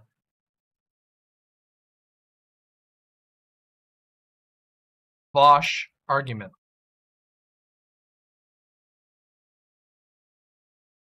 Yeah, I think I need to watch that off stream though. That is, yeah, I can't react to that on stream. I'll put this on my watch later though for my own time for that documentary. Keep in mind, well, all of these are probably going to have some fundies, right? All right, everybody. So this is what the poll is looking like, okay? Andrew Tate versus Hasan, Jesse Lee Peterson expose, the Vosh gun, Vosh gun control.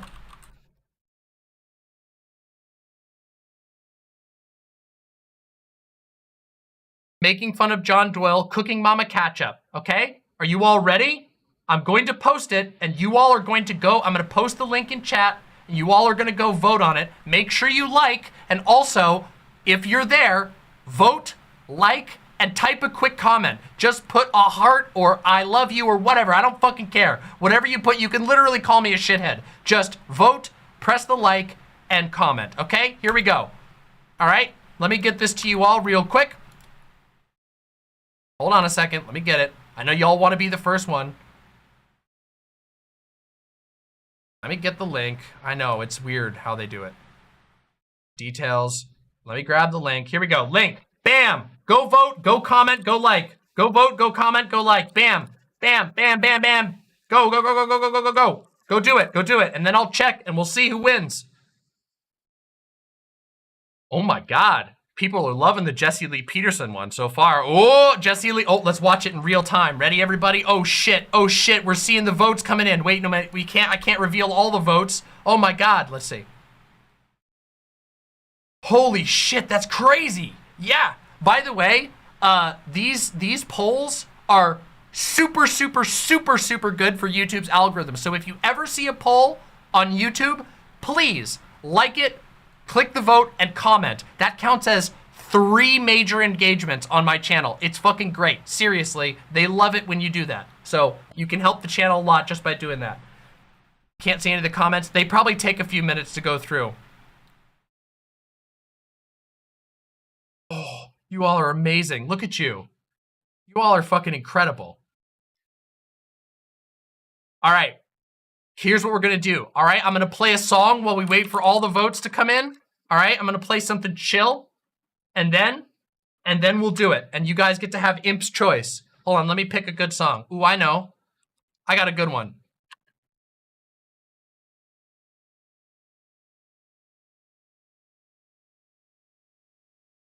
Here we go. I got a song for you. Ready? This is a nice little 5 minutes of voting. Okay, here we go. The light in the room, it was you who was standing there.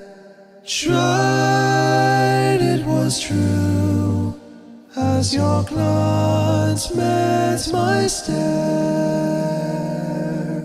But your heart drifted off, like the land split by sea.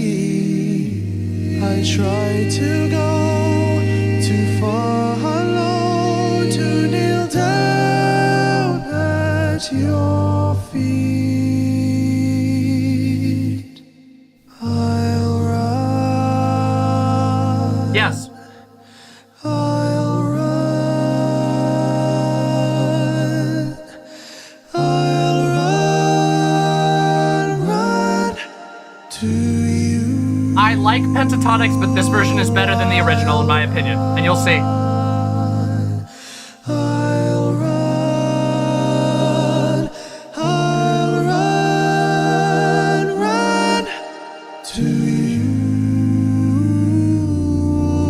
I've been settling scores.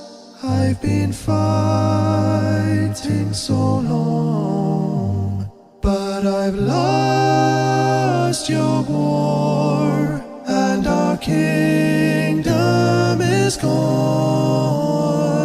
How can I win back your heart, which was mine? I have broken bones and tattered clothes. I've run out of time.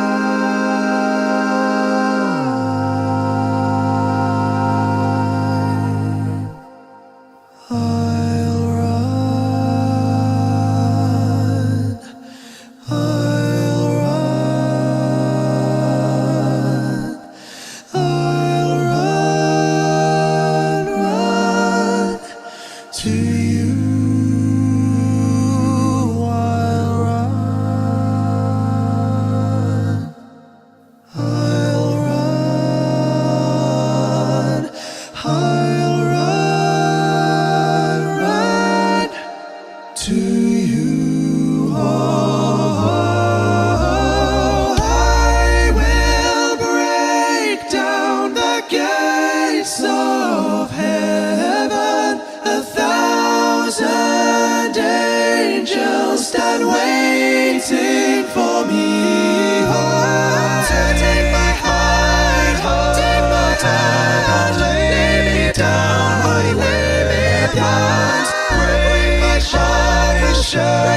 chose to set me free.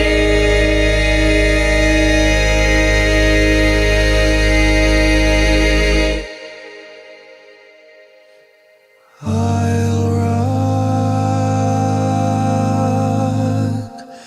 I'll run, I'll run to you. I'll run,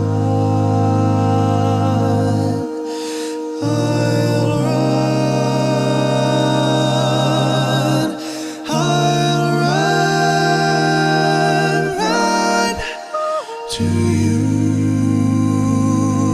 I'll run, I'll run,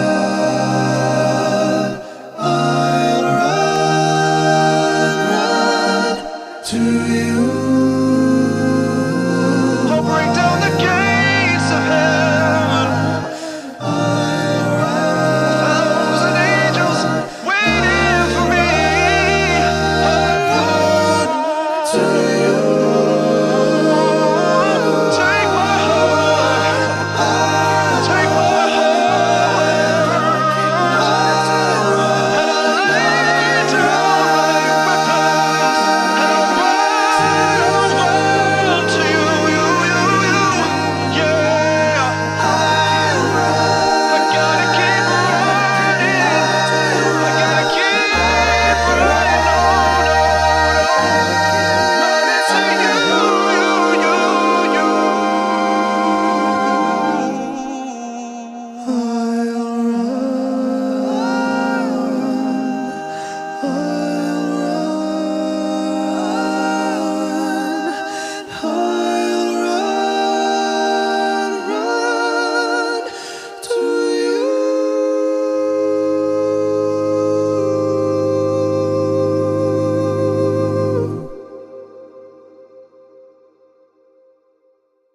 By the way, for those of you who loved this amazing rendition, and I bet you weren't expecting that sick-ass fucking addition at the end, huh? If you like this rendition, this is, the original song is Run by Pentatonics. This is a cover by Sam Robson.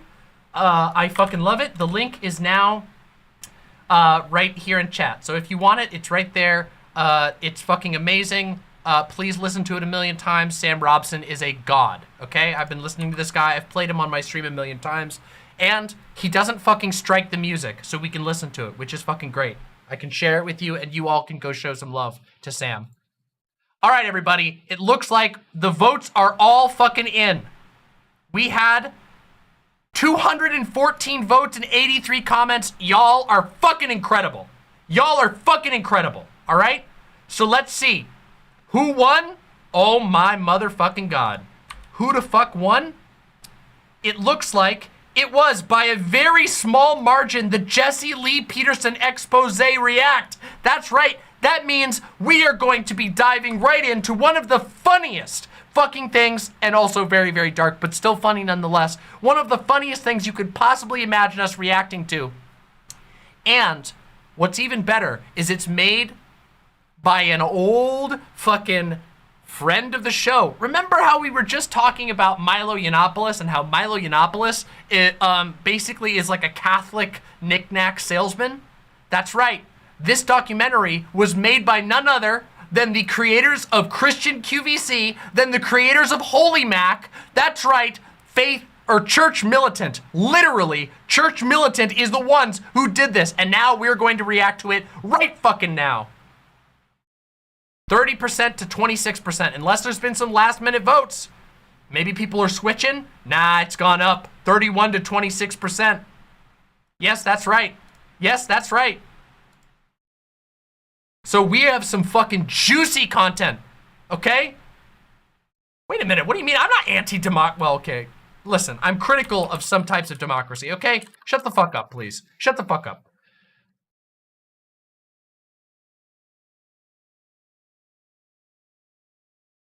Now we get to have a lot of fun, because this crosses over the fucking Christianity stuff This crosses over Jesse Lee Peterson. It's all in one incredible fucking package, okay? Wait, I gotta find the actual video. So, hold on a second. Oh my god! Oh my god! Another crossover! Hey, look who it is! It's the guy we discovered. Remember Spencer Smith, the dude who believes that feminism is literally trying to kill God? Remember the guy who got really fucking mad at at Turning Red? This guy hates JLP too. Oh man, it just fucking can't. Oh, it just can't be beat. Hold on, let's see. We gotta find the actual thing. Where the fuck is this shit? Where's the fucking original one? Here we go. Expose. This is it right here, I think. I believe this is the one. Special assignment. Amazing disgrace. Is this it? Yeah, this is the one. This is the fucking one. Here we go. All right. This is a documentary by the absolutely insane Catholic militant group headed by former former homosexualist Michael Voris. Also, just so you know, Milo Yiannopoulos is deeply involved in this group. This is called Special Assignment, Amazing Disgrace. It is a documentary about Jesse Lee Peterson being a groomer and an alleged rapist. And let me just tell you, it's gonna get fucking messy real quick. Now, as a forewarning, this does have some graphic retellings of sexual assault, and I want you to keep one thing in mind though. No matter how interesting and funny this documentary is, you must remember it was made by Church Militant. Church Militant is probably the least trustworthy channel you can possibly imagine, and it would not surprise me if everything in here is completely and utterly made up. Church Militant is so fucked up. Am I going on a democracy arc? Which democracy from history would you think I would choose? I would choose my own. Should I put up a content warning? I think maybe. Yeah, maybe for newcomers. Yeah, let me put up an alert. CW sexual assault. Okay, there you go. All right, here we go. Here, I'll put this up so that people know, so that people coming in know what to expect, okay? Here we go. We'll put it up here. All right, we got to go full screen real quick. I'll put this up here in the corner. All right, everybody. So, right now, what we are going to do, this is the Demon Mama live react to Amazing Disgrace, a extremely questionable documentary about everybody's favorite right-wing pundit, Jesse Lee Peterson, known for such catchphrases as "child of the lie," "a maven," and many, many other things, including asking people if they were a mama's boy, asking people, "Isn't that a woman's name?" All kinds of odd questions. He's a very interesting guy. As it turns out, there have been multiple allegations of sexual assault and rape against Jesse Lee Peterson, which are going to be outlined here. And I just said this before, but I want to make sure it's clear for when we're in the final edit of this video. This is a documentary made by a group called Church Militant. They are about as untrustworthy of an organization as you can possibly get. They are literally a Catholic extremist group that regularly puts out disgusting anti-gay propaganda. They are like anti-Pope people. They're like against the Pope, which, I mean, I don't really care about that. Whatever. I'm against the Pope too, but it is very weird. They are a very strange organization. We have followed them for a long time. We have reacted to a lot of the propaganda they put out, and their propaganda is some of the most dishonest shit you'll see around. So just keep that in mind while we're watching this, okay? All right, everybody. Let's settle in and let's fucking listen. Talk about the men of Gideon. Talk about the men of Saul.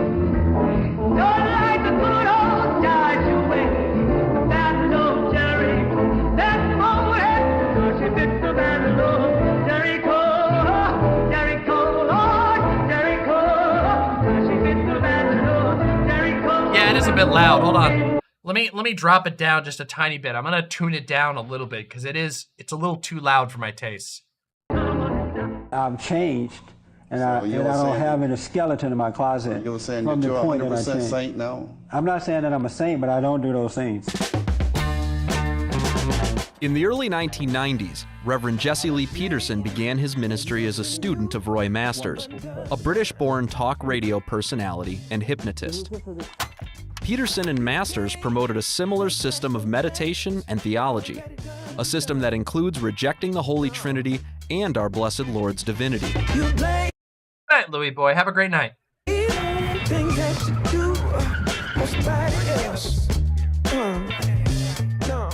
But thanks to the feckless and spiritually absent bishops, Jesse's theological errors didn't. Oh yeah, by the way, right out the gate, you can see their biases right there. They're like, thanks to the feckless bishops. They're very, very anti-bishop. They have a lot of anger for the current bishops of the Catholic Church. It's it's kind of not related to this particular piece, but it's something that if you see a lot of their stuff, they're obsessed with saying that. They bring that out fucking constantly. No matter what their content they're making, they always bring up how much they hate the bishops. It's like their biggest thing. Keep him from gaining tens of thousands of Catholic and patriotic followers. Jesse's draw for conservatives was his commentary against the Marxist group Black Lives Matter.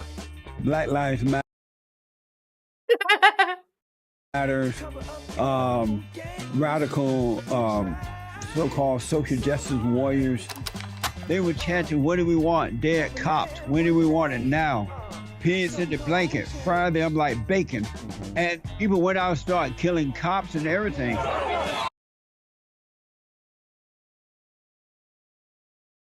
Back up! Exploiting many angry American men's desires for a stable family life. Wait. This is really funny. They're showing a bunch of boogaloo fucking Trump assholes, and they're trying to act like this is BLM. This is like, these guys are waving American flags. These guys have got the fucking Patriot Front assholes out here with Trump signs. God, I wish their propaganda, I wish they would try just a little fucking harder. Jesse would directly call out feminists for their role in destroying the family as well. Sexism is a made-up lie, and it's been made up by women who hate men, who hate the family, who hate the unborn child. The 73-year-old even visited the Church Militant studio in March, when senior executive producer... There's the guy right there. This is the guy who heads Church Militant, by the way. This guy is a virulently anti-gay. He is a reformed homosexual. And I don't think I know he's not as reformed as he says he is. Obviously, that's like a given.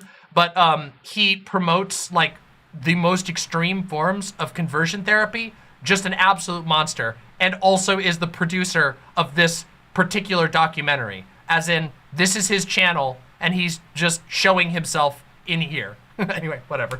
Michael Voris answered his questions about Catholicism. Did Jesus just rise from the dead in spirit, or did his body come out also? He was, maybe his body came out, I don't know. But I know. Well, that's a big deal. He rose in the spirit. That's what. No, he rose in the body. Why I want to make that. But he rose in the body. You can't say he didn't walk out of the tomb on Sunday. And from what we knew at the time, Jesse was an ardent opponent of homosexuality in and outside the church, and presented himself as Joseph Enders, senior producer, Church Militant. This guy is directly under the guy who was just pictured, Michael Voris. Michael Voris is the leader of Church Militant. Such. 10-letter name. YouTube has been having some issues today with bumping people out of stream. So refresh if you're having an issue. I don't know what's going on. I've not been having any issues on my end. It seems to be a YouTube thing. I've seen a few moments where on YouTube it shows me there's data issues. I don't know what's up. The spirit of homosexuality is of their father, the devil. It's not them, the person. It's the spirit that made a home in them. And it came from them overreacting to some sort of a situation in life where this. Yeah, okay, guys, we're not going to spend a lot of time, like, actually pause Andying JLP. I just want to, just so you know, like, this guy says some fucking wild shit. From someone messing with them when they were kids, or overreacting to an angry mother. because you become like what you hate. But shortly after the March interview, friends of his came to us with a different story. These stories first came to light when Jesse's former co-host and alleged decade-long gay lover exposed him. 61-year-old Patrick Rooney has known Jesse for nearly 30 years. Sure Shot, I don't think they care. I feel like basically everyone... Sure Shot says, what is this organization going to do when they find out their leader has been fucking Milo on the sly? They haven't been very sly about it. They've been about as open as you can get. First of all, Christians are completely stupid when it comes to this shit. They never believe that their leaders are bad people, even though they always are. Like, to a T. Fucking every single pastor in the world has a million skeletons in their closet. The bigger their church is, the more skeletons they have, without question. Every fucking pastor that especially of mega churches, if you're in a big church or in a church that's having a fuckload of financial success, those motherfuckers are always hypocrites every fucking time. But these guys don't care because this is a super political organization, and I think the religion shit is just how they keep people in line. Years, dating back to roughly 1992. Everybody know Patrick Rooney, one of the smartest white men on this side of heaven. The two were so close that Jesse was the minister at his wedding and the pastor at his baptism, long before Rooney claimed any homosexual activities began. Right around that time, I also had started a TV show.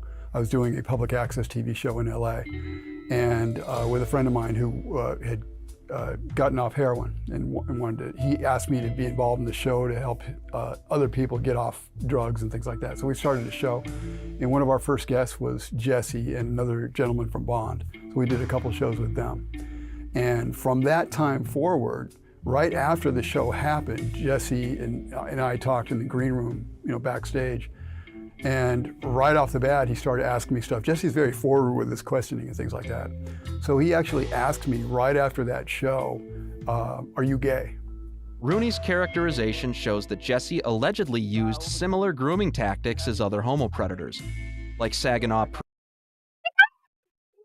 Yeah, as other homo predators. Bro! Oh God, I told you, this is the least honest fucking thing you could possibly find. This is why it's gonna be so entertaining, because basically we just get to see two of the worst fucking organizations on the planet tear shit about each other. The homo predators.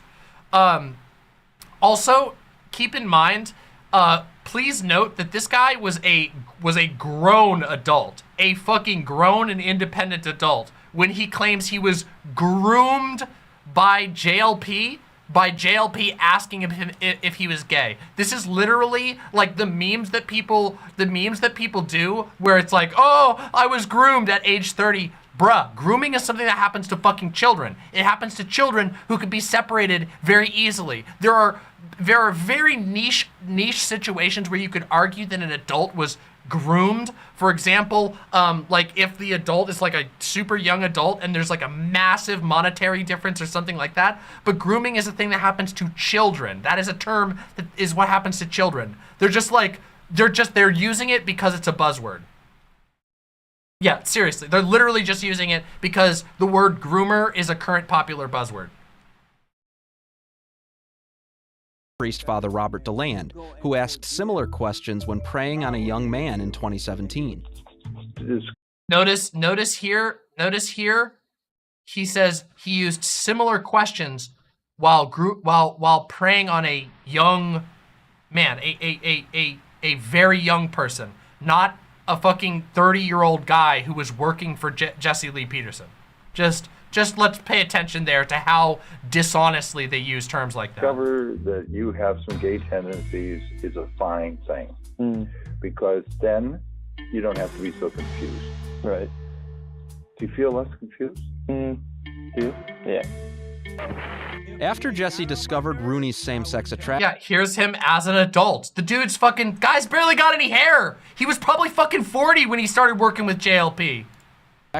His relationship with Jesse was taken to the next level.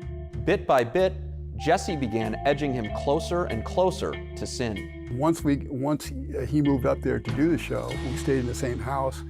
Jesse would kind of do some things, kind of horseplay and stuff like that with me. And at times he would do stuff where he would like grab me and then we'd kind of wrestle around a little bit. And I'd feel his private parts against me. And he did that more than once, so it wasn't like an accidental thing. He would kind of do it, and then I even mentioned it, like, what's that or whatever, and he would kind of play around and joke about it. Fast forward to 2005, and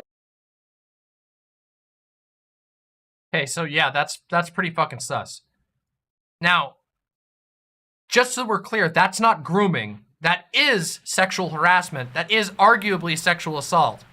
I think it's pretty arguably sexual assault if somebody is rubbing themselves up against you. I mean, it's really weird here because the guy is so vague, which is something that you see a lot in like Christian things like this. They're very vague with the words they use because there's like a lot of stigma about talking about sex at all among Christian communities. But here he's very vague. But just so we know, just so we're clear, that's not grooming, but that is sexual assault, or could be sexual assault, depending on what happened, allegedly. Of course. Jesse was ready to make his final move. We did a conference with them called Moral Reconstruction, which is kind of ironic now that we're sitting here talking about something else. It's called Moral Reconstruction. We did that. That first conference was, I believe, in 2005, and we did a follow-up conference in 2006 with them as well. And I went with Jesse to Washington, D.C. For this conference. I was a fundraiser at the time. And so we did fundraising, and I was part of the conference. While we were at the conference, we stayed in Virginia, near DC. So we were sitting on the bed together, and all of a sudden he turned to me, and just looked at me, and he said, "What do you want to do? What do you want to do?" And he said it in a tone that was really insistent. And I'd never seen this tone from him before. It was like kind of scary. It kind of scared me. Like what? What do you want to do? I knew what he meant, and then I told him, okay. And at first I'm scared, and I'm like, okay, well, I'm playing along here. It kind of threw me off my game, I guess, in a way. I think later I realized that's kind of something that people do sometimes. It's like the devil.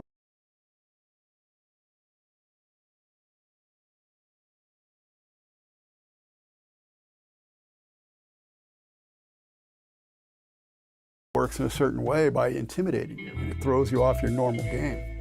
And so he said, "What do you want to do?"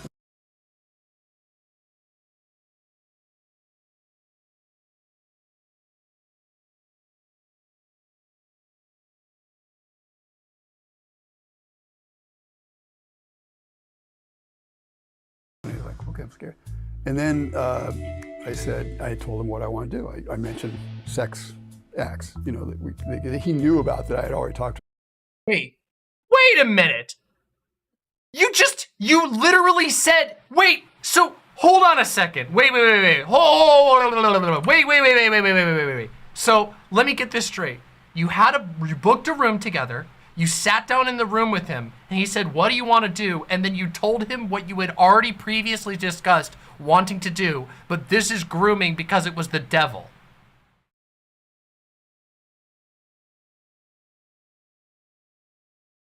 What the fuck? See, this is the problem with like Christian exposés like this, because half the time it's literally just people who have so much Christian guilt about the thing they did. He told him what he told him. Jesse Lee Peterson says, according to this guy's testimony, Jesse Lee Peterson says, "What do you want to do sexually?" He says, "I want to fuck you in the ass. I want to suck your cock." But that's grooming because he, an adult man who is seemingly on approximately an equal like power level as this other guy, because it's gay. That's grooming because it's homosexual. Oh my fucking God. These people, this is one of the reasons why fucking Christians should not be allowed to make content like this. They literally muddy the waters intentionally so that their fucking people can get away with more raping. About that I was interested in. And next thing you know, he's ripping his clothes off. This isn't victim shaming. This is going, wait a minute, the framing of this is really fucked up. I have no skin in the game. I fucking hate JLP and I fucking hate these motherfuckers. But this guy is talking about him he's like a 35, 40-year-old man at this point, and he's having a seemingly consensual interaction with a guy who asks him what he wants to do, and then he responds by telling the other guy, I want to have sex with you. And coming at me, basically. And I did the same, took my clothes off, and next thing you No, know, this guy's older than 35 now. He's old as hell. That's what I'm saying. He was working at, he's talking about something that happened like years ago. we're fully at it, having, not getting detail here, but basically full-on sexual acts. Rooney's recollections show that Jesse mirrored. Wait, I'm sorry. Did he just end that by saying we just had sex? That I was interested in. And next thing you know... So here's him saying, he openly admits that he told Jesse Lee Peterson he was interested. He's ripping his clothes off and coming at me, basically. And I did the same, took my clothes off. And next thing you know, we're fully at it, having, not getting detail here, but basically full-on sexual acts. Rooney's recollections show.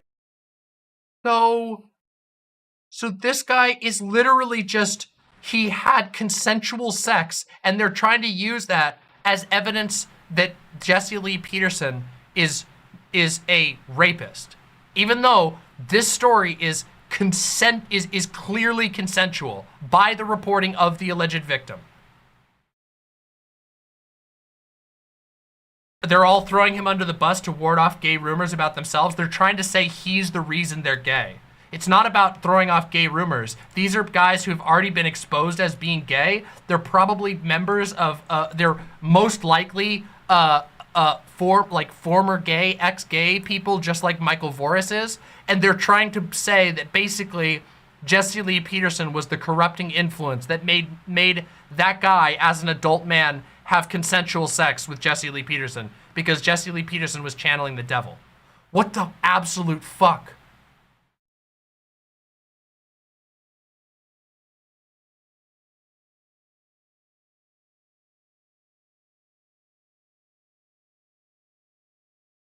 Show that Jesse mirrored DeLand's sexual advances almost identically. I love you. Love you too. I know. What are we gonna do? I don't know. No, what are we gonna do, really? Rooney's description shows that this is just, that is meaningless noise. They're just trying to, that's literally what you call guilt by association. It's saying, well, Jesse Lee Peterson at one point said similar words to what this convicted rapist said. This convicted, by the way, the guy they're comparing him to is a convicted child rapist, as far as I can tell. So, yeah, literally just bullshit. After their sexual encounter, Jesse began intertwining his private homosexualism with blasphemy. After we had private homosexualism.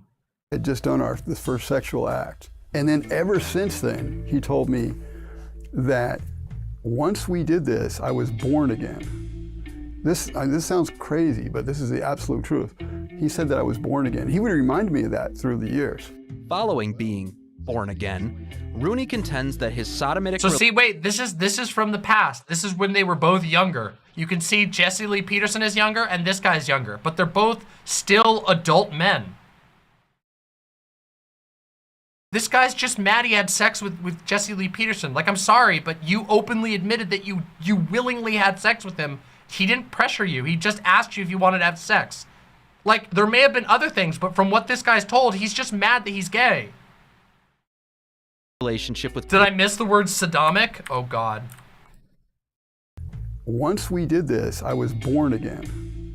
This sounds crazy, but this is the absolute truth. He said that I was born again. He would remind me of that through the years. Following being born again, Rooney contends that his sodomitic relationship with Peterson went on for roughly 10 years. Sodomitic? Fucking incredible. Until Rooney decided to come clean to his wife and son. My son was really angry. My son was mostly angry at me because he had Jesse on such a pedestal. My son had Jesse on such a pedestal, he literally thought Jesse could walk on. What? What? Bro, he got his family to be mad at Jesse Lee Peterson. Dude, Christians are so fucking stupid. He willingly had sex with Jesse Lee Peterson and his family got mad at Jesse Lee Peterson instead of at him. Oh my God, what a fucking, this is top tier Christian gay guy shit. water. We got on a phone call, we talked to Jesse, and as soon as we brought it up with my son on the phone call, Jesse denied it. And I said, Jesse, you're a liar. You're lying. You know this. You know you're lying. And he finally came out and admitted to my son that he did that. Rooney later moved to Florida. That he did what? Had consensual sex with you? See, this is the funny thing. Notice that this is supposed to be like an expose of him being a rapist, but all they fixate on is how he's gay. I don't want to conclude too early because there might be some legitimate accusations here, but so far these accusations are just that JLP is gay.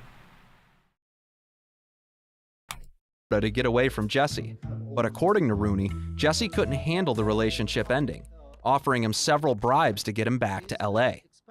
It's typical for homo predators to try and cover their tracks using a cornucopia of strategies to shut people up.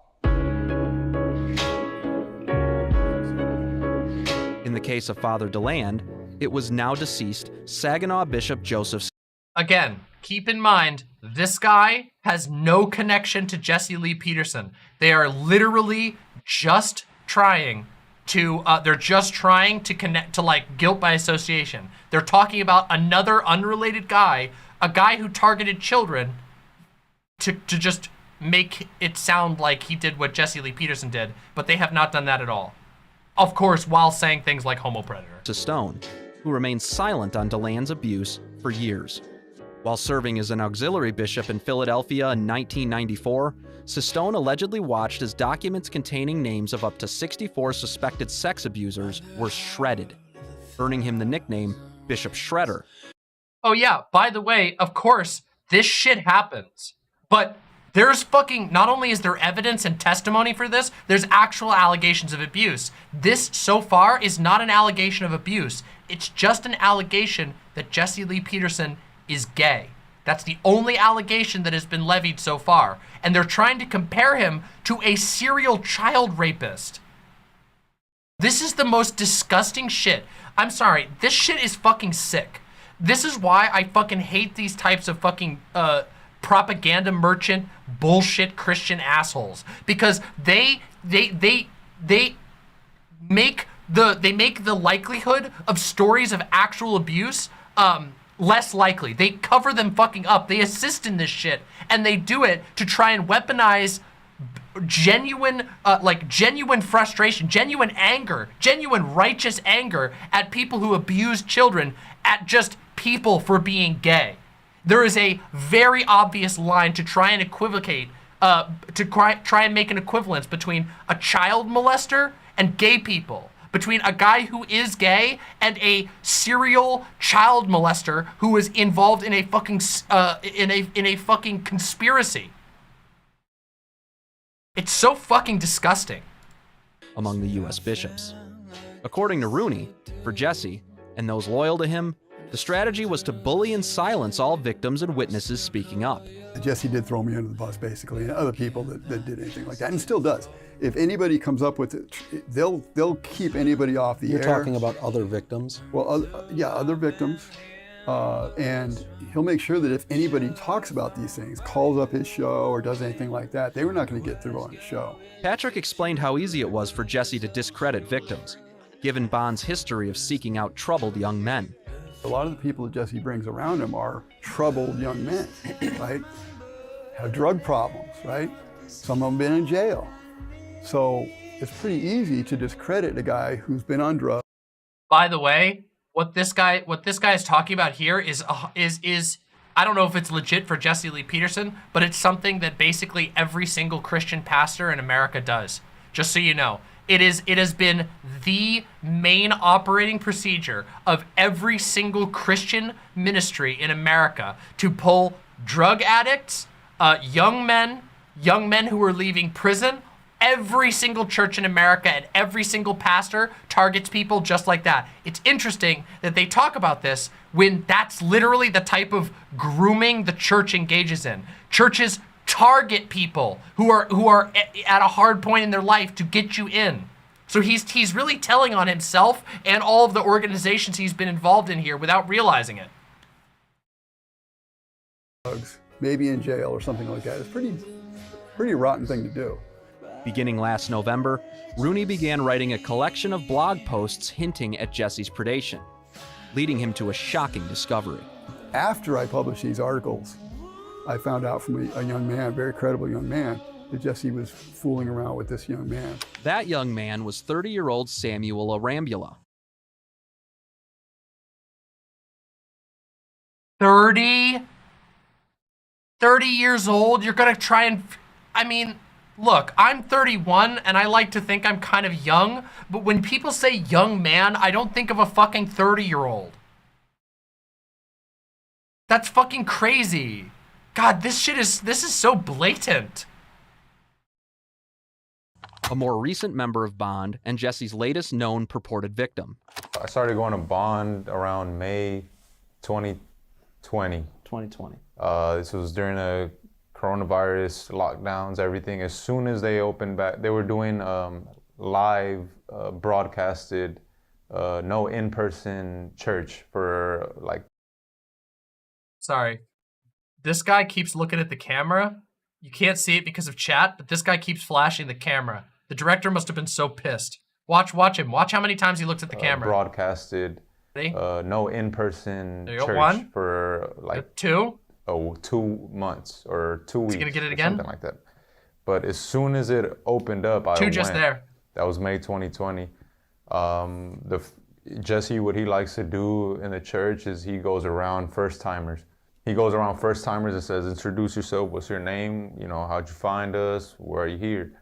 The first thing I said... Oh, sorry, I should have been clear. The term flashing the camera is, it refers, I realize now my mistake. That's a camera, that's like a film term for when somebody is looking directly into the camera, when an actor is looking directly into the camera.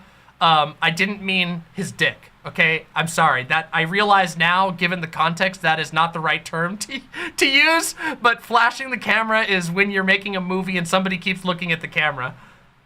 I'm sorry. I apologize. I was not making an inappropriate joke there. So my name is Samuel, and I'm here because, you know, you helped me a lot. I went and forgave my mom. I went and forgave my dad. I had a lot of anger, and I just dropped that, and I feel way better now. I'm really, you know, growing, and I want to thank you for it. Among him are 3 other alleged witnesses and victims who also chose to tell their stories. Samuel began his relationship with Jesse professionally, washing cars for him and doing other cleaning work at what they call the Bond House. The Bond House is where Jesse and several of his male staff currently live. And when Samuel began opening up to Jesse about his... Yeah, some people call it spiking the camera, yeah. ...past, things got personal. I was molested as a boy, so I was like, Jesse, what do I do? Like, this is weighing heavy on me.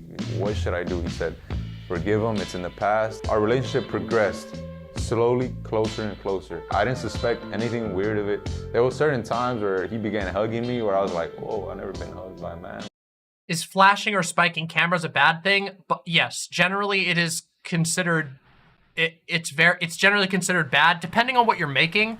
Of course, there are certain exceptions to that rule, but you never in a movie, you never ever want your actors to look directly into the camera, ever.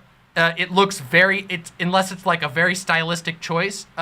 It looks really fucking weird. It looks really fucking weird when you're making a movie, and on documentaries, it takes you out of the documentary because it's really, really off-putting and distracting to have somebody like looking like this into the camera. You know, like if you're doing a documentary and one of the people you're talking to is just like going like this, like it's really super distracting. No, even the Kubrick stare is above the camera. The Kubrick stare looks directly above the camera. They never look directly in. There are films that use like direct shots into the camera, but it's really uncommon. Anyway, let's continue.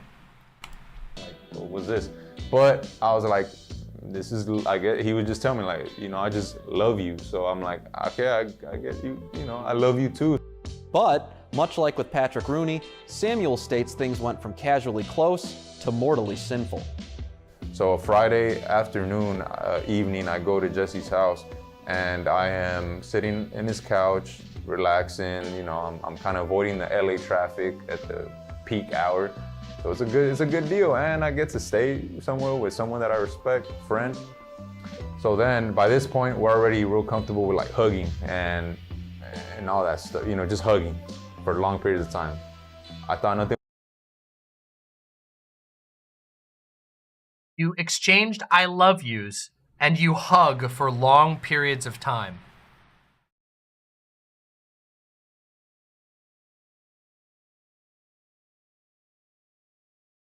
Weird of it, I guess my guard had already been let down completely. So I'm sitting on this couch, he kneels down in front of me, and then Remember, he was an adult.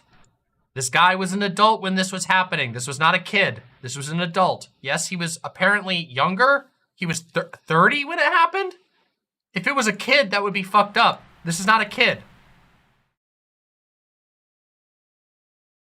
He wraps himself around, his arms around my waist, and I'm like, okay, this is kind of weird, but I'm like, Jesse, why are you doing that? He's like, I just love you so much. And I'm like, okay, I guess. I was just like this. So then he starts rubbing my thighs, and I'm like, okay, what is he doing? Like, it's kind of crazy. And then he starts rubbing my genital area, and I'm like, what's happening right now? And then he pulls down my pants, and then I'm like, I'm shocked. I'm not saying anything. I'm like, my face is like, whoa, what the hell is happening right now? From there, Jesse instructed Samuel to go into his so-called meditation called the silent prayer. And he's like, doubt all thoughts are lies. Everything Satan is telling you is a lie. And I'm like, okay. So far, this is definitely fucking weird. And this is why, by the way, this is why us dirty, evil leftists talk about a thing called enthusiastic consent. You should always have enthusiastic consent for the sexual things that you engage in. That's why. This is specifically why. Because if you don't live by a principle of enthusiastic consent, people can freeze up. People can panic, especially in this case. I have a lot of sympathy for this particular guy so far, specifically because he's talked to this guy about having been molested before, and is a very common reaction if you are experiencing a severe trauma like that to freeze up. So I think this guy has a much more he has much more solidity to his story than the last person. This seems like a severe abuse of power. Yeah, this is a guy who, this is not like a co-worker. This is like a low-level worker at Jesse Lee Peterson's organization that is this guy that was allegedly being touched and a huge overstepping of previous boundaries. And the religious stuff afterwards of like saying like, oh, any bad feelings are lies. Anything you're feeling that's bad right now is a lie. Like, that is very fucked up and extremely, extremely creepy. Okay, but inside it's telling me, hey, this is not good. What are you doing? What are you allowing him to do? Samuel describes Jesse abusing the supposed meditative state, trying to convince Samuel to ignore the traumatic sexual experience occurring. It went on for a few minutes. He would get up, walk away. I could hear him, I couldn't see him. Get up, he would get up, walk away. I could hear him get up, walk away, touch it, get up, walk away, touch it. And I was like, what the hell's going on? So then I opened my eyes, and then I'm like, what just happened? Another alleged victim was Trayvon. So this is the first substance. Now, we're 14 minutes into this documentary, this 26-minute documentary, and this is the first actual substantive claim that we've had against JLP so far that wasn't just JLP is gay. This sounds like a genuine abuse of power. And I feel really bad for this guy because, in my opinion, he is currently being exploited by these filmmakers. These filmmakers who are using his testimony against gay people as opposed to a legitimate conversation of sexual assault. Let me ask, by the way, if you think this exact same story happened between a man and his wife, what do you think these Christians would say about it? If you just want to know, like, you know, if you just want an idea of what, of why I think that this is, that his story is being used for ill. If this was a story about, now me, obviously, being a based leftist, I would be able to say, hey, you need to get enthusiastic consent from your wife. You need to make sure your wife is into this shit. You can't just push yourself onto your wife. But these guys can't do that. They would fucking defend the fuck out of the husband. You crazy? Chapman, who in 2015 told his friend, now 43-year-old Armand Martikian, that Jesse molested him. Wait a minute, hold on a second. This guy isn't the victim? This guy is reporting on behalf of a victim? The first thing came out of his mouth, that Jesse's homosexual. And I say, you know, you can't be saying this, you know, like, he's all against it. He's a, you know, straight conservative man who, you know, this is like, what you're saying is bizarre, you know, it doesn't make sense. But at the same time, it kind of struck me as a truth. What this guy was saying, he was explaining the incidents, like certain acts that they would do. They had some nicknames. Jesse had nicknames for it, you know. Say, instead of telling what the act is, he named it oral massage, according to Trayvon. So this guy literally isn't the victim. This guy is saying that somebody else told him this. That is fucking journalistic malpractice right there. That's fucking bad. Also, keep in mind that this now hurts this guy's story. This guy right here, who seems to have been legitimately abused by Jesse Lee Peterson, is now paired with all of this other garbage. It actually makes me sad. This guy got fucking screwed over by these fuckers. Armand tried to tell Jesse what Trayvon said, and he just dismissed it. I went to Jesse. I said, Jesse, I bumped into Trayvon, and he was talking bad things about you. The moment I said that, his first response was, oh, he's on drugs.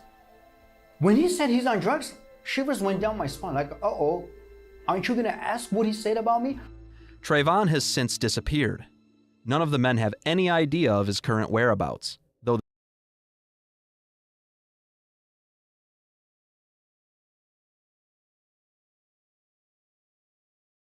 you've not actually talked about this guy. You don't know where he is. You didn't get his firsthand story, and some random other guy is just retelling his story for him. That is so fucking what? Like, what if this guy doesn't agree with how he's being characterized? They used his picture and everything. What the fuck? Scum. they assume he's Fucking scummy. This is such scum filmmaking. These guys are such fucking scum fucks. It sucks too, because I totally believe that Jesse Lee Peterson has done some things wrong to people who've worked for him. I would totally believe that. Dude fucking works in the entertainment business and has a fuckload of money. I guarantee you that guy has fucking pushed some boundaries and hurt some people. But this fucking documentary this documentary is the amazing disgrace. still somewhere in LA. After this encounter, Armand began questioning his own relationship with Jesse. Yeah, they could have literally just made up this guy. How do we even know this guy's real if he's not, you know? And then I had a flashback. Back in the day, it was such an insignificant thing that it never stayed in my memory, but for some reason, the flashback had, when I was in a private counseling, he kind of gestured me, let me see down there, pointing at referring to my, down there as in my privates. Not knowing what was about, I'm at very late teens at that moment, like kind of got tricked into it, pulled my pants forward where he kind of looked at it, but at the same time, I'm thinking like, maybe he's trying to see if I'm shy, he's trying to help me overcome shyness, because I was a little shy, I didn't know what to make of it. I remember saying, if somebody sees us from outside, they're gonna think we're gay, I said.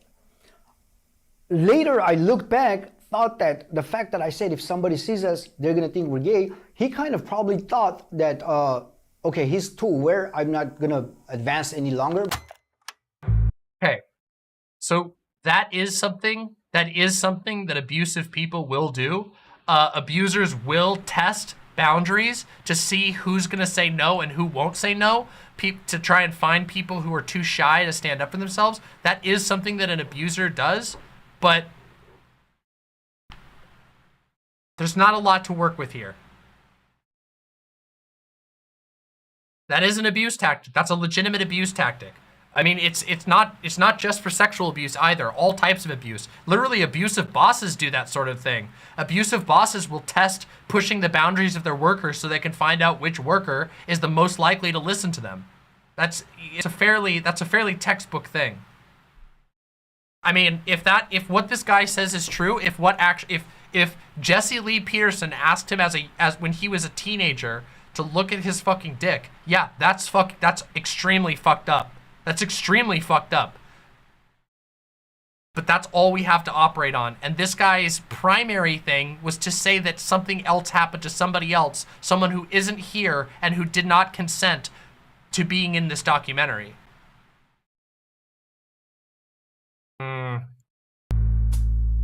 Former Bond House manager, 50-year-old Robert Santner, alleges he witnessed similarly strange behavior in 2021 between Jesse and current Bond producer James Hake.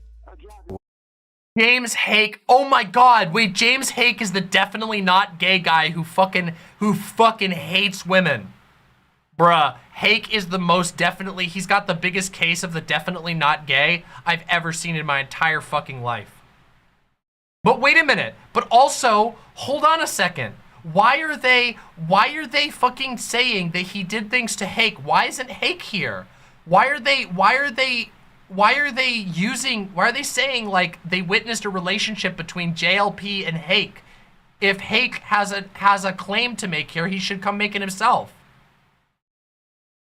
What I witnessed, him and Jesse were hugging each other intensely, rubbing each other's shoulder down stuff, and he came to a point where I actually saw him kissing him on the cheek and stuff on the hallway, and talking all kinds. I can't remember what the words he said, but there were a lot of giggling. So this is so far another guy just saying he thinks he's gay. Do you notice how they had 4 victims? They said there were 4 victims here, and then one of the guys who's a supposed victim is not actually present and is being told by somebody else, and this guy who's supposedly one of the victims simply witnessed JLP being gay with somebody who's not here. This is the worst. And it's sad again because it sounds like there's some people who have actual claims against JLP who are being manipulated by these anti-gay freaks. In the hallway, in his James' room, and then there was even one time that just really shocked the living hell out of me, is I went to the laundry room stuff. I mean, after I took the laundry out, and then when I got out, and there was a door open in Jesse's room, and there I saw Jesse was sitting in the bed, and while James Hake was wrapped around bed sheets, completely around like a burrito with his head sticking out. And Jesse was like embracing him and hugging him and stuff, and then kissing him on the forehead. And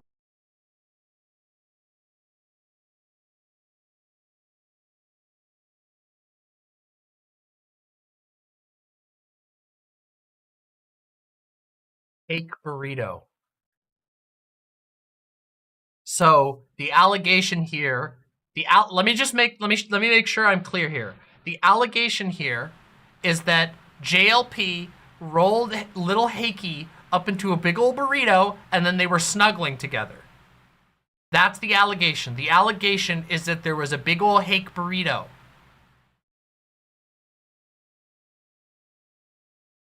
Oh boy, here we go. I was like, hey, are you all right?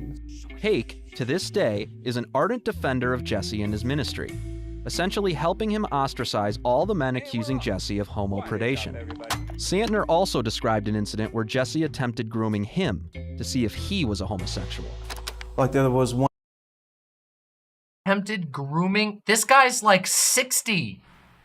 He must have been fucking 50 when this alleged grooming happened. Bro, fucking Christians, man. One night, okay, I was all by myself. It was like late at night after I came home from work. I was in the kitchen, you know, doing my own thing and stuff. And then suddenly there was Jesse appeared on the doorway, leaning against the doorway with his hand underneath his underpants. And he was like slowly massaging himself and was giving me a look, and I turned around and says, "What the heck are you doing?" And he was like giving me a smile and giggle and stuff, and then walked away. Wait, I'm sorry, hold on. Massaging his hand underneath his underpants. And he was like slowly massaging himself and was giving me a look, and I turned around and says, "What the heck are you doing?" And he was like giving me a smile and giggle and stuff, and then walked away. If this is true, that was sexual harassment. If that claim is true, that was sexual harassment.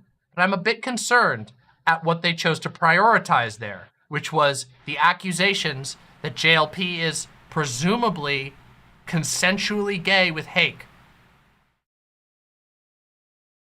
Yes, also I agree 100%. I wasn't gonna talk about that yet, but holy shit, this music is the worst decision they could have possibly made for this entire thing. Not that they give a shit, but holy fuck, the music is bad so far. Another witness is Martin Francis, who's largely been leading the charge against Jesse's purported homopredation. He describes himself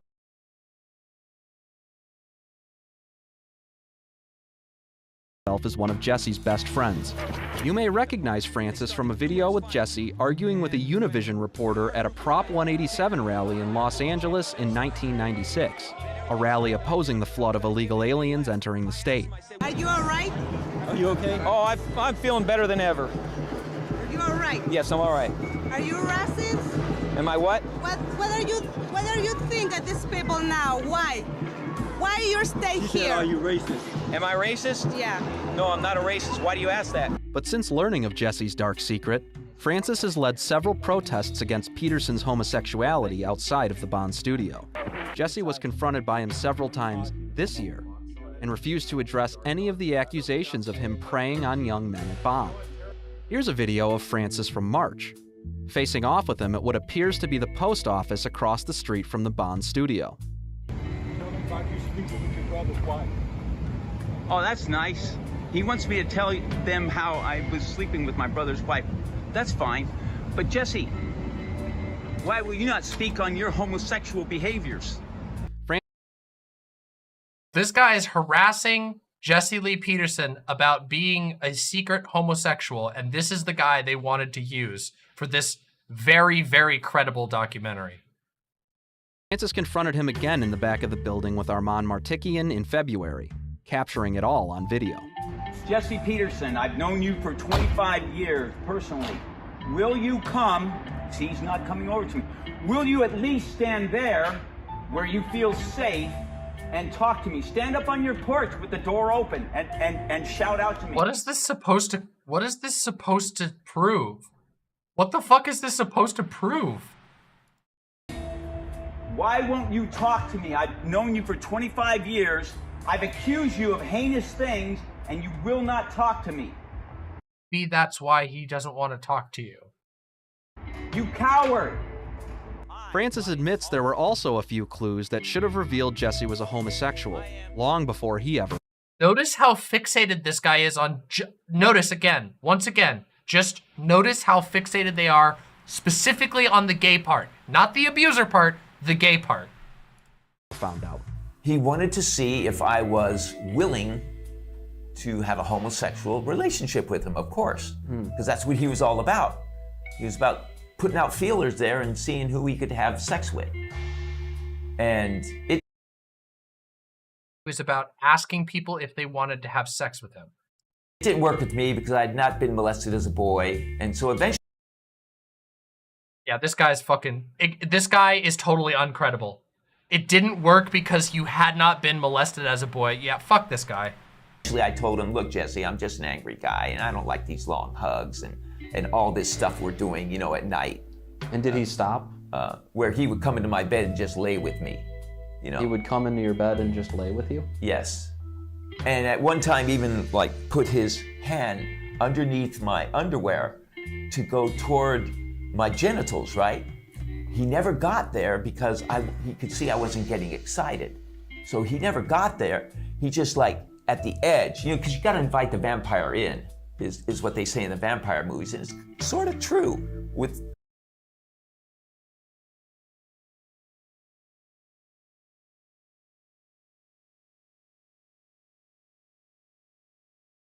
citing vampire movies.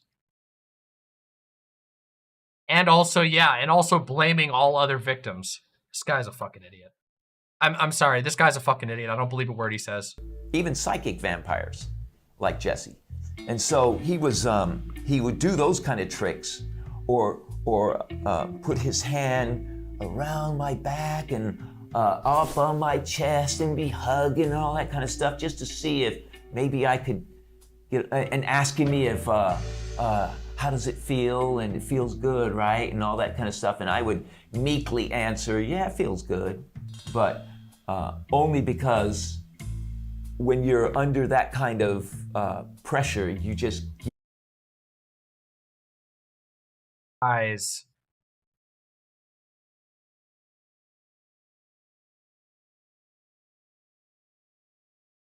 Give the answer that he wants, but you're really like wanting to get the heck out of there. You're like ready to fly out of there like a bat out of hell. Jesse appears to have used every dirty trick in the book to silence him, allegedly trying to have Francis arrested for violating an unserved restraining order. I will go back to Phoenix and chill out with the relatives like I was doing before, and I'll be back on the 25th. Okay. 25th, Fortunately yeah. for you, this is in the sealed envelope today. If it hadn't been, Yes. you wouldn't have gone. Yes. If it was already served, you had already seen it, you would be going to jail. Church Militant asked every single victim and witness if they thought Jesse would continue sexually preying on men, and they all had the same answer.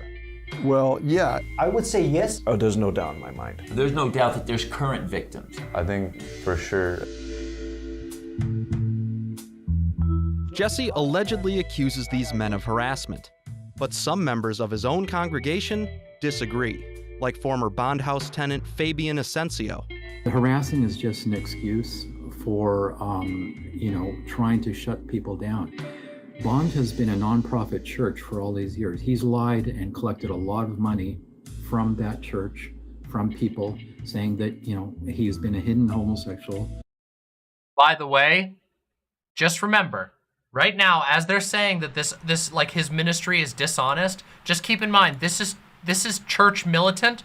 Church Militant, where the leader is absolutely fucking Milo Yiannopoulos, and they are also regularly grifting the shit out of their little cult that they've built.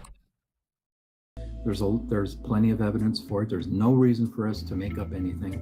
So for someone to be out there in the alley and talking and trying to wake up the employees and say, Is this Christ on Christ crime? Yep, this is Christian on Christian violence. What are you doing? Why are you still working for this liar? That's totally within our First Amendment rights. Jim Valerio, longtime donor and friend of Jesse's, also pushed back at his defenders. And for those of you people who are still supporting this so-called fraudulent, hypocritical, serial predator. Why did they use this footage? This is atrocious. Why would they use this footage? Homosexual, you are going to pay a price for that. That is a stain on your soul when you meet your creator. Period. Cut. This isn't even the first incident. Jesse was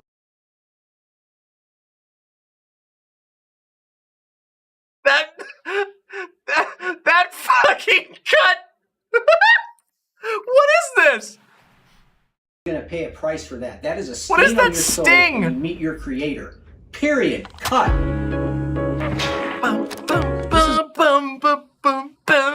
What the fuck is that fucking sting? What the hell? wasn't even the first incident. Jesse was embroiled in a homosexual scandal in October 2020, after his Twitter account liked a gay pornography image. Oh yeah, this is this the part where they just take the mask off completely and they just get mad at him for being gay? Tweet was left up for hours, Jesse's account was immediately locked down and set to private. One caller on his daily JLP show broadcast tried asking him about it, and Peterson hung up on him. Did you? The fuck is this music? What is this song? The dude's singing with like this sultry voice. Are they trying to make the gay people aroused?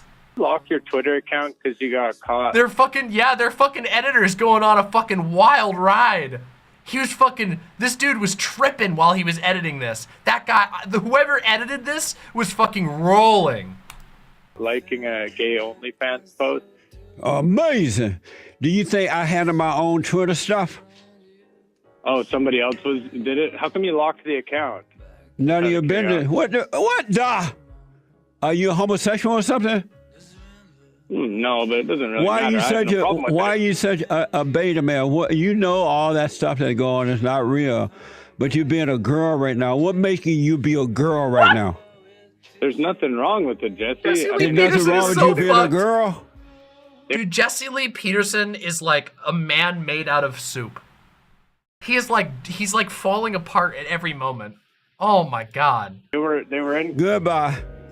On top of those we spoke to, there were several other anonymous alleged victims Church Militant was made aware of, who refused to speak with us per their devotion to Peterson and his so-called ministry.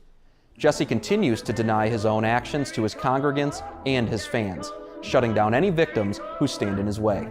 For Church Militant Special Assignment, I'm Joseph Enders, Detroit.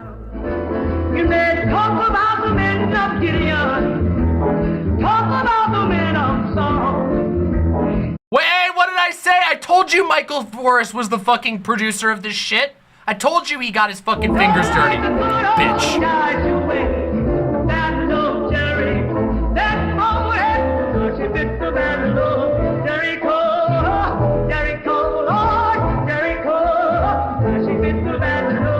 Damn. So that was full of shit. Wait, what's this? Somebody has sent me an addendum, an important addendum. What is this?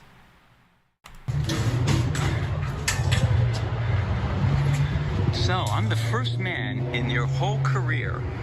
I am the first man in your whole career that you have run from. Like the chicken song that you played. You are running from me. You're running from your what you've been doing for 31 years. Trying to get us killed here. Jesse's so upset that he tried to cross the street before he should have, and caused these cars to stop and bash into each other. Whoa! What the fuck? Wait, for real? Bruh! You're running from your what you've been doing for 31 years. Trying to get us killed here. Jesse's so upset that he tried to cross the street before he should have, and caused these cars to stop and bash. Wow, that was a fucking bat. Holy shit. That is a hell of a fender bender. That is a fucking hell of a fender bender. It seems like it was the cameraman who did that. Well, everybody. What a mess. What a fucking mess. Well, I mean, it looks like it was, I mean, the cameraman was distracting him. And generally, if you're being hassled by somebody on a camera and you're not looking where you're going, I would generally blame that on the person who's shoving a camera in your face. That documentary fucking sucked. And it's really, really clear. It's really fucking clear that that Michael Voris and his fucking cronies don't give a shit about actual victims. All they care about is framing JLP as a gay person. Because they fucking hate gay people, okay? I want you to understand that. The Church Militant fucking hates gay people, all right? That's the takeaway. That's the only meaningful takeaway that you could possibly get from this fucking thing. I don't know what else to tell you. They fucking manipulated those people. Half of the people in there were adults who, by their own admission, consensually engaged in sexual behaviors with Jesse Lee Peterson. They had one guy who had a solid story about being sexually harassed, and I feel bad for that guy because I feel like he got used.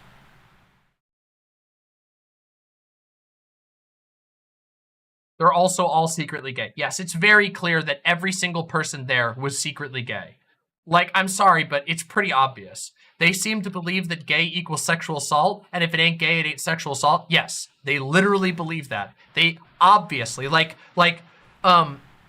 Church Militant is obsessed with former homosexuals. It's founded by a former homosexual. One of their main ministries is helping people leave the homosexual lifestyle, and they've been funding and running conversion therapy efforts all across the country. This documentary, like I said, is the least credible thing that you could possibly imagine, and it did a disservice to all of Jesse Lee Peterson's potential victims. And I do believe there is some likelihood that Jesse Lee Peterson abuses the power he has over others. I think that's pretty fair. How do you feel about the fact that all in the same year, Trump, Matt Gaetz, Alex Jones, Jesse Lee Peterson, and all these weird right-wing fuckos all went even more insane than normal, all while I was on break? It's like you leave suddenly and all of literal hell broke up, and that's what happens. You know? That's why I gotta stay on my grind. If I don't stay on the grind, the world goes fucking crazy.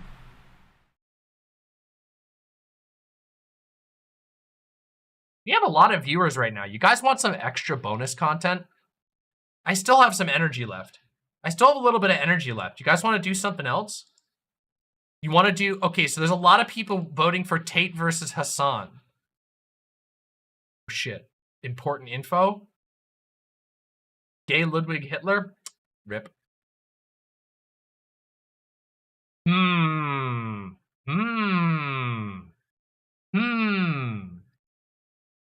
Dr. Gay Hitler. Wow.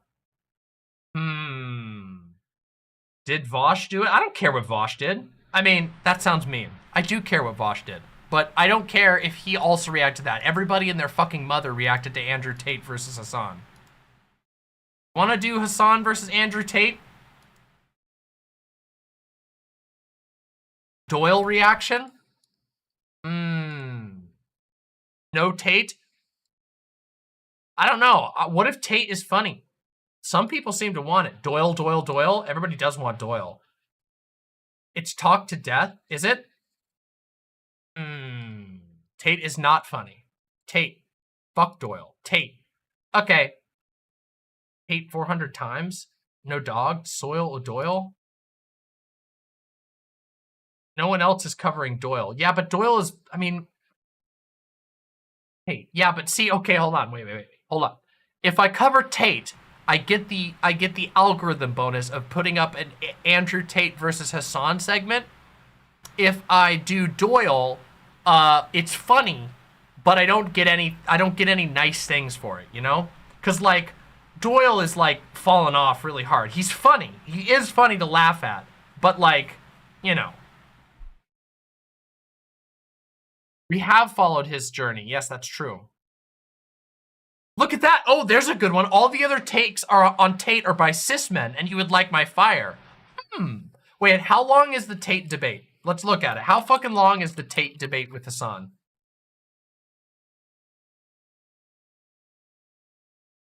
Let's take a look. Let's take a look. How long is this fucking shit? Uncut segment? It's only an hour. Oh, we can totally do that. We can totally fucking do that. It's literally only an hour. I will be targeted by the Tate stands. Yeah, but I don't fucking care.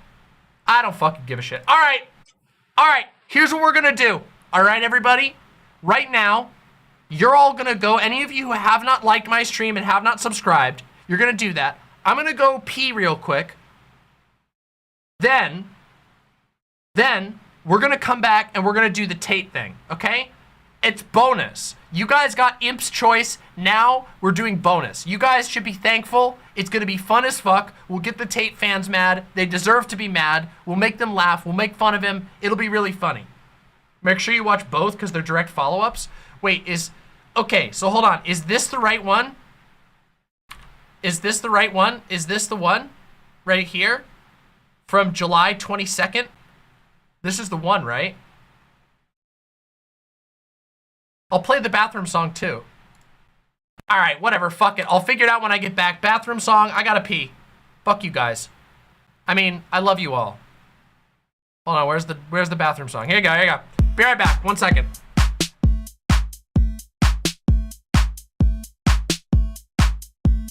Hey chat, Demon Mama has to go to the bathroom, so listen to the Demon Mama bathroom song. She streams 20-hour days and 9 days a week, so let's give her and her bladder a little fucking break.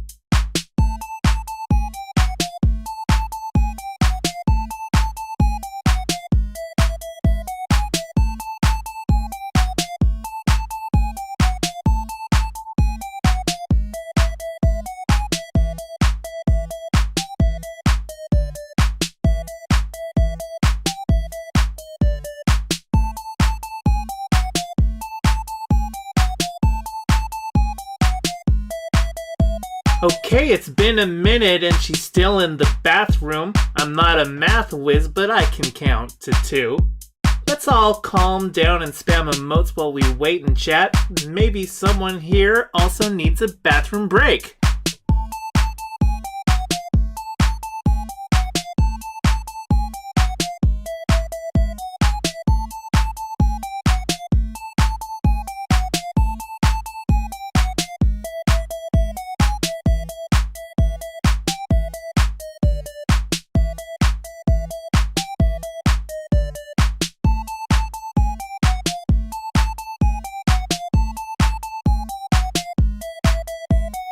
Been a bit since Demon Mama went to the bathroom. Not like I'm counting, but this track's at 142. So don't you fret, my little lips, cause I wrote this track down to give you something boppin' while she's taking a break.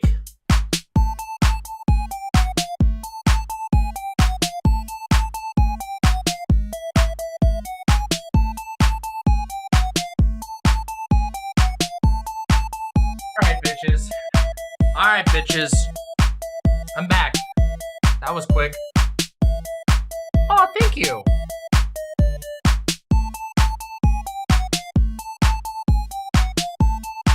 I love this song. Jesus fucking Christ, can Fawn go check in the bathroom? I hope she doesn't lock the door when she uses it. But if she does, you might need a little running start and hope the door hinge is weak enough to break.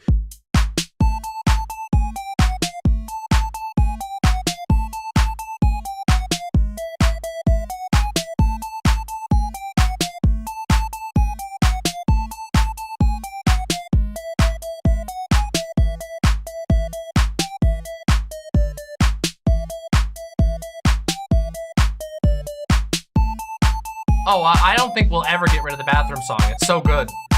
The bathroom song is just fucking great. Okay, you're just fucking with me now. Put down your phone, the stream is still running. I can only assume you forgot because you were doom scrolling. Jesus Christ, Demon Mama, do we need to call a doctor? Song's over, stop. Somebody help her out. Excellent. Thank you so much, everybody. All right, we're back, and it's time. That's right. It's fucking time for us to do the Tate debate. I'm gonna even, you know what? I'm even gonna change the title of the stream. Hold on.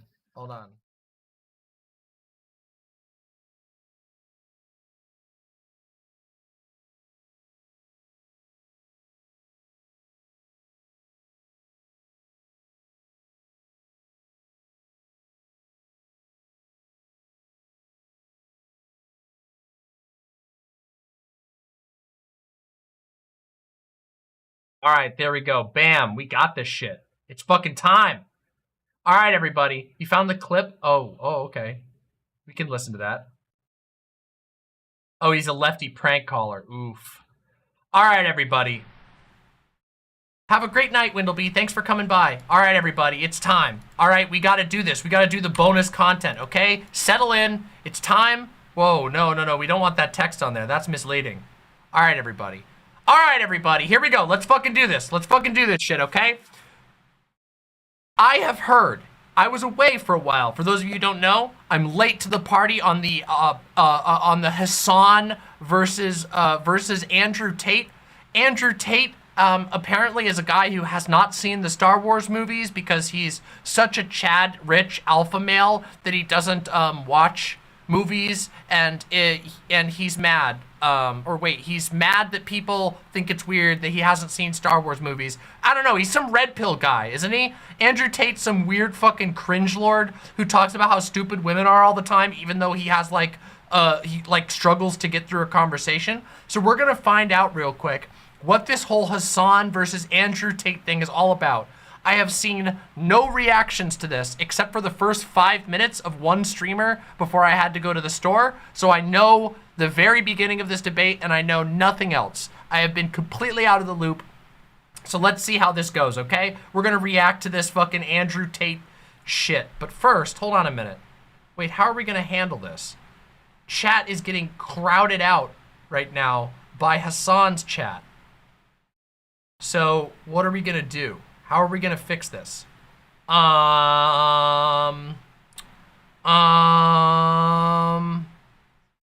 all right, you know what we're gonna do?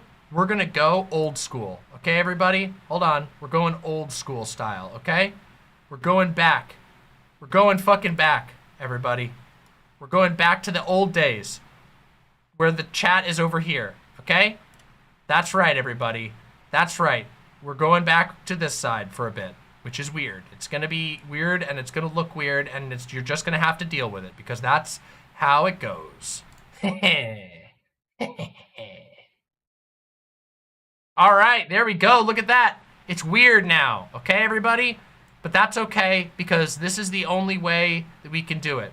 All right, let's fucking do this. President had to have those tests. There were obviously large events, big gatherings on the South Lawn. Not every individual who would gather for that you're uncomfortable looking at, right? You don't get to say I hate my. Okay, so he joins in. So he joins in to another conversation. I do not know these streamers. These streamers appear to be acting like Tommy, Bucky, Clicks, and this is the guy, Cobra Tate. Oh, so this is the one, this is the video I brought up. Okay, yeah, this is the 1 hour and 13. Hell yeah, this has got both of them. Wait, did no other transes follow this? Wait, were there other trans people? Wait, I didn't say that I was the only trans person. That was somebody else who said that.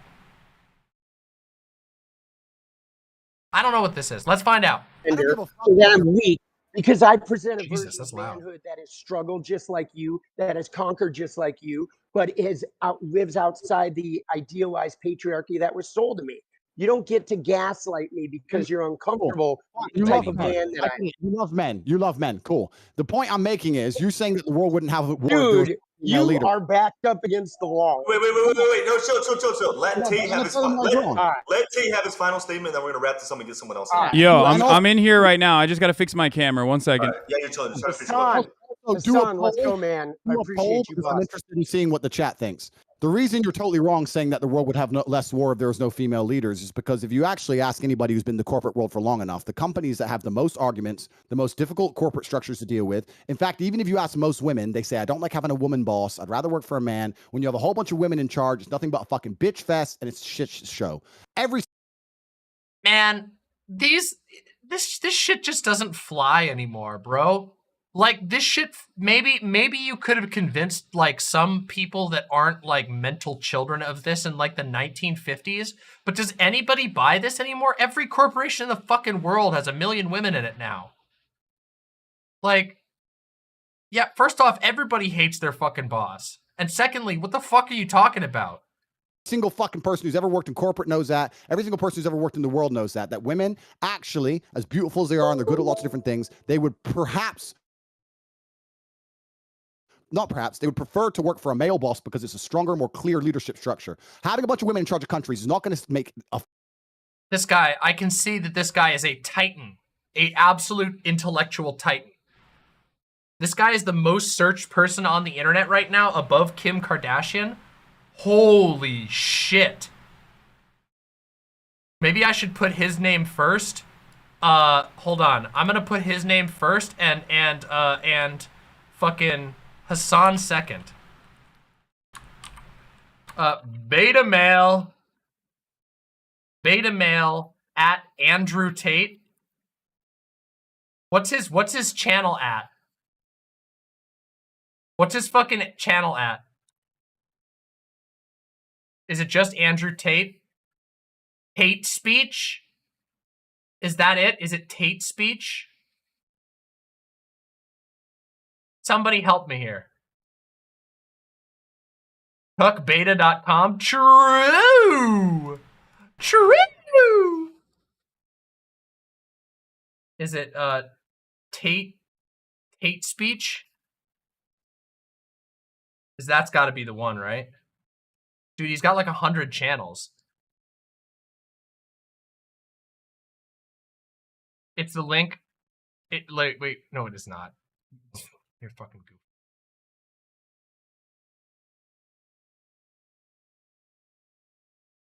His show is TateSpeech. Okay. Beta male, Andrew Tate.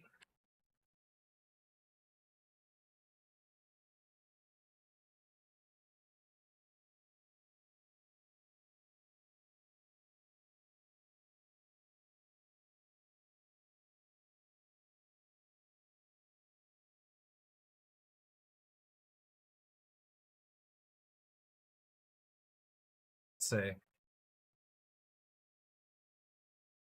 There we go. There we go. All right, we got this. There we go. All right, everybody, we fixed it.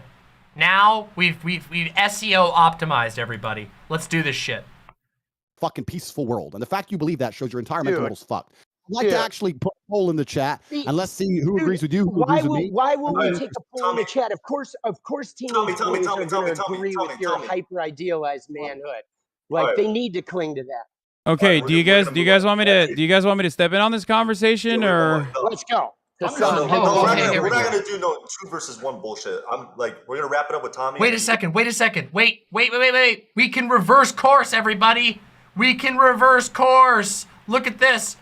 Since Hasan moves over there, we can put the chat up here again. Order has been restored. Order has been restored. Let us go. You guys can go at it.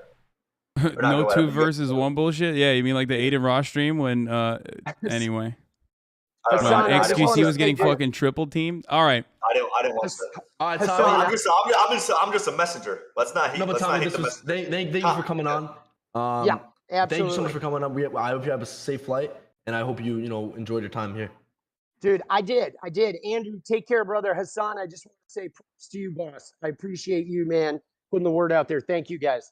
Good to talk, bro. Have a good day. Appreciate you coming on, Tommy. Have a good one, man. Cheers. Thank you. Wow, that was quite the conversation. How do you feel? Yeah, I did not pre-watch this. I don't know shit about this. I've literally seen at max like 2 minutes of the actual coverage. Oh hell yeah! My guy, Tommy. Sorry, you asking me or the? Yeah. On my way to I don't know him personally. I have nothing against him personally. He's a new age thinker. He lives in the new think, the idea that the way the world runs and has always run is a bad thing. Thank you, Magos Friend. Deeply appreciate that. Thank you very much. Also, thank you very much to Magos Friend again. Thank you. References for his way of his way of thinking because it's never been tested before. It's an untested theory. I think that for him to come along and say such blanket statements that if we changed all the world leaders to women, there wouldn't be war is inane and asinine. I think for him to say that a man who's physically strong can't be mentally strong is also stupid. But I also understand why he's saying the ideas he's saying, because he has a natural insecurity based on the fact that he's not a physical specimen of man, and the way he gets around it is to pretend that that's not important, which is fine. Lots of people do it, right? Stupid people saying being smart is not important. Poor people saying being rich is not important. It's a common defense mechanism that everybody does, and I completely Is Andrew Tate like temporarily putting on a fake British accent? Thank you very much again, Magos Rin. Deeply appreciate that. Is he doing like a slightly like a shitty? He's the top bloke. He's British American. He sounds like an American who's faking. Thank you again, Magos Friend. Damn, Magos Grin, huge shout out. Oh. Understand it. However, most people with a basic grasp of economics and the way societies work would look at society and say, you know what? A society with brave, strong men who are full of honor and duty is actually a better society than men who walk around saying, I have no duty to protect anybody or protect anything, and I can just sit around and cry all day. And damn, just right out the gate with a sick-ass argument. Many people would say that a society with strong men is better than a society full of men that don't do anything ever. Just incredible, right off the fucking bat. First off, you know, can we do a quick drip review real quick of everybody on here? All right, I don't know any of these people besides Hasan and Tate. This guy, damn, I actually like his setup. His setup looks pretty fucking cool. I don't know what this board that's just like hanging out in the middle here, I don't know what this is supposed to be. Am I like misunderstanding what's going on here? I don't know what the board is. But drip review, he's looking fine. Simple, you know, black tank top, you know, showing off the guns a little bit. All right, I can deal with it. These two, lighting questionable, lighting blown out. They gotta equalize this lighting a little bit, but you know what? Looking a little sleepy, but he's got a Fortnite shirt. Sick. Can't fucking negatively review the Fortnite shirt. Andrew Tate is very shiny.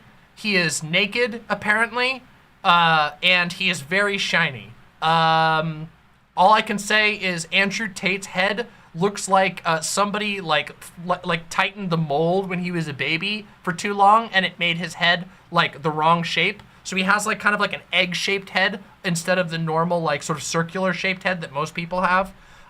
You know, it's got this interesting egg-like shape. Also, no chin. Very interesting. Very interesting that Mr. Alpha Male over here is using this neck beard to hide the fact that he has no chin and no jawline. And I gotta say, put next to Hasan over here, Hasan's looking fucking Giga Chad. He's got his prayer beads around his neck. They looks like a rosary. He's got some kind of I don't know what shirt this is, but it's a normal t-shirt. But look at that. Look at that fucking nice clean cut beard. You got the jawline, you got the nice strong forehead. You know, I just gotta say, Tate's losing on the drip review. Yeah, and also, everybody else is leaning, and he's got it fucking straight up and down. But you know, I mean, I think Hasan's long hair looked good. I think Hasan looks fine with long hair. You know? So I gotta say, I don't know.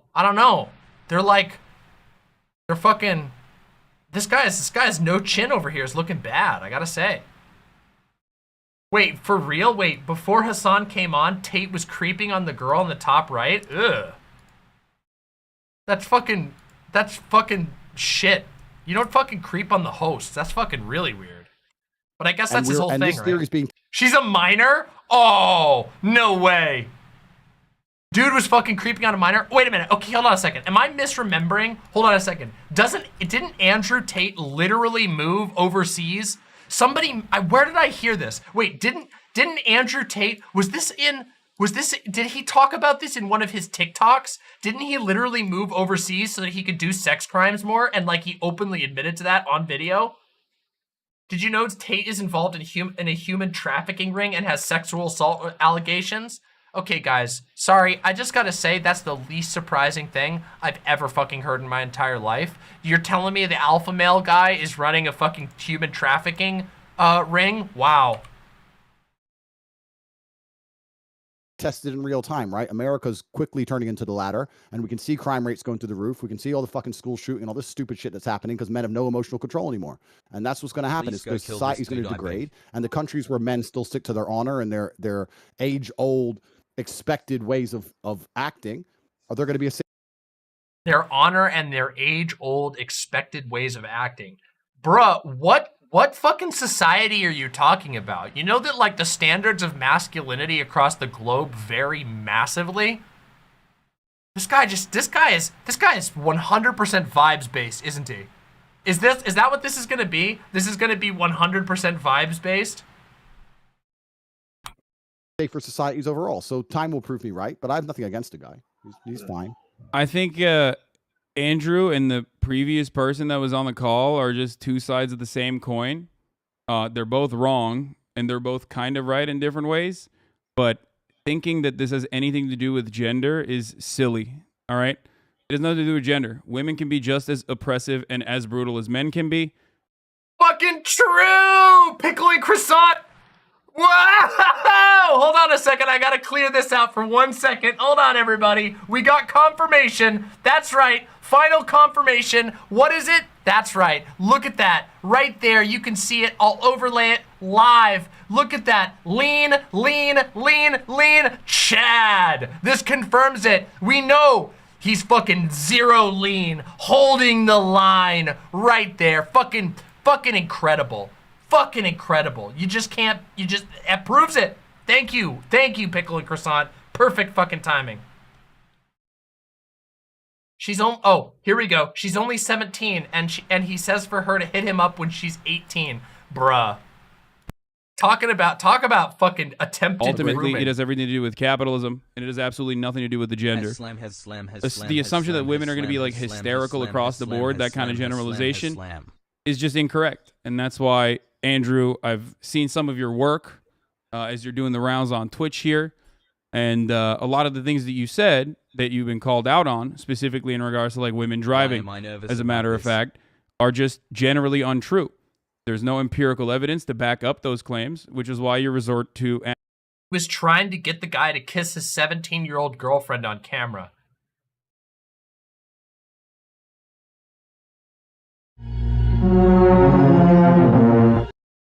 Anecdotes quite frequently and say things like, oh, well, it's just common sense, right? But it's not technically common sense. It's just your personal opinion. Completely. It's my personal opinion based on my personal biases of my life experience. Now, when I say these, exactly. And when I say these things, X amount of people agree with me and X amount of people disagree with me. That's fine, and that's the same of nearly any statement in the world. Okay, I but can say the world is round. This right here is the line that I heard. This is the only line from the entire thing that I've heard where he said some people disagree with me and some people don't, which is true about literally every single statement that has ever been said in the history of mankind. Yeah, some people agree with you and some don't. What a fucking whopper, intellectual fucking titan. And there'll be a percentage of people who disagree with me. That's totally and utterly fine. I come on here and talk about my own personal experiences, and my experience is men are better drivers than women. I'm not saying there's no good female drivers. I'm not saying a female can't move a car. No. You're misunderstanding what I'm saying. There is a truth, and then there is your own personal experiences backed by anecdotes, right? Or your own personal opinion backed by anecdotes from your own personal experiences. Now, your own personal experiences are oftentimes going to be incorrect and not close to the reality. That's why there's an entire field of statistical analysis. That's why we do empirical. That's why we rely on empirical evidence when we're making decisions. Why? Because we all carry a bunch of personal biases. And when we analyze situations, we do not have enough scope to grasp the entirety of the situation. We cannot comprehend it with our human brains. Bro, listen, which is why when it comes to women driving, it's a funny point because the truth is different. The truth is the exact opposite. No, listen.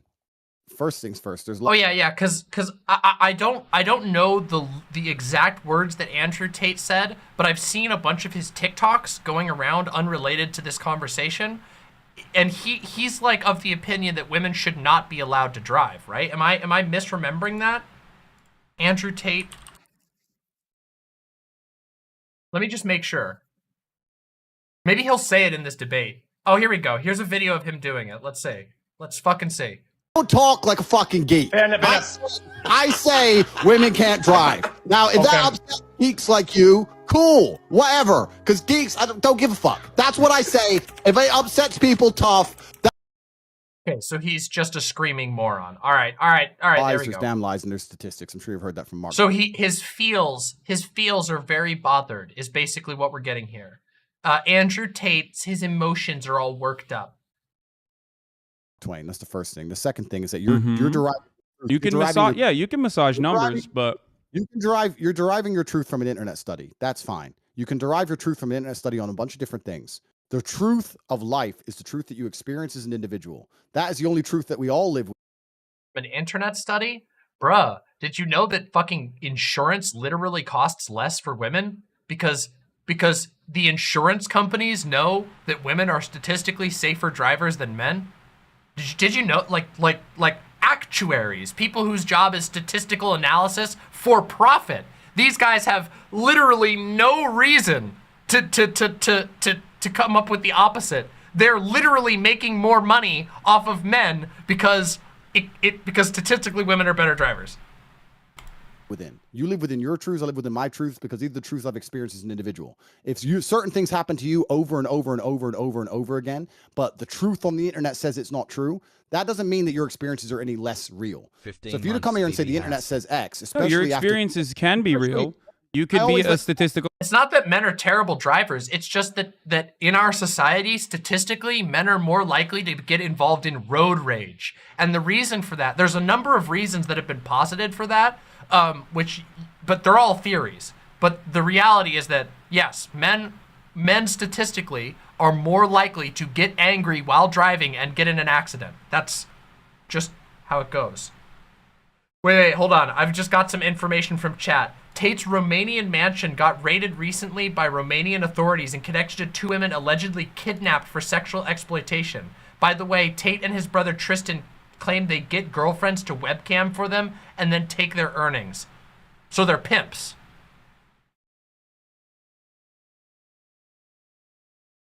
Anomaly, as a matter of fact.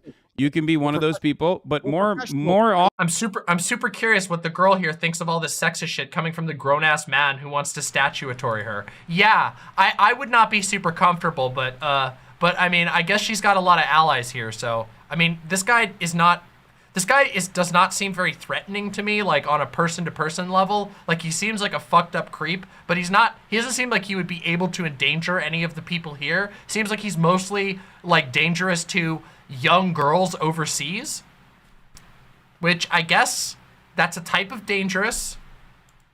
More often than that. Then I want to talk to you because I keep letting you talk and you're finishing your point and I'm trying to talk. So okay, go ahead. I'm going to. The fact that you're going on the internet, finding some study and saying that this is the truth. He's a world-ranked MMA fighter. He can probably hurt people. Yeah. But listen, being good at MMA can only get you so far, okay?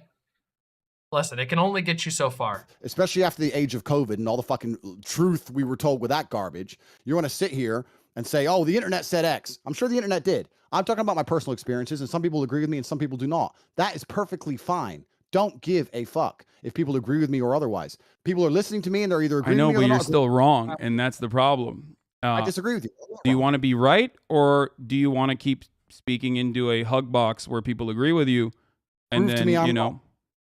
Well, if you just completely devalue empirical evidence, actuarial sciences, the entirety of the insurance industry that relies on making these sorts of calculations to ensure that these quotes are as profitable as possible, which ends up charging men higher rates than women, as a statistical likelihood that men are more dangerous drivers than women across the board and get into more car accidents across the board. If you're going to look at all of that and say it doesn't matter because that does not correspond to my own personal experiences, then you're silly. You're being silly. You're being a silly person. If everyone thought like you did, right, we would have no scientific achievements on this planet. We would still be living inside. Oh, this is such a strong start from Hasan. If everybody acted like you do, we literally wouldn't have anything, because it's completely true. As it turns out, facts don't care about your feelings. Out of fucking caves. And now, as much as I love Liver King personally, I don't think that that would be a good planet to live on. I'm pretty happy for, I don't know, all the medical achievements, all the scientific achievements that we have reached. And at the heart of all of that, all of those accomplishments lies an understanding of arriving at the truth through empirical evidence. You done? Yeah. Cool. In my personal experiences, all of the car crashes I've been involved in, all the times my car was hit, and all the negative experience I've had on the road, women were at fault. That is, now you can sit here. Car crashes has this guy been in? See, it's literally, this is the funny thing. It's literally people like this guy who, it's people like this guy that make men have to pay more insurance, because the average dude is just a just fine driver. The average guy is just fine, but stupid fuckheads like this are in 100 accidents a year because they're blazing down the highway at 80 while drunk. And say the insurance claims say that. Seriously, dudes in the audience, blame people like this. It is literally dudes like this, these fucking hothead assholes that are making life more difficult for you. Fucking insane machismo bravado assholes make your life so much worse. You have no fucking idea. I never said the insurance claims don't say that. I'm saying that I am not comfortable with women driving because of my personal experience. Those are my personal experiences. But you're just a baby. You're just a whiny little baby. You can drag up all the empirical evidence in the world you want to try and drag up. Anyone with a brain knows how that aids the world agendas anyway. I don't want to go too political on a stream that's going to get taken down. So I'm not saying that I can't find a female race car driver. I'm not saying that. That's not what I'm saying either. I'm not talking about like statistical anomalies. I'm straight up talking about the overwhelming amount of evidence that suggests that women are more careful drivers than men. Okay? And therefore better. 10-letter name says, so many fucking donos today. We need a sub bar. Yes, we're working on it. I'm working on a solution so that we can have a sub and dono bar on the screen and they will look beautiful, but I need to work on it a little bit. It's still coming. Drivers than men. Now, you keep resorting back to your personal anecdotes. So let me walk you through this, right?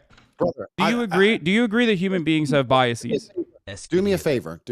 Okay. But hey, I respected your time. Do you want to answer my question? Do you believe that human beings have biases?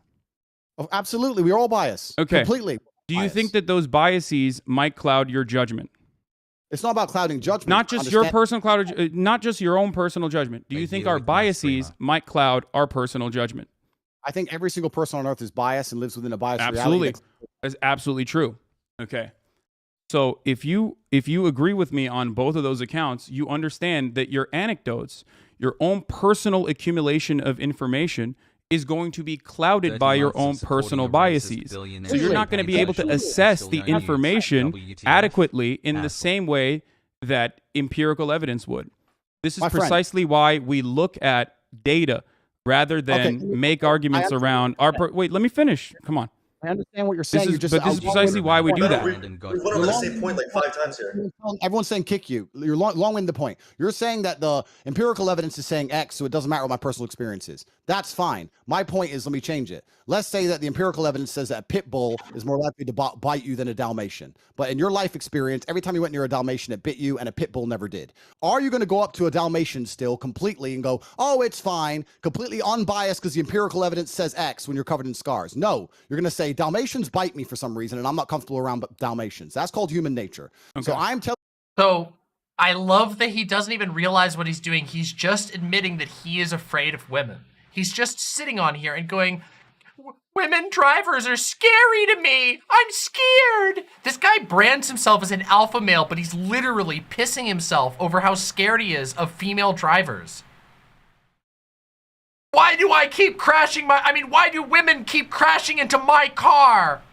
My personal experiences, and I don't care. I understand your point. Empirical evidence says X. Women in this country can do X. I completely get that. Secondly, it's also country by country because you're only talking about America because you're American and you don't see outside of the world. That's fine. I'm Turkish, actually. I grew up in Turkey. That failed. That was a goof. That's not the point. That's not the point I'm making. The point I'm making is I'm uncomfortable with a woman driving. And if you actually ask most women, if it gets late at night or it starts getting dark or it starts raining heavily or the parking gets difficult, they usually ask the man to drive themselves. I know many women who do that. They're not offended by my assumption. I know loads of women who go, oh, I don't want to park. You park it. Loads. There's not a bad. Yikes, Mixed Dizzy. Think about it. Who gives a shit, right? It's not even a big deal. You've come on here deciding you really want to stick up for the chicks and maybe, one of them will drive over to your house. It's cool. We've got better things to talk about. Look, let's be real. I don't think I need to be a male feminist to be able to attract women, okay? However, having said that, that was a funny implication. Having said that, you are failing to recognize what I am trying to say. I walked you through these steps slowly, but guys, sorry. I just want to do a quick poll.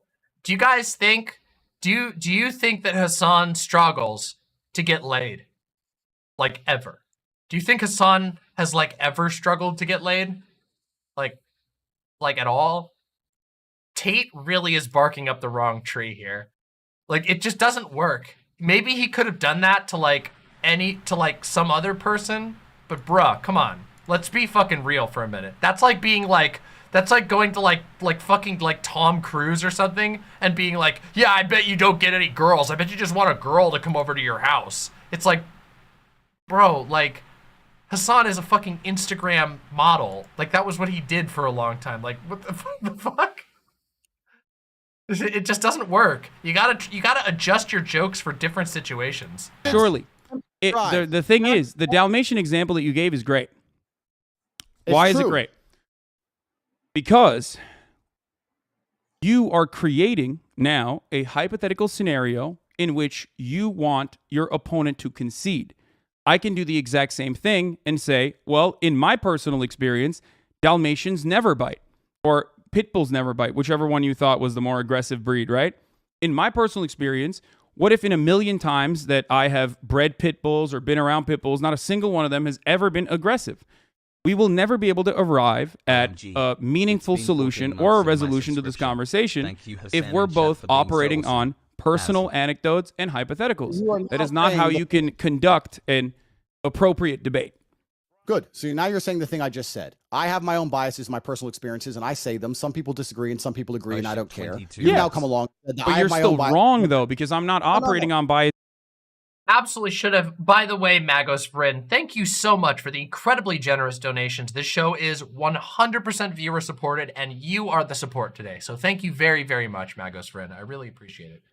When I talk about women driving, I'm talking about the empirical evidence. I might have personally thought women are worse at driving than men as well. But once you arrive at, once you look at the evidence and you realize that said evidence suggests something else, you're probably not going to continue believing the prior thing that you believed, right? We went over the same point like 5 times, and I think we're just. I know, but it's just weird because I can't I can't break through Andrew's. I understand your point. You're saying that even if I thought we're losing the girl.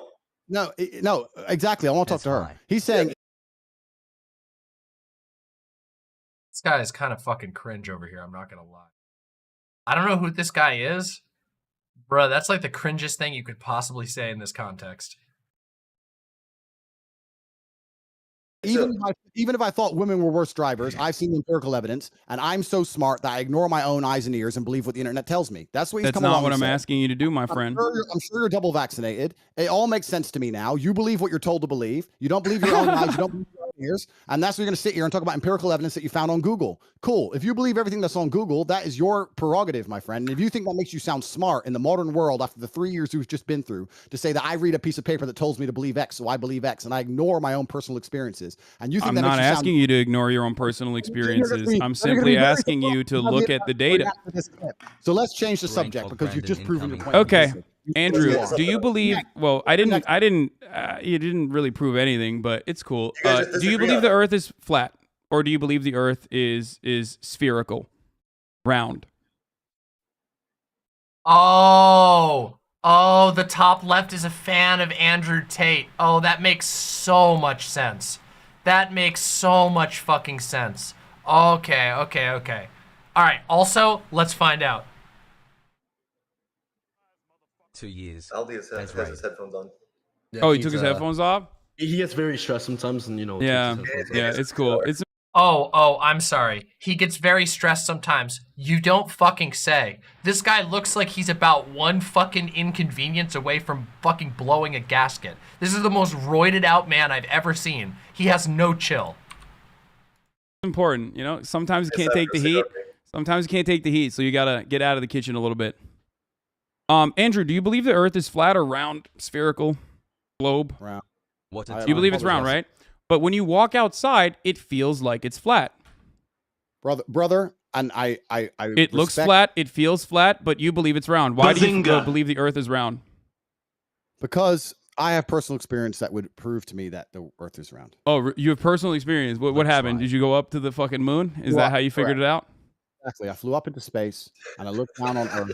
And I saw a big circle. That's crazy.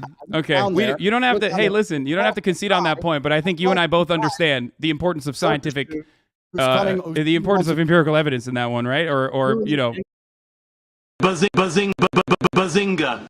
Sorry, he got him. He fucking got him. That's it. There's no coming back from that. There's no fucking coming back from that.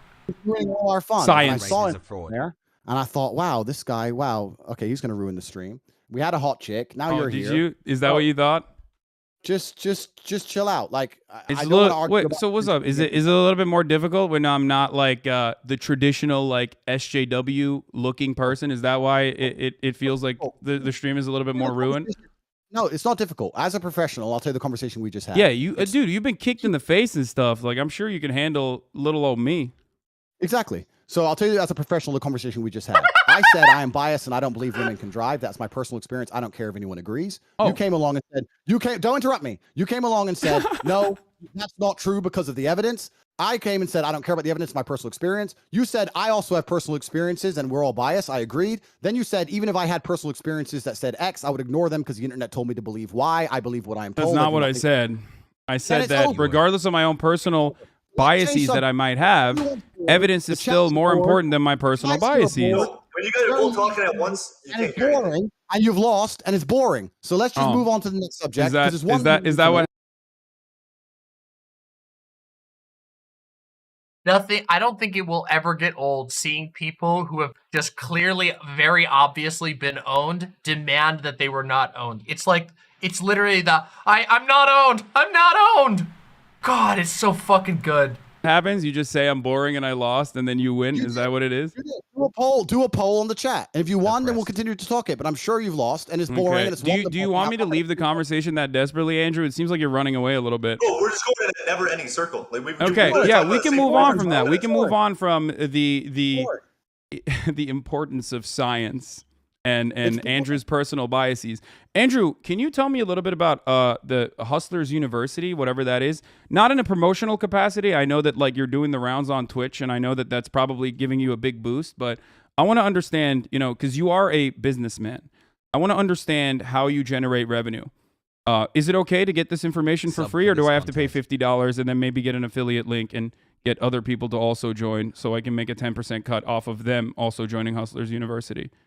You can find everything on the website, and you can join if you want more information. That's fine.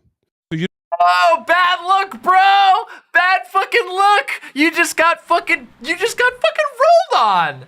Dude, you can't just say, oh, you could look on the website. Fucking own it, man. You don't want to share. How does a guy so swagless, how does a guy so fucking swagless as Andrew Tate run like an alpha male channel? How is that possible? How is it possible? He's so lame. He's got no zingers. He's got no comebacks. He just bumbles around smoking a shitty cigar. Bruh. This information for free right now. You don't want to educate me on that. I don't want to sit here and spend the next hour trying to accuse me of some bullshit. I'm not. I'm here to learn. Andrew, you are a brilliant mind. Maybe a little rattled from the numerous concussions, but brilliant nonetheless. So I want to hear more about your business strategy, if possible. Allegedly he AstroTurfs like half of his community has dozens, if not hundreds, of sock fan channels. Oh, that's wild. It's actually quite interesting that people who are too scared to get in the ring try and make fun of people who have bravery to try and make fun of. No, I do think it's very. Oh, I've been sipping away at this Diet Coke. I don't have water up here today, but don't worry, the Diet Coke has tons in it, and I had water earlier. But thank you. Very brave. I do think it's very brave. Oh, all right. So let's not detract the bravery of men who do things you're afraid to do. That's the first thing. No. You are absolutely incredibly brave. You still might have CTE, but you are incredibly brave. I appreciate it. I mean, whatever. It's fine. The point I'm trying to make is, I know you want to sit here and talk about hate you and try and break it down, and you've prepared a bunch of notes, etc. CTE is like a term for a concussive brain injury. I have no notes whatsoever. I'm a dumbass. I don't know anything I'm talking about. I'm simply here to learn from you. Yo, can we stop with the sarcastic shit and just have an actual No, I'm literally, but that's the truth. Bro, you're being so sarcastic though. Like, why are you being so sarcastic? Like, I'm not. I'm literally. Bro, you just come on. Come on. I'm asking questions. Hasan, you're being sarcastic. Like, listen. Hasan, please. It's we getting a maximalism stream part 2. It's pretty clear that I was the better Hasan. So. Yeah, that's agreed. I agree with that one. If you could just get out the call, maybe it would fix the stream. I think so. Would boring, you guys, man. If you guys would like me to leave the call, I can do that. I don't want to be. I don't want to be rude. I gotta get back to work. I do not want to be rude, boys. This is your stream. Andrew, I'd love to talk to you in more detail if you'd like to. I hope that one day you can educate me on your revenue strategies. I mean, it does look a little bad though if you feel as though I should leave the call because you feel like I'm overpowering you a little bit. You should stay on the call, but I think you should be more socially aware. I am. And understand. Is that a bad question? Do you not educate thousands of young men about your business strategies? I want to know more. Proud dad. Okay, I want you to be more socially aware and understand that since you've joined the stream, everyone's begging for you to leave. The vibe's down. It's boring. It's late at night for me. I came here to have. This is this is one of the most pathetic. Like this is. You guys know I've been on a fucking 1,000 panels. This is pathetic.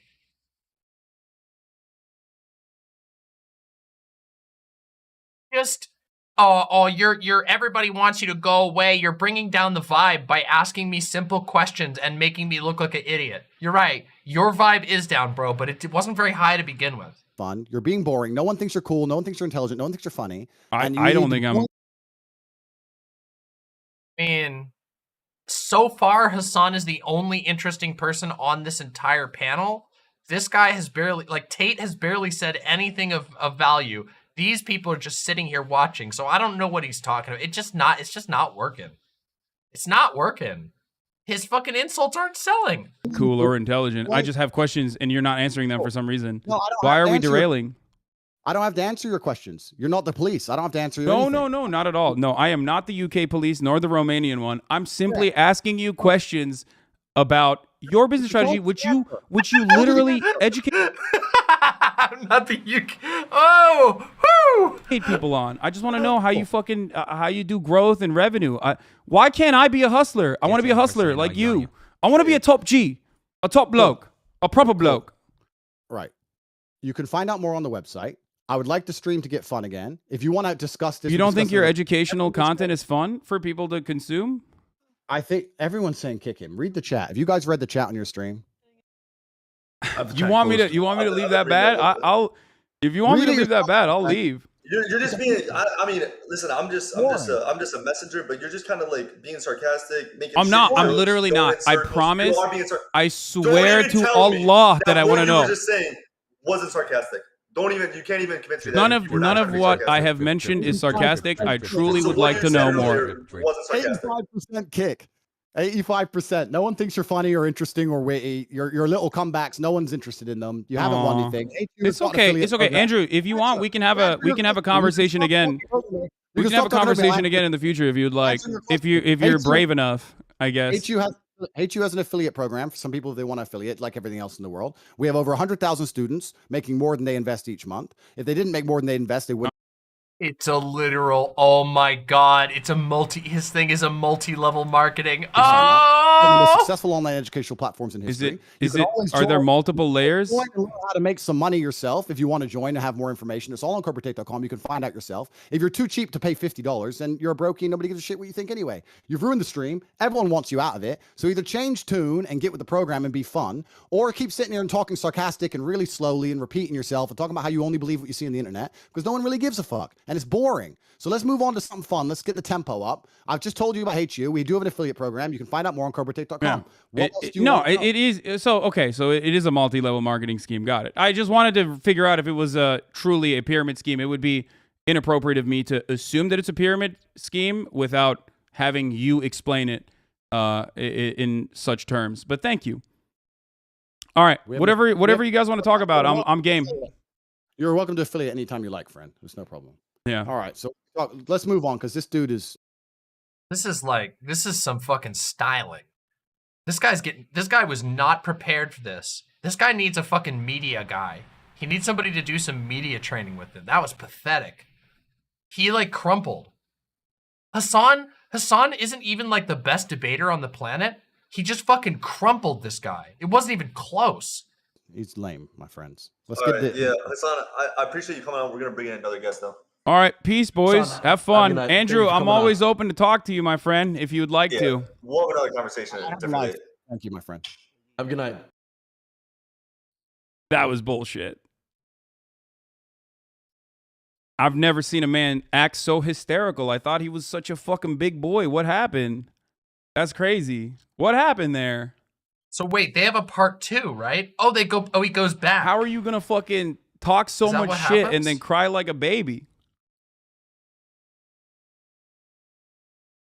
That's it? That's all he had in him? That's pathetic. Lamel. My man was in his fifis on that one. That was.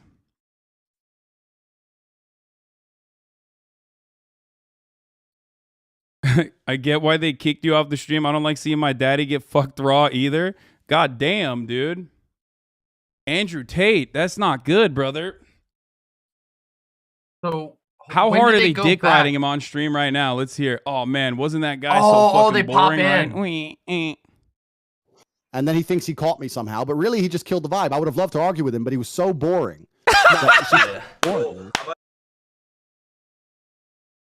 Bro, come on. That is sad. That's literally all you've got is to call him boring. Man, you got fucking checkmated on both points that he brought up. I'm not trying to this is gonna come off extremely dick riding, bro. But like he had the same point 5 times in a row, bro. No, man, it's boring. Yeah, bro. I point for 20 minutes, bro. I had no clue what y'all were talking about. Like, I'm gonna be honest. What you guys were using words that were different. Bro, that is, dude, come on, brother. That is so funny. That is dick riding, homie. That is what you're doing. God damn, dude. Slobbing on it, too. Now I know Andrew's never gonna fucking talk to me though. Unfortunately, I think we. Oh wait, so wait. Does anybody have a link to the part where he creeps on the girl? Can we? That part is when Hasan is gone, right? Can we see that? I want to see that fucking shit. Hold on. Where's the part? Where's the part with that? I want to see what happens when Hasan is gone. I'm interested. Because everybody's been talking about this. I want to see him fucking... I want to see what he says. Who's got it? Who's got the fucking link? Here we go. Alright, so this is the one. Okay. Oh, boy. What's going on, guys? For the second time today, this is Daily Twit on his girlfriend that's also 17. Oh, shit. I'm gonna tell him to try one more time. Please don't scare him off. Just chill, relax. I'm gonna tell him what to do. If he fucks it up again, we're gonna replace him and I'll find you a new boyfriend. Okay? How about I do it later? You don't do it on stream because he's been all weird. Oh, okay. Hold on a second, everybody. Hold on. Here. Let me get this so you can see so it's not blocked, okay? Here we go. So this is before Hasan comes in. Okay, everybody? Now like a fucking Fortnite work. Weirded out. It's fine. You know, like once you're 18, if you want to get yourself a real man, I know a guy. You do? I do, yeah. I do know a guy. Who is it? What? It's a long story. I can't tell you exactly who because there's bad things about him. Yo, there's no fucking way you just said that. No. I actually overheard that. The fact that you fucking said that shit is fucking crazy. That's fucked up. You were dead ass being a W fucking wingman, and the fact that you come in and say that shit is actually fucked up. Like, go ahead, bro. If you want to go fucking 18-year-old, that's weird. That is pretty weird. Because I know who you're talking about right now. You said once you turn 18, you would fly out to fucking Romania and fuck it. That is weird. That is fucking weird. Because at least listen. You messed it up. I'll take your bitch on your stream. You messed it up, my G. You can have my fucking sloppy seconds, motherfucker.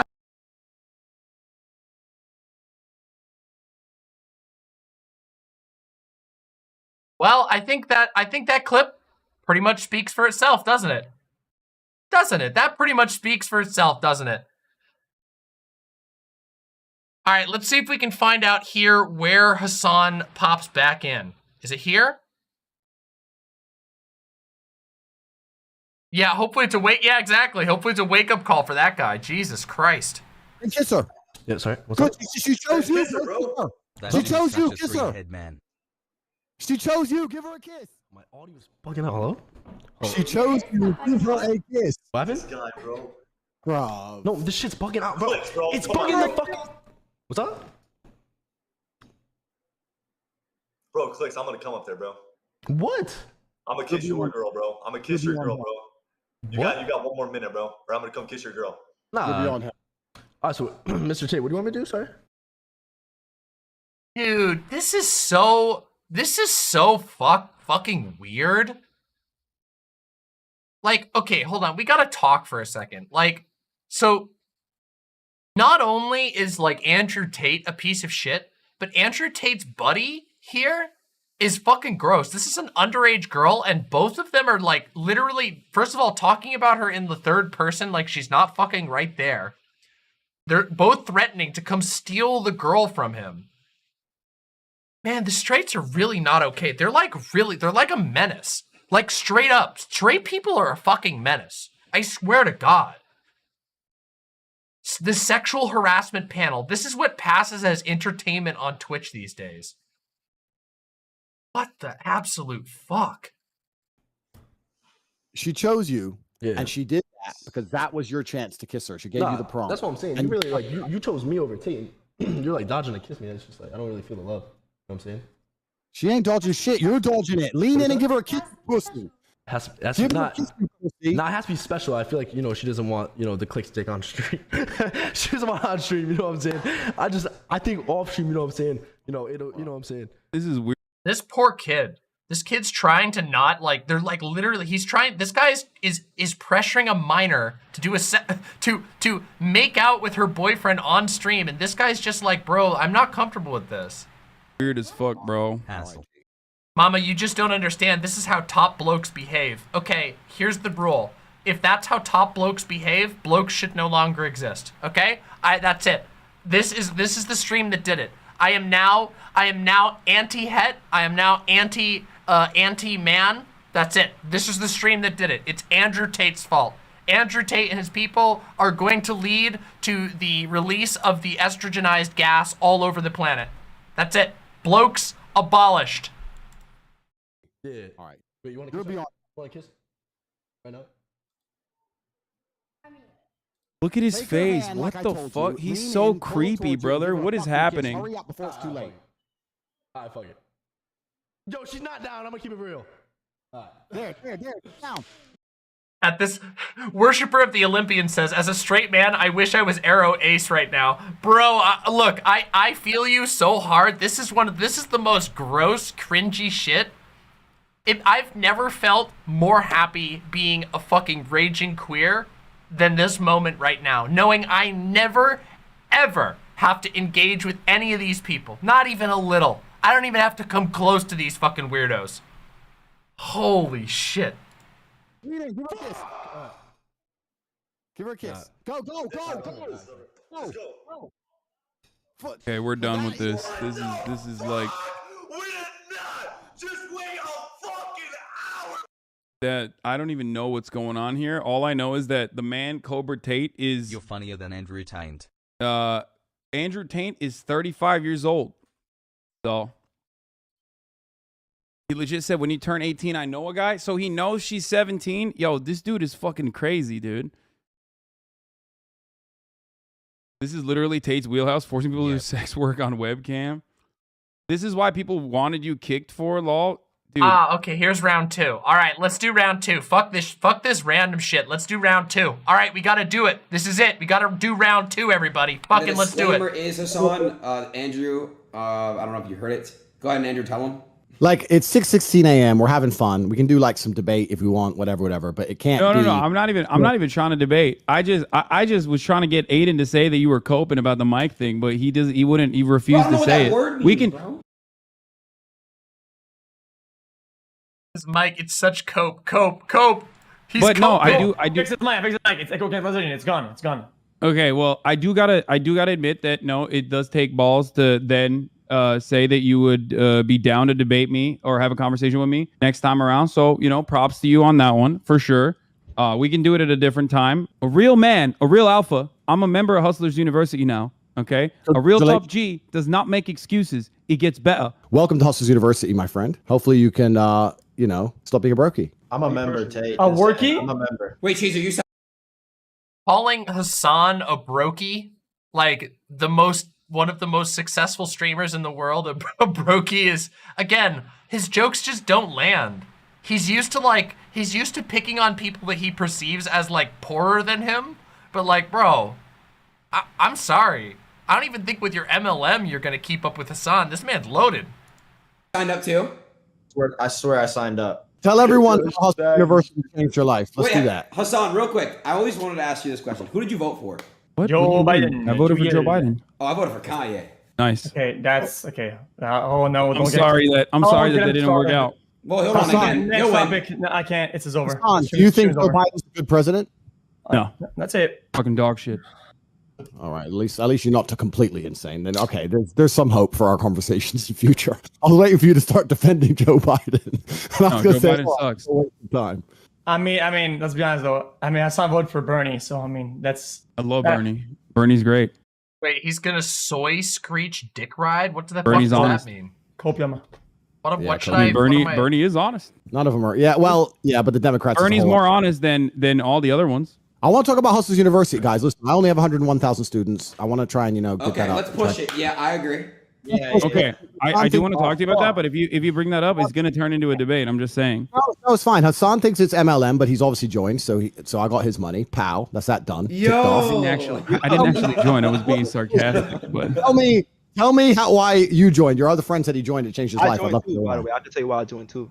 Cool. Let's talk about it. I was broke. I saw how you living. I wanted to get rich, but I've only been in it for like 3 weeks. But I've been making some bread. Have you made more than you invested? Yeah, duh. So is it a good investment? Duh, I made money. I made loads off of just a little investment. Okay. Serious question. How are you making money? By How are you selling the making book money? or what? I don't want to. How are you making the money? Don't worry about how we make our money. I don't want to get into that. Uh-oh. Sounds like you're lying, bro. Sounds like you're not making money. Sounds like you're about to fucking find out that you spent your money and got ripped off because you're in a pyramid scheme, bro. How the fuck?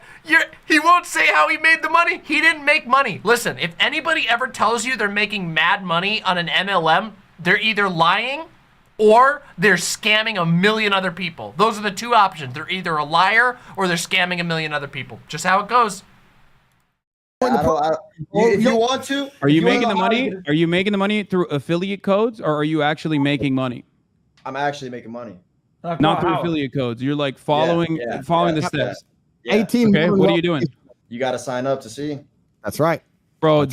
Oh, bro, he just got fucking busted. This is such a scam, brother. Come on, you gotta at least. You're just doing a hashtag ad at this point for fucking Hustlers University. I'm gonna be honest. Hold on, Staggy, go ahead. Tell your story. I joined. I was like dad broke. I had like what 10K to my name. I joined. That guy even broker. So I don't know what the fuck. Like what? I joined. It got broke. I had 10K to my name. I joined. I got even broker. Oh no, that didn't go so bad. Broker. Like that didn't go so good. Like everything you told me to do, I did, and it just fucking went down. It went downhill. It was ass, bro. So we have a positive review and a negative review, and then we have Hasan in the middle who thinks it's all a big scam. No, I know it's a scam, brother. I know it's a scam. Come on. I mean, is it? Look. It's not even a new one. Our fucking parents. There's probably kids in this chat right now whose moms and dads did a version of this. It's called Herbalife, Amway. Yep. It has existed throughout time. The multi-level marketing scheme. Yep, there was like 5 of them. The entire fucking point is to promote it so you can basically substitute the bag down to the next person, and you're at the tippy top, collecting the entirety, 90% of profits from every single fucking sale made. $50 might not come across like a big amount of money, but over 110,000 people, that's a lot of fucking cookies you're making every month. Yeah, obviously you're wrong, but let's discuss this at length during our next official organized debate. Because I can't. Am I wrong? A worshiper of the Olympians from YouTube chat says, am I wrong for thinking that we need to do better when it comes to young men? We need to do so much better, but it's so fucking difficult. It's so fucking difficult because people like this Andrew Tate motherfucker who find themselves with money for whatever reason or another. Maybe he was left a bunch of money. Maybe he fucking actually made some money doing something. These guys will fucking scam their way and they sell based on the pre-existing biases. So tons of young men fall into it. It just does more and more damage. Like literally what Hasan is doing right now, fucking taking down people like this guy is vital. Or else dudes are just going to keep getting pulled into this shit over and over and over again. It's not like what Andrew Tate is doing is just playing to pre-existing biases. That's all he does. He just creates more Tates. It's fucking sad. Yeah. Can't stop myself. We're gonna talk about it. Like if Cheese are over, he's gonna fucking praise it like in front of 110,000 impressionable kids. I'm gonna have to talk about it. I'm not praising it crazy. I'm just saying I made money off it. I'm not gonna lie. He did just buy a Rollie. What did you do in 3 weeks? Expensive purchases does not necessarily. I want to hear it. What did you do? You make it bread how? Find out. We ain't gonna give it away for free. Andrew Tate got rich off of his chess master dad who owned a casino. Fucking imagine my fucking shock. Imagine my shock. He's a fucking little rich kid with a big fat fucking inheritance. Imagine my fucking shock.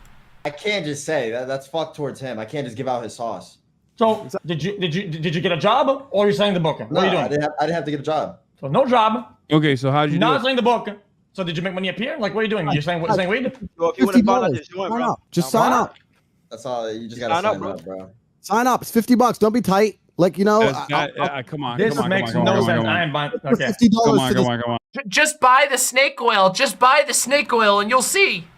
Sure, you'll be out your $50 and I will made another $50 and I'll be scamming the people who are listening. Just pay $50. Pathetic. I'll dedicate it to the socialist new world, whatever you want. I'll take your $50 out of the pot and I'll put it into something. So wait, is this guy here Aiden Ross? Is this Aiden Ross? Is that who this guy is? Somebody tell me. This is XQC down here, isn't it?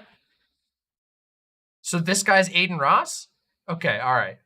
Happy with, don't worry about it. And just oh, we need an updated drip review. Okay? Hold on, we need an updated drip review real quick. All right? So, this guy, I like his hat. He's leaning back, so it's kind of hard to see in his room. But I like his hat. Hat's looking good. Like what I could see of his facial hair, pretty decent. This guy, he's got the cockatiel going on, which is a bold move.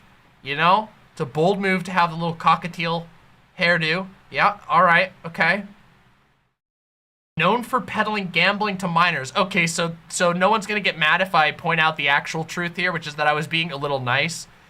This guy's got the fucking cockatiel with this hairline, bro. That's not working for you, man. You can't do like a forelock when your hairline goes back like a literal like 6 inches and you've got a forelock shooting out like this, man. It just does not work. Try something else. Fucking embrace the bald, all right? Credit to Tate, at least he's embraced the bald. Anyway, this guy over here looks like a gamer. This guy's head is halfway off the screen, so I really can't do I cannot do a drip review on this guy. The duct tape on the headphones has me a little worried about the drip review. Damn. XQC, smiley face shirt, chill ass basement, fucking styling ass hair. I think XQC might be one-upping Hasan here, actually. Yeah, it's pretty good, I gotta say. Plus, he's enjoying a nice snack. It's always a confident play. And of course, we already did Tate and Hasan here. So, yeah, there you go. Updated drip There's 18 review. modern wealth creation methods. And what actually, if you want to be a logical person, Mr. Imperial Evidence, what you'll understand is that don't be impressed that I've managed to get 110,000 people to sign up. It's empirical. It's not imperial. I retain those people. And the fact that I can retain that many students means there's 110,000 people in the world making more money than they invest every single month. So or they're making money on the affiliates. That's why they're in, because they're getting royalties off the bottom. No. We have less than 6,000. I think the affiliate program closed a few months ago. So less than 6,000 students are even allowed to affiliate. So the rest of them, 104,000 people, are making money other ways, and they renew every single month. You're welcome to join. Hasan has another video of him going over Tate's leaked Hustler University level 1 video. It's pure garbage. Oh, we got to do that on stream. We got to react to the video ourselves. All right. Maybe next stream we'll react to that shit ourselves. That'd be fucking hilarious. Like, there's no way that a university or an education program would get this big if nobody was making money. People are making a lot of money. Even if you dislike me as an individual, that's fine. People are making a bunch of money. Everyone's getting rich. There's a whole section on wins. You can join, go in the wins channel. Bro, that's what they always say. Everybody's always getting rich. It's magic. By the way, if you've never actually looked into the function of MLMs, they always lie. There are always a majority of bag holders. That's how they work. They call them pyramid schemes for a reason. There's a giant group of people on the bottom who lose their money. They lose money, and that's all they do is lose money. And the rest are leeching off of them. They are literal money printing scams for the people at the top. They are fucking terrible. I mean, Ty Lopez did this too, bro. Like, it's the same shit. It's literally the same Hasan, shit. was Ty Lopez the guy who was like, hey, look at my Lamborghini? Look at my garage, exactly. And instead of Lamborghini, Cheeser, I wanted to look at my Bugatti.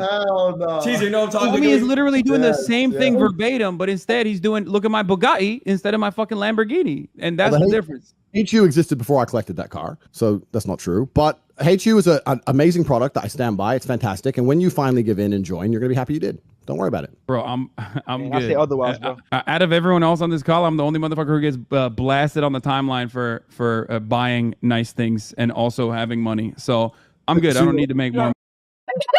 Oof! See, now that's a flex that works. That's a flex that works because it's fucking true. It is true. Hasan's been canceled to hell for buying nice things, so he can't really use those jokes against him. It doesn't fucking work. Money. Credit where it's due, okay? Yeah, and that's the thing. Both XG and I, we love what we do. We like streaming for the sake of streaming for the most part. I find it very fulfilling, but also because of the amount of subscribers I have, because of the financial freedom that I have from my own community, I don't need to fucking, take on sponsorship deals or anything like that. And I don't need to take on Hustlers University. And when I see a scam, I can call it out as I see it. I'm trying very hard not to, debate, because we can do it at a later date if you want to talk about this, but it's not new. It's happened time and time. Worshipper of the Olympian says, this guy's all over TikTok and it's annoying as fuck. I've seen a couple of his TikToks in the past. That's basically the only context I have for this guy. His TikToks make me cringe. He has one where I've referenced this at the beginning. Andrew Tate has some TikTok where he's like, yeah, some people, they say that I'm missing out by not having seen Star Wars, but you're missing out on being a millionaire. That's like the tier of content this guy does. Fucking sad. Time again. By the way, chat, I'm not getting paid to promote. No, that's fine. Don't buy it, bro. No, that's good. You believe it's a scam. You believe it's the old school MLM. I told you to join $50. You're saying that you're rich, but you refuse to join. So obviously you don't know what the product is. You've never seen it yourself. You're just going based on what you've decided. And that's completely fine. You're not going to reduce our subscriber number. Every single time I do one of these Twitches, we get 3, 4, 5, 6,000 new students. Everything's going fantastic for us. Yeah, because so far, you admit it. You admit it. This is a good way to market your product. I'm marketing. People don't push back because Aiden is like I said, he's dick eating a little bit. Pretext. I'm really hey, you're not gonna talk to my homie like that. Watch your mouth. You're not dick riding. Appreciate you, gang. Appreciate you. What is he doing then? Aiden's a cool guy. What would you call what he's doing then? I mean, he's just learning. He's just learning new things, bro. Like, learning how to ride the dick harder. Hey, watch your fucking mouth. He's not dick riding. I'm not indeed. I'm not. So wait, is this like an bodyguard? Is this guy over here just a Aiden Ross's like soy bodyguard? Like if he starts soying out too much, this guy steps in to be like, no, he's cool. He's cool. He's not dick riding. He's definitely not dick riding. Man, I gotta get one of those. I gotta get an bodyguard. Just kidding. I can carry my fucking own. Okay, bro. No, he's dick riding him. This is like a centipede. It's like the movie. He's dick riding him. That was funny. I'm not gonna lie. That was kind of funny. Listen, he's rare W, rare Omega Lol. I don't know. I think I do understand because like the people on the internet who hate me because I just found out after our little debate because I'm new to Twitch. Ooh, Worship of the Olympians from YouTube chat says Andrew Tate has his customers, quote unquote, for lack of a better term, clip his podcast and then link the MLM in their bios. That is so scummy. That is so fucking scummy. That is fucking classic MLM shit. That is fucking classic pyramid scheme shit. I'm only a week into this. I don't even have a proper account. I just jumped in when Aiden invited me for the first time. I don't know who any of the big guys are. I didn't know. It turns out you're a famous Twitcher or streamer. I didn't know any of that. I didn't have a clue you were. Oh, no, not even. Then someone said on Twitter, yeah, he's a fan of yours. He's been watching you for a while. He does all your videos. So you've been watching me for a long time. So you're a fan of mine. But I don't even know your worldview. I don't know your paradigms. I don't know how you view the world. I don't know where you lie on the political spectrum. I don't know anything. But I wouldn't necessarily say fan. But no, I have seen some of your work. Most of the information I found out about you is completely against my will. I mean, you've been popping off, and I wondered, why does Andrew Tate? Oh, because you also dated Jordan Peterson's daughter, which is a rare W for you. And also, I saw you talk about joining the Marine Corps as a pussy shit, which is another rare W for you. But outside of that, it's usually just a sequence of L's. Wait, I was wondering, about him? Andrew Tate doesn't have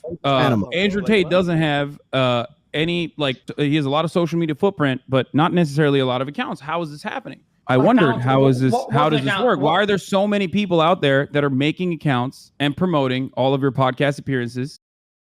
Oh my God. They literally use his name. Oh my fucking God. They just use his they use his name. So he's created a self-reinforcing SEO bubble, which means when the bubble pops, it's going to be disastrous. Oh man, that is so scummy. Well, it's okay. All of his fucking bag holders are gonna get what they deserve. Flipping you unfortunately, and defending you every single time. Because I inspire people, my friend. Well, part of it is because I think there is a financial interest that's associated with it, because the more they promote you, the more they can sell Hustlers University to other people so they can get an affiliate code. The percentage that you get with your affiliate code when you get other people to join Hustlers University. That's where it came from. That's when I realized, oh shit, okay, it's just a basic multi-level marketing scheme. You've been a fan of me for a long time. You've been watching me for a long time. We agree. Everything. You can say that if you want. I don't have a clue who you are. I don't know your political affiliations, et cetera, et cetera. I understand the internet, and I understand how the internet works. So it's very easy to come along and say, Tate's making over $10-15 million a month. We have to find a way to discredit that. We can't discredit the amount he's making because we know that to be a fact. So we're going to how's that possible? We're going to come along and say it's being made dishonestly. I understand that. But and hey, it's fine. If that's the prerogative, people can come along and say whatever they want. If it was a dishonest program and a dishonest system, then I wouldn't have so many happy students. I wouldn't have 5-star reviews. I would, et cetera, et cetera, et cetera. Yeah, dude, same thing is why, like, if an Amazon product is bad, there's no way it can have 5-star reviews. Like, there's just no way at all. Yeah, this is like rock solid logic. People, it's not like you can pay for reviews. It's not like you can bot things or totally fucking manipulate it. It's not like MLMs are notorious for getting people into a cult-like mindset and leaving thousands of people in the fucking dirt. Well, welcome, Violet Metal Mark. But I understand that it's very I'm glad you could make it, Violet Metal Mark. easy to be jealous, and when you're a fan and you're watching all my stuff, you're going to come up with these theories. Brother, I already told you, I'm the only motherfucker in this call who gets flamed when I make more money. I already make too much money. I'm good. So, no, it's not. It's definitely not jealousy. 100,000 times 50, not 5 mil. That is correct, but that's not the only thing I have. It's not the only program. Damn, you make $5M a month off that? Yo, I need a percent of that, bro. I bought it. I need a percent. Yeah, bro, I lost money and shit. I need my money back, bro. But that's if you take everything on top of that. What's the rest of the revenue coming from then? So I have to be. So this is a stream, so I'm not going to sit here and tell you everything I do. But people know I own casinos. People know that. That's public knowledge. I own casinos in Romania. So I have 14 casino locations. Damn. Yeah, I have a substantial property portfolio across 4. There's literally 4 dick riders in here. They just want money from him. Oh. So fucking, oh man. You know what feels good? Being a brokey with self-respect. I don't got no mansions. I don't got no fancy cars. But you know what I do have? I can sleep at night.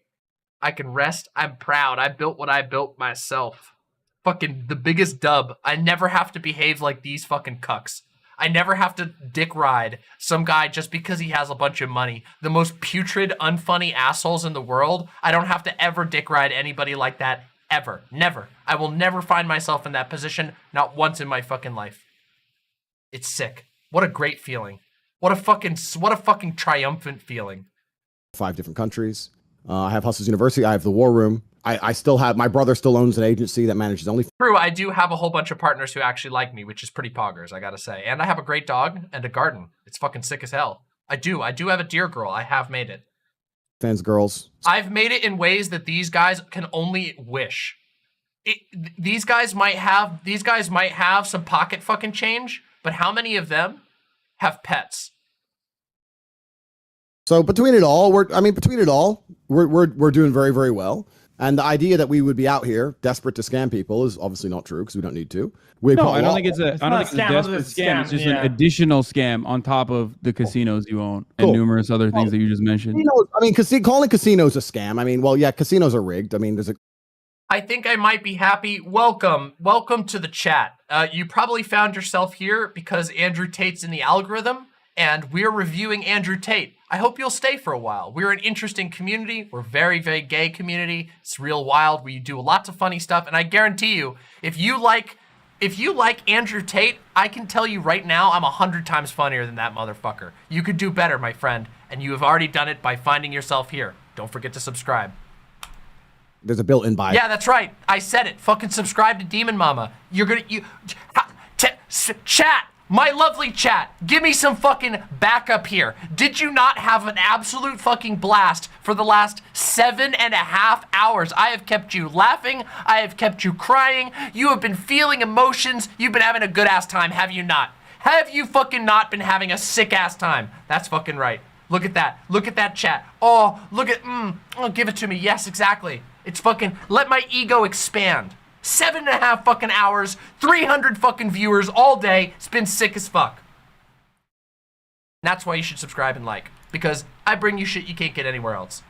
And guess what? No fucking multi-level marketing, no fucking dick riding bullshit. You come here, this is a viewer supported show. If you're here, you're making it happen. That's what's sick about this show. All right? Anyway, let's continue. To the game, of course, normal. No one's going to sit here and say casinos should be fair. I mean, maybe a socialist, but anyone with a brain wouldn't. Casinos have a built-in edge, of course. Thank you very, very much, Brawlerella, for the 5 gifted tier 1 subs to the website. Thank you so very much. You make this possible. But, yeah, Hustle's University. Whoa, wait, did I miss him? Fucking, whoa. Normal. No one's going to sit here and say casinos are rigged. I mean, there's a built-in that you just mentioned. Additional scam on top of the casinos you own and numerous other things that you just mentioned. Calling casinos a scam. I mean, well, yeah, casinos are rigged. I mean, there's a built-in bias to the game, of course. Normal. No one's going to sit here and say casinos should be fair. I mean, maybe a socialist, but anyone with a brain wouldn't. Casinos have a built-in edge, of course. But yeah, Hustle's University is a product I stand by. There's a reason we have so many fantastic reviews. We just had our 1-year anniversary today, actually. I did a stream to the 110,000 students. Had our 1-year anniversary today. 110,000 students in 1 year. So we're doing very, very well. We'll be at 1 million students very, very shortly. I'll continue to be on everyone's feed. No one's gonna get rid of me. I can't. Oh, it was before here? Hold on, let me see. I want to hear him confess to that. Casinos a scam. I mean, well, yeah, casinos are rigged. And the idea that we would be out here desperate to scam people. Property portfolio across 4 or 5 casinos in Romania. So I have 14 casino locations. Damn. Yeah, I have a substantial property portfolio across 4 or 5 different countries. I have Hustle's University. I have the War Room. I still have, my brother still owns an agency that manages OnlyFans girls. So between it. My brother owns an agency that manages OnlyFans girls. That's called being a pimp, my friend.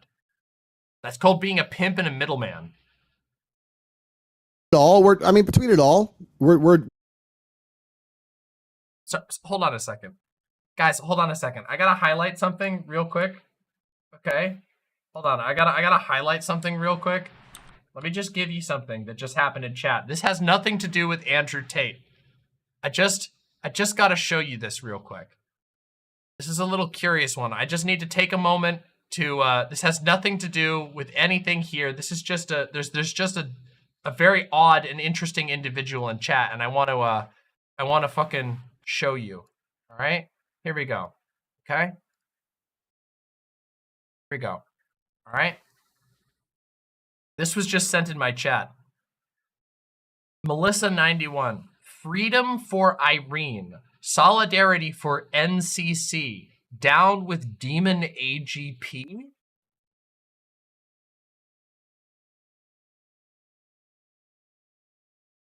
So, freedom for Irene. Solidarity for no comment chick. No comment chick and Irene are the same person. This is a has-been streamer who derangedly streams hours-long obsessive stalking streams about basically every single person she's ever talked to. One of the most unhealthy people I've ever engaged with. And this is one of her fans coming in and using, by the way, this is a anti-trans slur. AGP is a discredited, like, it means autogynephile. It means that you're a pervert who dresses up as a woman to get off. It's a literal, it's a extremely dated, transphobic fucking term. So just so you know, these are my haters. This is the type of people who hate on me. Like, this is unironically, these are my haters. Just so you know. Just so we're in the clear. Yes, she's like ages old drama because Irene is like just not okay. Okay? Not okay. But just wanted you to know that, like, there's some fucking this is the best they've got, all right? Yeah, I know. I've heard about this. I've heard about this shit. It's garbage.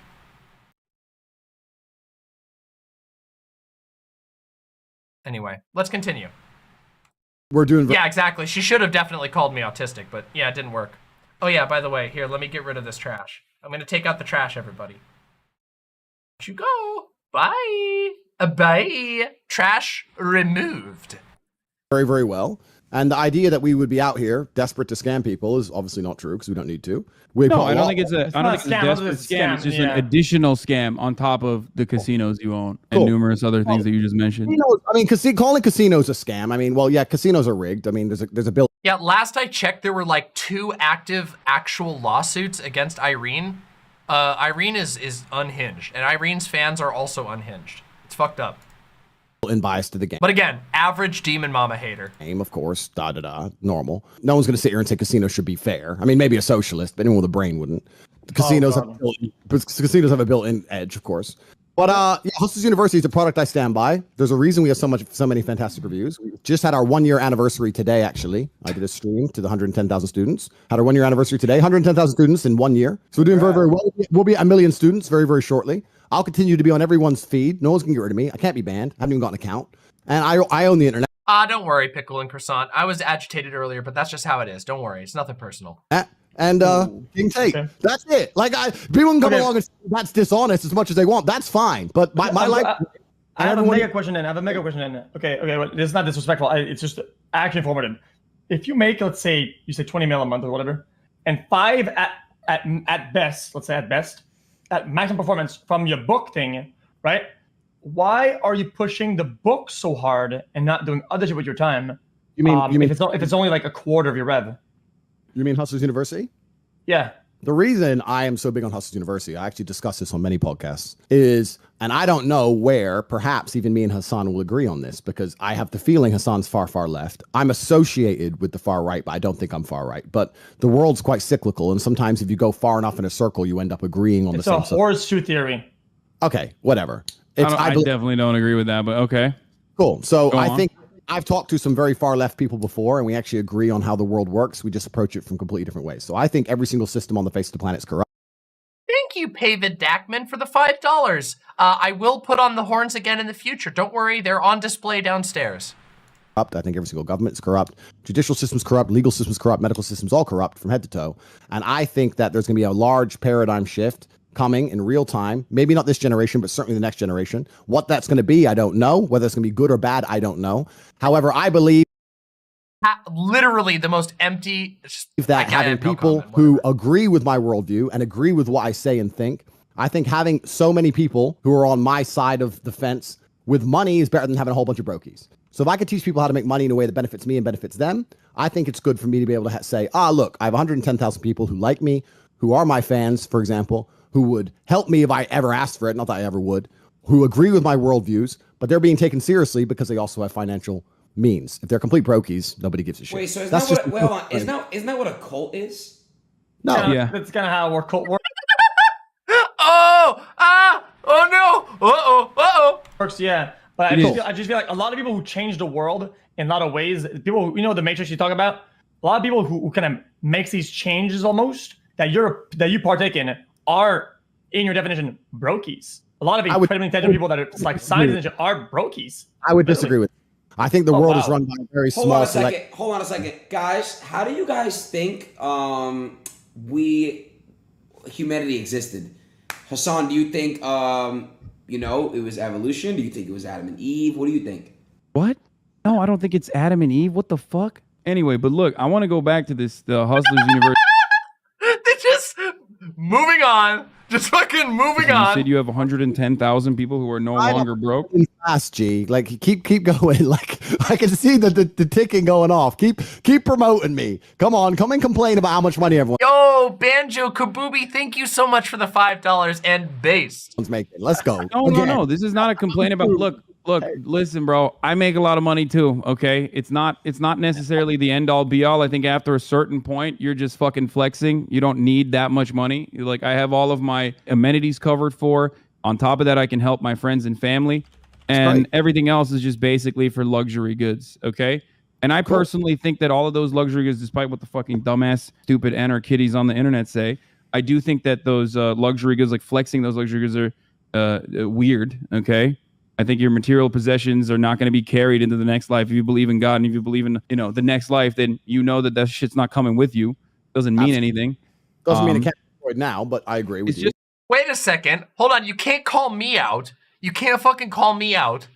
I literally made a fucking stream about Hasan and about how fucking weird it is that people hyperfixate when he's not even close to like the richest guy. He's just like he's like the richest nearby guy. Yeah, he's fucking rich and loaded, no doubt about that. But I'm getting stun locked. Fuck you guys. It's a status symbol to solidify the persona that you have crafted, right? The persona of a successful guy. I literally did a segment where I drew a picture. I drew I took a scale thing of Hasan's income and then put it next to Jeff Bezos. Like, I obviously think there's like more that you can do with your money than buying fucking, than conspicuous consumptivism. Like, I think that's a fucking waste of money and I think it's a waste of everybody's time. But like, also, I think it's a huge waste of time to like try and income police every leftist when the richest leftist around doesn't even fucking come close to the income of fucking oil baron CEO bullshit, fucking Jeff Bezos, fucking Microsoft CEO. Yeah, fuck that shit. To be quite honest, like going from what I understand, going from a kickboxing career that wasn't, all that profitable, as you yourself have admitted, mostly because it's a super exploitative industry and it's not great. Then to, a failed media career in reality TV shows in the UK, you seem to have landed on quite the profitable business. First doing the OnlyFans girl webcam thing. Chat, and there's some questions I have for that in particular. How the fuck does he know all this? Sure. What the fuck's Aiden doing? No, I was just, oh my bad. How do you know all that? Yeah, he's a fan. I told you he's a fan. Keep asking. No, bro. Dog, Okay, I do hold my on. research, motherfucker. Okay, What do you mean? Wait. I'm not gonna just like come That's out. fair. I agree, but a lot of people have brought you in because they first two see lines you on on Wikipedia. TikTok. Oh, it is? Okay. A lot of people have brought you in on their shows because they see you popping off on TikTok, and that to them equals dollar signs. To you, that also equals dollar signs. I'm a little bit more responsible when I see something like that. I go, hey, let me investigate a little bit further. What's going on with this dude? It's fine. Okay, so what's the question about my webcam company? We'll leave that up for the next time we have a conversation. Fucking do it now, bitch ass. What the fuck is this? I'm sure you have a lot of ways of describing it. I'm pro sex work. I am definitely pro sex work, but there's always I have a feeling that you're not pro pimp. Some additional exploitation in that field, and it can get kind of weird. We'll talk about that. No, I feel like you're selling me a book, Hasan. Fuck, man. Hasan. Yeah. Question. No, I'm gonna leave. I'm gonna dip anyway. Not a date again. Hasan, how come you have so many dates, but I did so many dates all the time? You have a date again? I don't have a date. No, I'm gonna go. Please, can I say one thing? I'm gonna go hang out with my family. Quick. Hasan, fair. I love that about you. That's really awesome. You like family. Yes, I'm dick riding you. Listen, Hasan. Real quick, I want to ask you a question. If technically you believe in evolution, right? So technically we're all brothers. Then we're all brothers and sisters. We're all related, right? I guess that's part of the. No, I don't think so.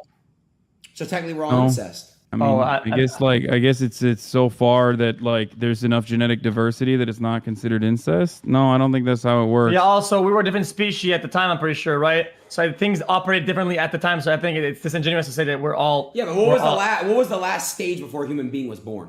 I don't think it matters. I think I would assume at that point is that the first one is the one that matters the most, right? At the very base, and then it kind of. I mean, there was Homo sapiens and like Neanderthals and shit. Can we talk like about different variants? Because I'd rather talk about Hasan's University. Let's talk about how we've got 18 modern wealth creation methods. Hasan, come along. Let's talk about it. Oh, he's just farming. He's just farming he's your farming audience. you guys really badly. He saw you fucking. He saw.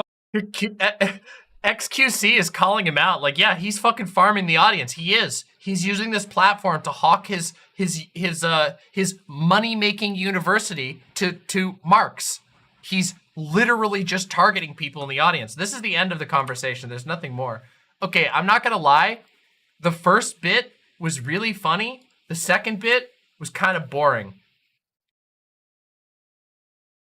Why are these people in YouTube chat being so fucking cringe? Am I gonna have to like, what the fuck is this shit? What the fuck is this cringe? I'm getting a hate raid from like a 2-viewer streamer. This is so boring. This is so embarrassing and so boring. No, it's not Taters. It's actually not Taters. I wish it was Taters. It's actually a irrelevant has-been streamer, washed up, who's harassed me for like fucking months and constantly make content about me. But I never ever respond except for when something like this ridiculous happens. What the? Named who? I don't want... their name is NCC, aka Irene. Yeah, it's so fucking embarrassing. Oh my god, how many bots do you have? How many fucking sock accounts do you have? This is embarrassing, yo.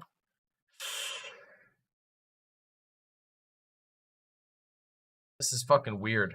All right, yeah, it's still going on. It's weird as shit. All right, everybody. My head hurts. I need to go eat some fucking food. I haven't eaten food since this morning. This has been a absolutely wonderful stream. I have missed this so goddamn much.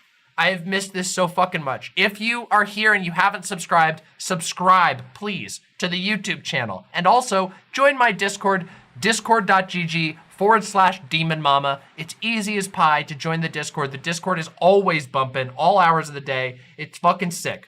And yes, the deer was here earlier. So if you want to catch doe, you gotta go back to the Alex Jones segment. Today was fucking legendary, and the next stream will be even more legendary because we're gonna finally get to my media reviews.